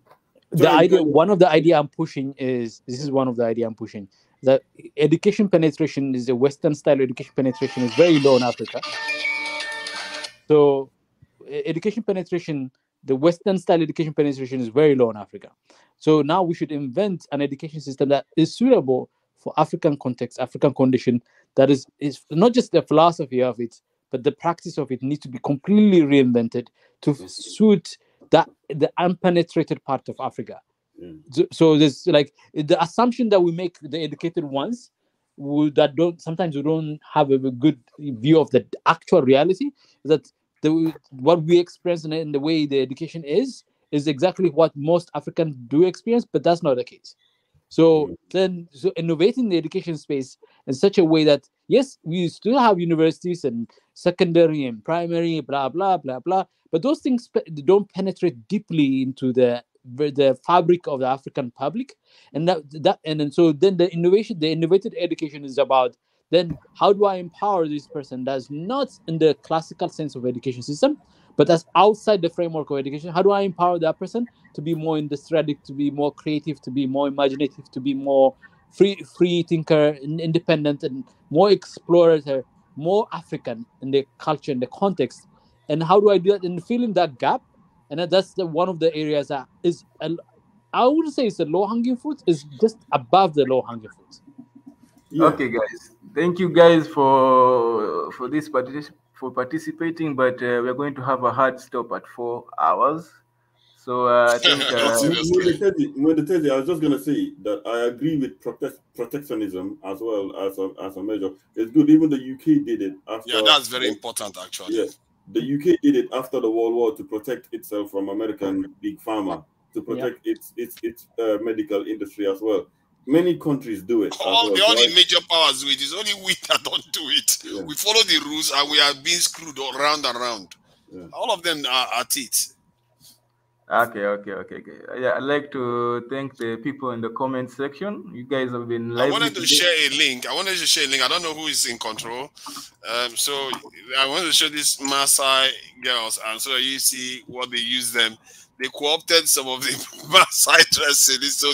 I don't even know whether they give them any credit for it. It's just not right, really. They don't give them credit into sci-fi programs, and then that is the second one. Let me get the second one so you can see the two differences. It's ridiculous. Now it's time to go listen to that Dusty channel. No. the Dusties. It's time to go listen to that Dusty channel, put it in the background, and then hear people have a go at each other. Gas them up, you alright? Yeah, if somebody can show the two links, please, so that people can see what's Yeah, gas them up is just here. I'm just listening to you guys. All right. You know my stance already. Oh no, we love you guys. Gas them up. Like you are fellow Africans. Yeah, I post link, then we can close the prayer. Okay. Yeah, the link is there. Yeah. Show on us the private chat. Mwenda Tezi, Yeah, I want you to land this thing. I want you to land this Last plane. two. You are the pilot, so let's leave him. He has only a minute to do it, guys. Yeah. The last two, so that the Maasai should be asking for their share of this movie because they co-opted their style into the movie. Yeah, you got to look at it at Black Panther. You know, what was that? The Black Panther? No, it's not Black Panther. It's Valerian.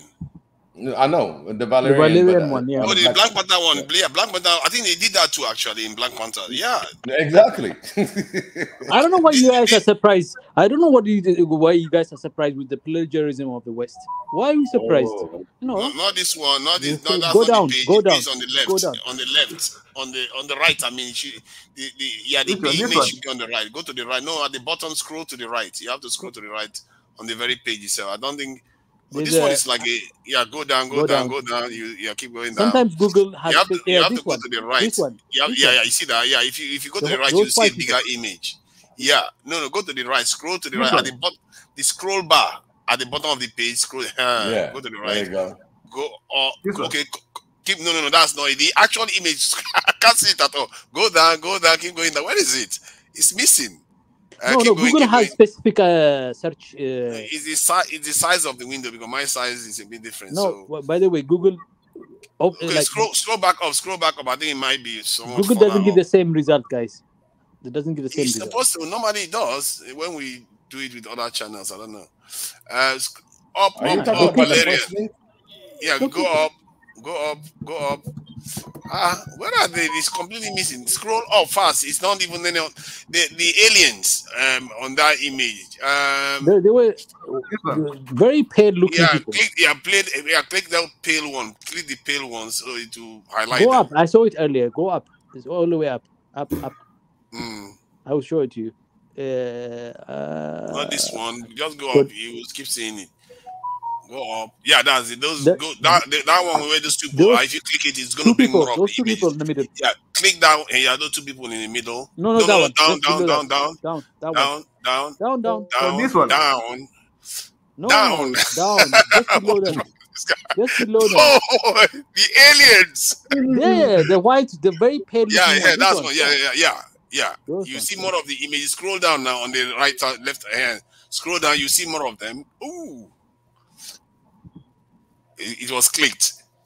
Yeah, scroll down. Just scroll down a bit. You see more of the images there.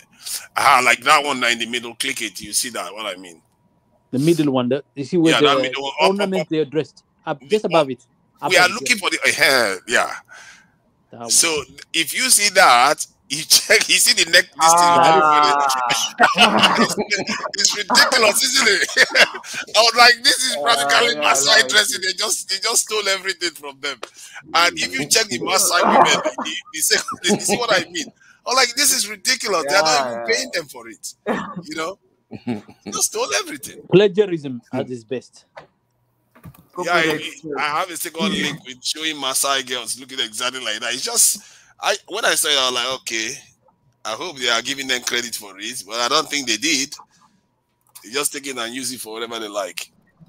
Yeah, but too, Nigel, here's the problem. You see, what they're doing in their own version of the world, they're trying to sanitize things. But now the minute we industrialize Africa, those Maasai will be gone. Yep. They'll forever be gone. Yep. That's my no, they'll fear. be there. They'll be there. Guys, that we will continue this conversation on another date because now it's 4 minutes. Yeah. You said you have to stop by hard 4. Okay, so gentlemen, it's a pleasure. Wish you all the best. Thank you. And Mika is on. Hold on, Mika is on. Hold on, let us. Oh, Mika. Yeah. Mika. There you go. Mika's on. Hey, Mika, can you hear us? There you go. Mika's on. Yes. I can hear you guys. Yes. Hey, Mika. Yeah, I can hear you guys. Yes, I can hear you guys. Twice. We're getting twice. Great show. Very lively. Hey, Ezra, thank you. You know, now I'm able to add also on the show. Really? Yeah, I added Mika. Hey. Wow. You remember? Oh, okay. Yeah, I added you because I have the view of a host. Oh, okay. Yeah. That's incredible. Incredible. So you can have producers in the background, right, in the show, right? So Absolutely. we can have production components to it in the background and then improve upon it. Gasama, please, I would love to have you join my education section. Would really like. Yeah, send me an email. My email, gasthemup@gmail.com. GASDEM. No, it's in the same channel. We are on the same channel. Yeah, it's the same channel. It's the same channel. Okay. Monday, Swahili Nation. Okay, guys. Monday you'll have Mika doing the interviews. Tuesday you'll have Tanzan with African traditional Africa traditions.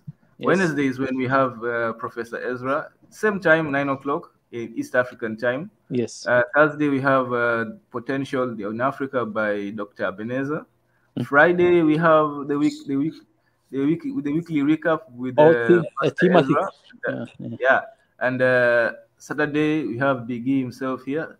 Yesterday he was here, Diaspora Talk, and Sunday here we talk about the hidden hand. So I think it's been a very beautiful and great show today. Very engaging people. Thank you guys in the comment section. Thank you guys who came in the panel. You guys, I think today, if you wanted to learn, you learned a lot, right? If you're looking for knowledge, I think there was a lot of knowledge here for display. And I like to thank you guys. So I think we'll have to, unless somebody has any finishing thought, I would like to finish with a prayer and close the stream. Call it a stream. Me, I'm an Edo man. Okay, let me stop out. Later. Okay. Tonight. So, guys, let's for those who have remained letters, let's bow down. This is the team. This is the team. Yeah. Yep. Please. Oh, bye. Pi is the team. Bye. Team. Yeah, okay. Bye. You have joined us with the prayer.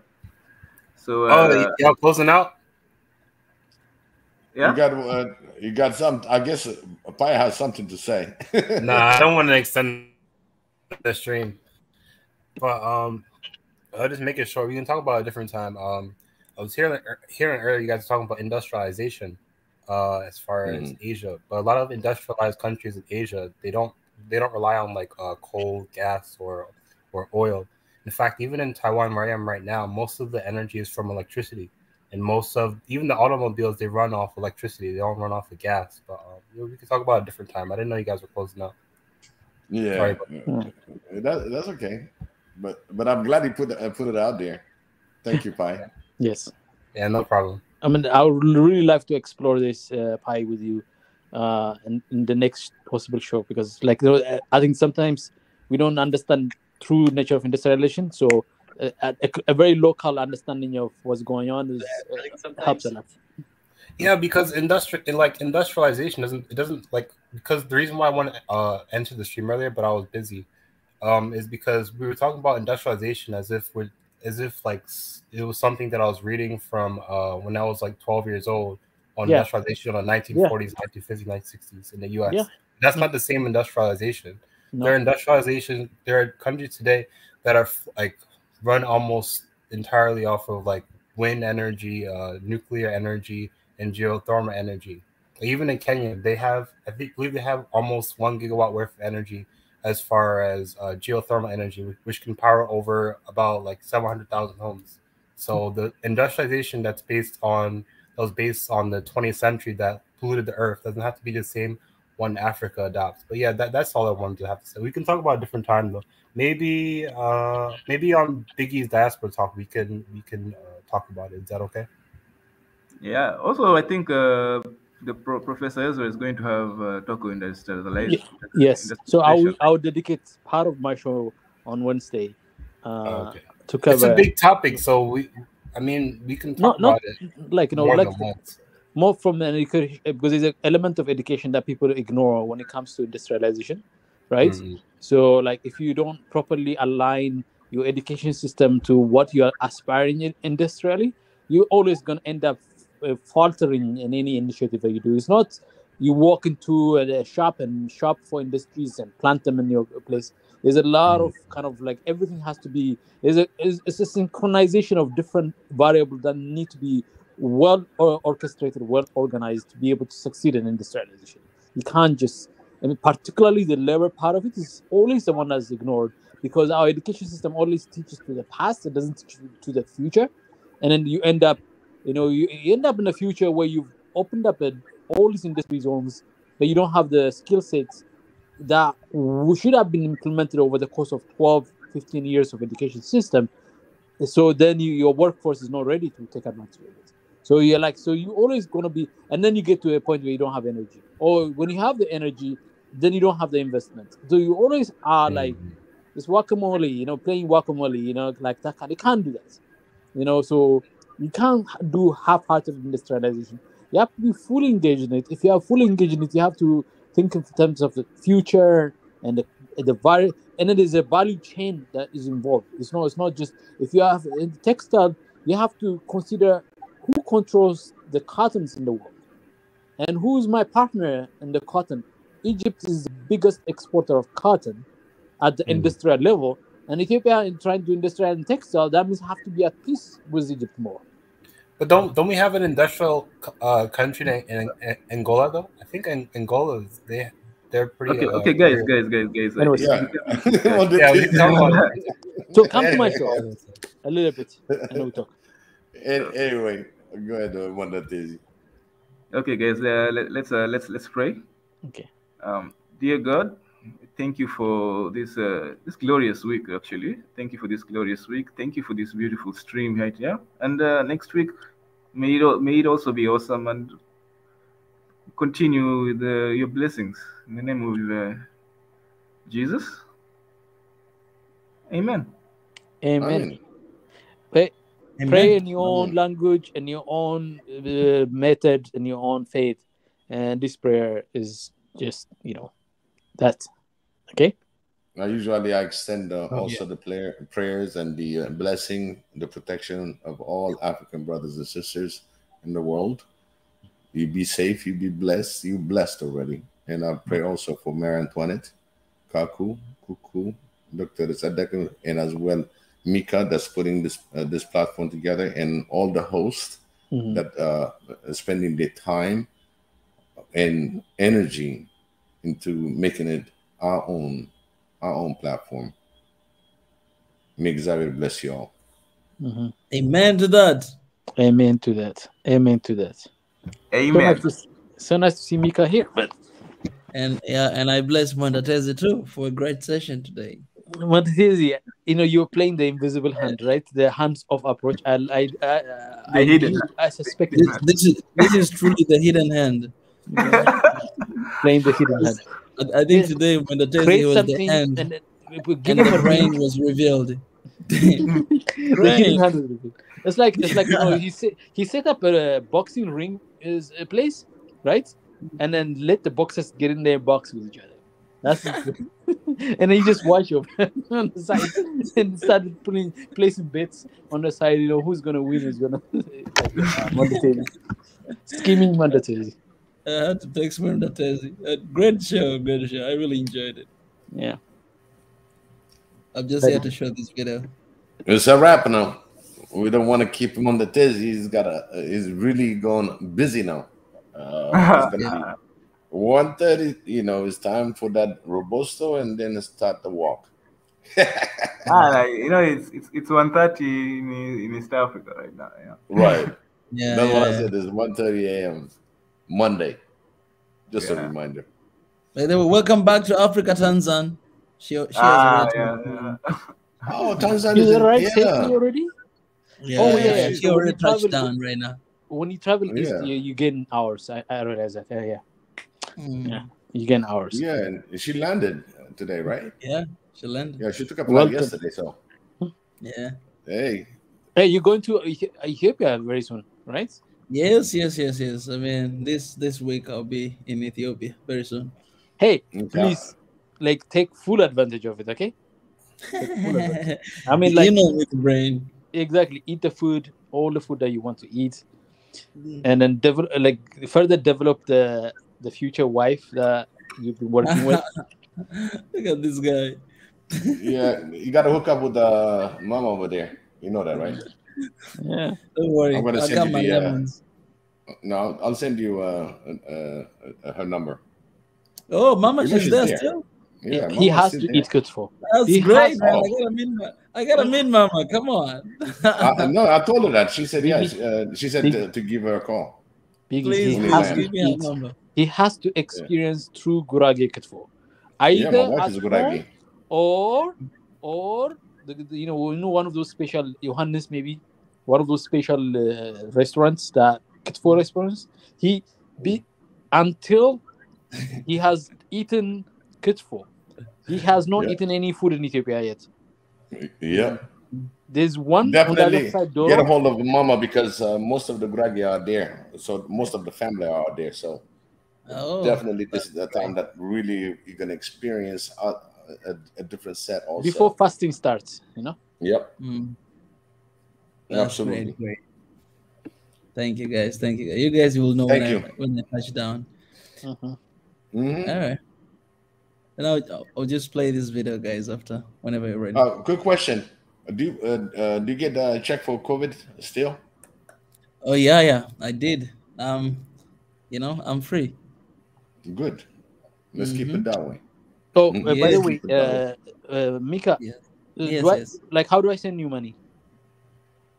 Do I send it to the bank account? Or what's the method? What's the best method to send you money? So just send me a message. Oh yeah, okay? Definitely. Okay. Definitely. The best method, whatever is best for you, just let me know, and then I'll just do it. Okay? Oh, you gotta download that app, Nala. Doesn't matter. Whatever the best is for you, just tell me, and I would act on it. Okay. Whatever way is the quickest for you that gets it to you. Okay. Yeah. I'll text you right away. Okay, no problem. I'm waiting for the video. I'll wait. Oh, do we have to leave to watch the video, or we can stay in the video? No. You can stay. Mwenda Tezi, we've taken over your show, by the way. The show is ended. I can end it. No, I can end it from my side. Okay. Let me play this then.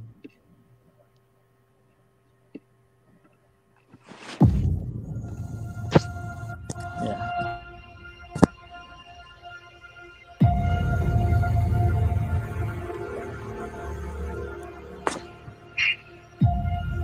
You do South Africa.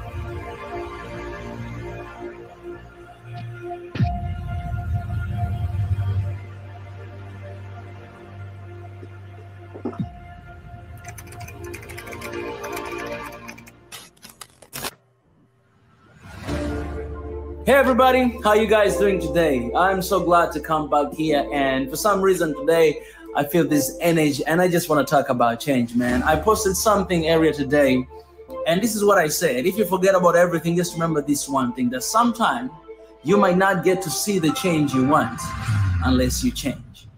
Insanity is doing the same thing while expecting a different result. You cannot see a different result if you keep doing the same thing. I was kind of like thinking about Africa and the things that we always talk about and we're struggling with. And you guys know that it's a lot of them. We can talk about leadership, corruption, economic dependence, tribalism. We can talk about all those issues. There's so many things that we're struggling with. And maybe you might be tired hearing all these issues all the time, but you know, we have to talk about them. We have to address them, you know what I'm saying? Because there are a lot of people who do not know what Africa is going through. Wants to cover the issues that Africa is facing. And us as Swahili Nation One Africa, our job is to address them, brutally be honest with ourselves in order to solve the problem. You cannot solve the issue if you don't know the source and what the problem is. The change that we expect to happen in our country, in our government, societies and communities and our companies, whatever the change that you want, even in your life when you go to personal level, whatever the change you want to see, you have to know that you have to change. This is something that we act towards. If you want to see something change, then you have to change. Because sometimes the thing that you wanted to change is not an issue, but the issue is how you see it. And if you don't change your perspective, then you're going to keep seeing it negative way, right? That's how you will see it. So sometimes in order to change the situation and the negativity around you is by you becoming positive. If you become positive, you will see it positive. Even if there's a negative things, but you will always, your mind will always direct you, will always elaborate things, will always lead you back to the positiveness, you know what I'm saying? Because that's where you are at the moment. And the change that we want to see in Africa, it can only happen if we do change. So instead of sitting down here and talking about change, I will go out and actually be the change that Africa needs. Hashtag Proud African, right? It's very easy for people to complain, to give up, right? Because you don't have to put on effort. It's very easy to lose hope. It's very easy to do that, you know what I'm saying? Because you don't want to care. If you care much, you're going to get hurt. You don't want to love, because if you love much, you might be betrayed, you know what I'm saying? So it's better to be on the other side of negativity. It's very easy to be in the side of negativity than positivity, because if you want to be in the side of positiveness, then you have to put on effort. And a lot of people these days, they don't want to put effort, you know? So that's why they end up giving up. But this is a message for you, that you are the only one who can change the situation. You can change it. I don't want to put God in this, because I believe that God has already given us ability and mind to think, to elaborate, and to do things. He already given us that. We already have permission. As long as you're alive, that means you still have a job to do, right? The day I die, that means I'm done. I'm finished, right? My mission is done. But as long as I'm alive, it's because I still have something to do. So you already have that permission. But how do you go out and work on that? How do you use the opportunity? Because life is an opportunity that God has given you and me. How do you take advantage of that opportunity to actually bring about change? How do you do that? And that's the question that I want you guys to think about today. And if you can, let me know in the comment section. And when I'm talking about change, I'm talking about, there's a lot of things you don't like it, right? Well, you can change it. As long as you see the problem, you have a solution. Things that you don't like it, I mean, you cannot love everything, you cannot like everything, but there are things that can be changed. And if there's something you don't like, you cannot keep complaining, because it's insane, right? Doing the same thing and expecting different results, it's insanity. So you need to change. And how can you bring about change, right? To whatever situation that you see. So you can take perspective of your country, right? Things that you're struggling with. I love this one quote I saw on Twitter the other day, and I just had to retweet it because it was really well written. And she wrote this on her bio. She wrote, "Love for your country doesn't mean love for the president or for the leader. Ask yourself how you can contribute to your country." And it reminds me what, you know, love for your people or for Africa, it doesn't mean that you have to love a leader or whatever that disappoints you, because a lot of time we've been hiding under the shadow of, you know what, this government is not doing anything. You know what, there's so much corruption. No matter what we do, we're not going to be able to change. Well, love for your country doesn't mean that you have to love that leader who is screwing things up every single day. You know, ask yourself, how can you contribute? And it's kind of like I'm coming from that point of view, that how can you take advantage of the opportunity, the life you have, to bring about change? Because as long as you're alive, as long as you see there's issues, that means you have a solution. And you just need to figure out how can you figure out the solution. And our job here in Solution One Africa, it's actually to stir up the fire, right? So you might say that you guys are talking too much of this and that, but our job is to remind each other, is to remind that, you know what, we can actually bring about change. You know, we might not bring the solution sometimes because we don't have solution to every issue that is going on, right? But you guys, you have it, because you guys are going through, we are going through, and when we come together as one Africa, think about it, talk about it, I'm telling you, there's high chance, and I'm confident 100% that we are going to bring about change. And that's why I want to reach university students, want to reach to all the students who will actually bring change to the next generation as soon as possible. So let me know, guys, in the comment section what you're thinking, what's your idea, what's your thoughts. And I think this will be an amazing time for you guys to motivate me as well and to inspire me. So I'll be checking on your comments and maybe we'll come up with something. I appreciate it, guys. I love you. Be the change Africa needs. Proud of you. I love you.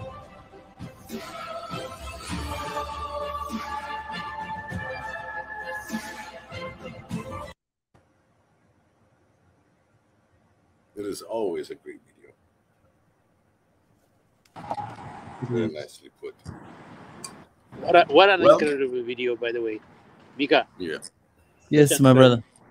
This is an incredible video. I mean, and all your videos are like that, you know, and then it's one of the reasons why I'm so smitten by this platform, and gives me hope. You know, these are the things that we could do.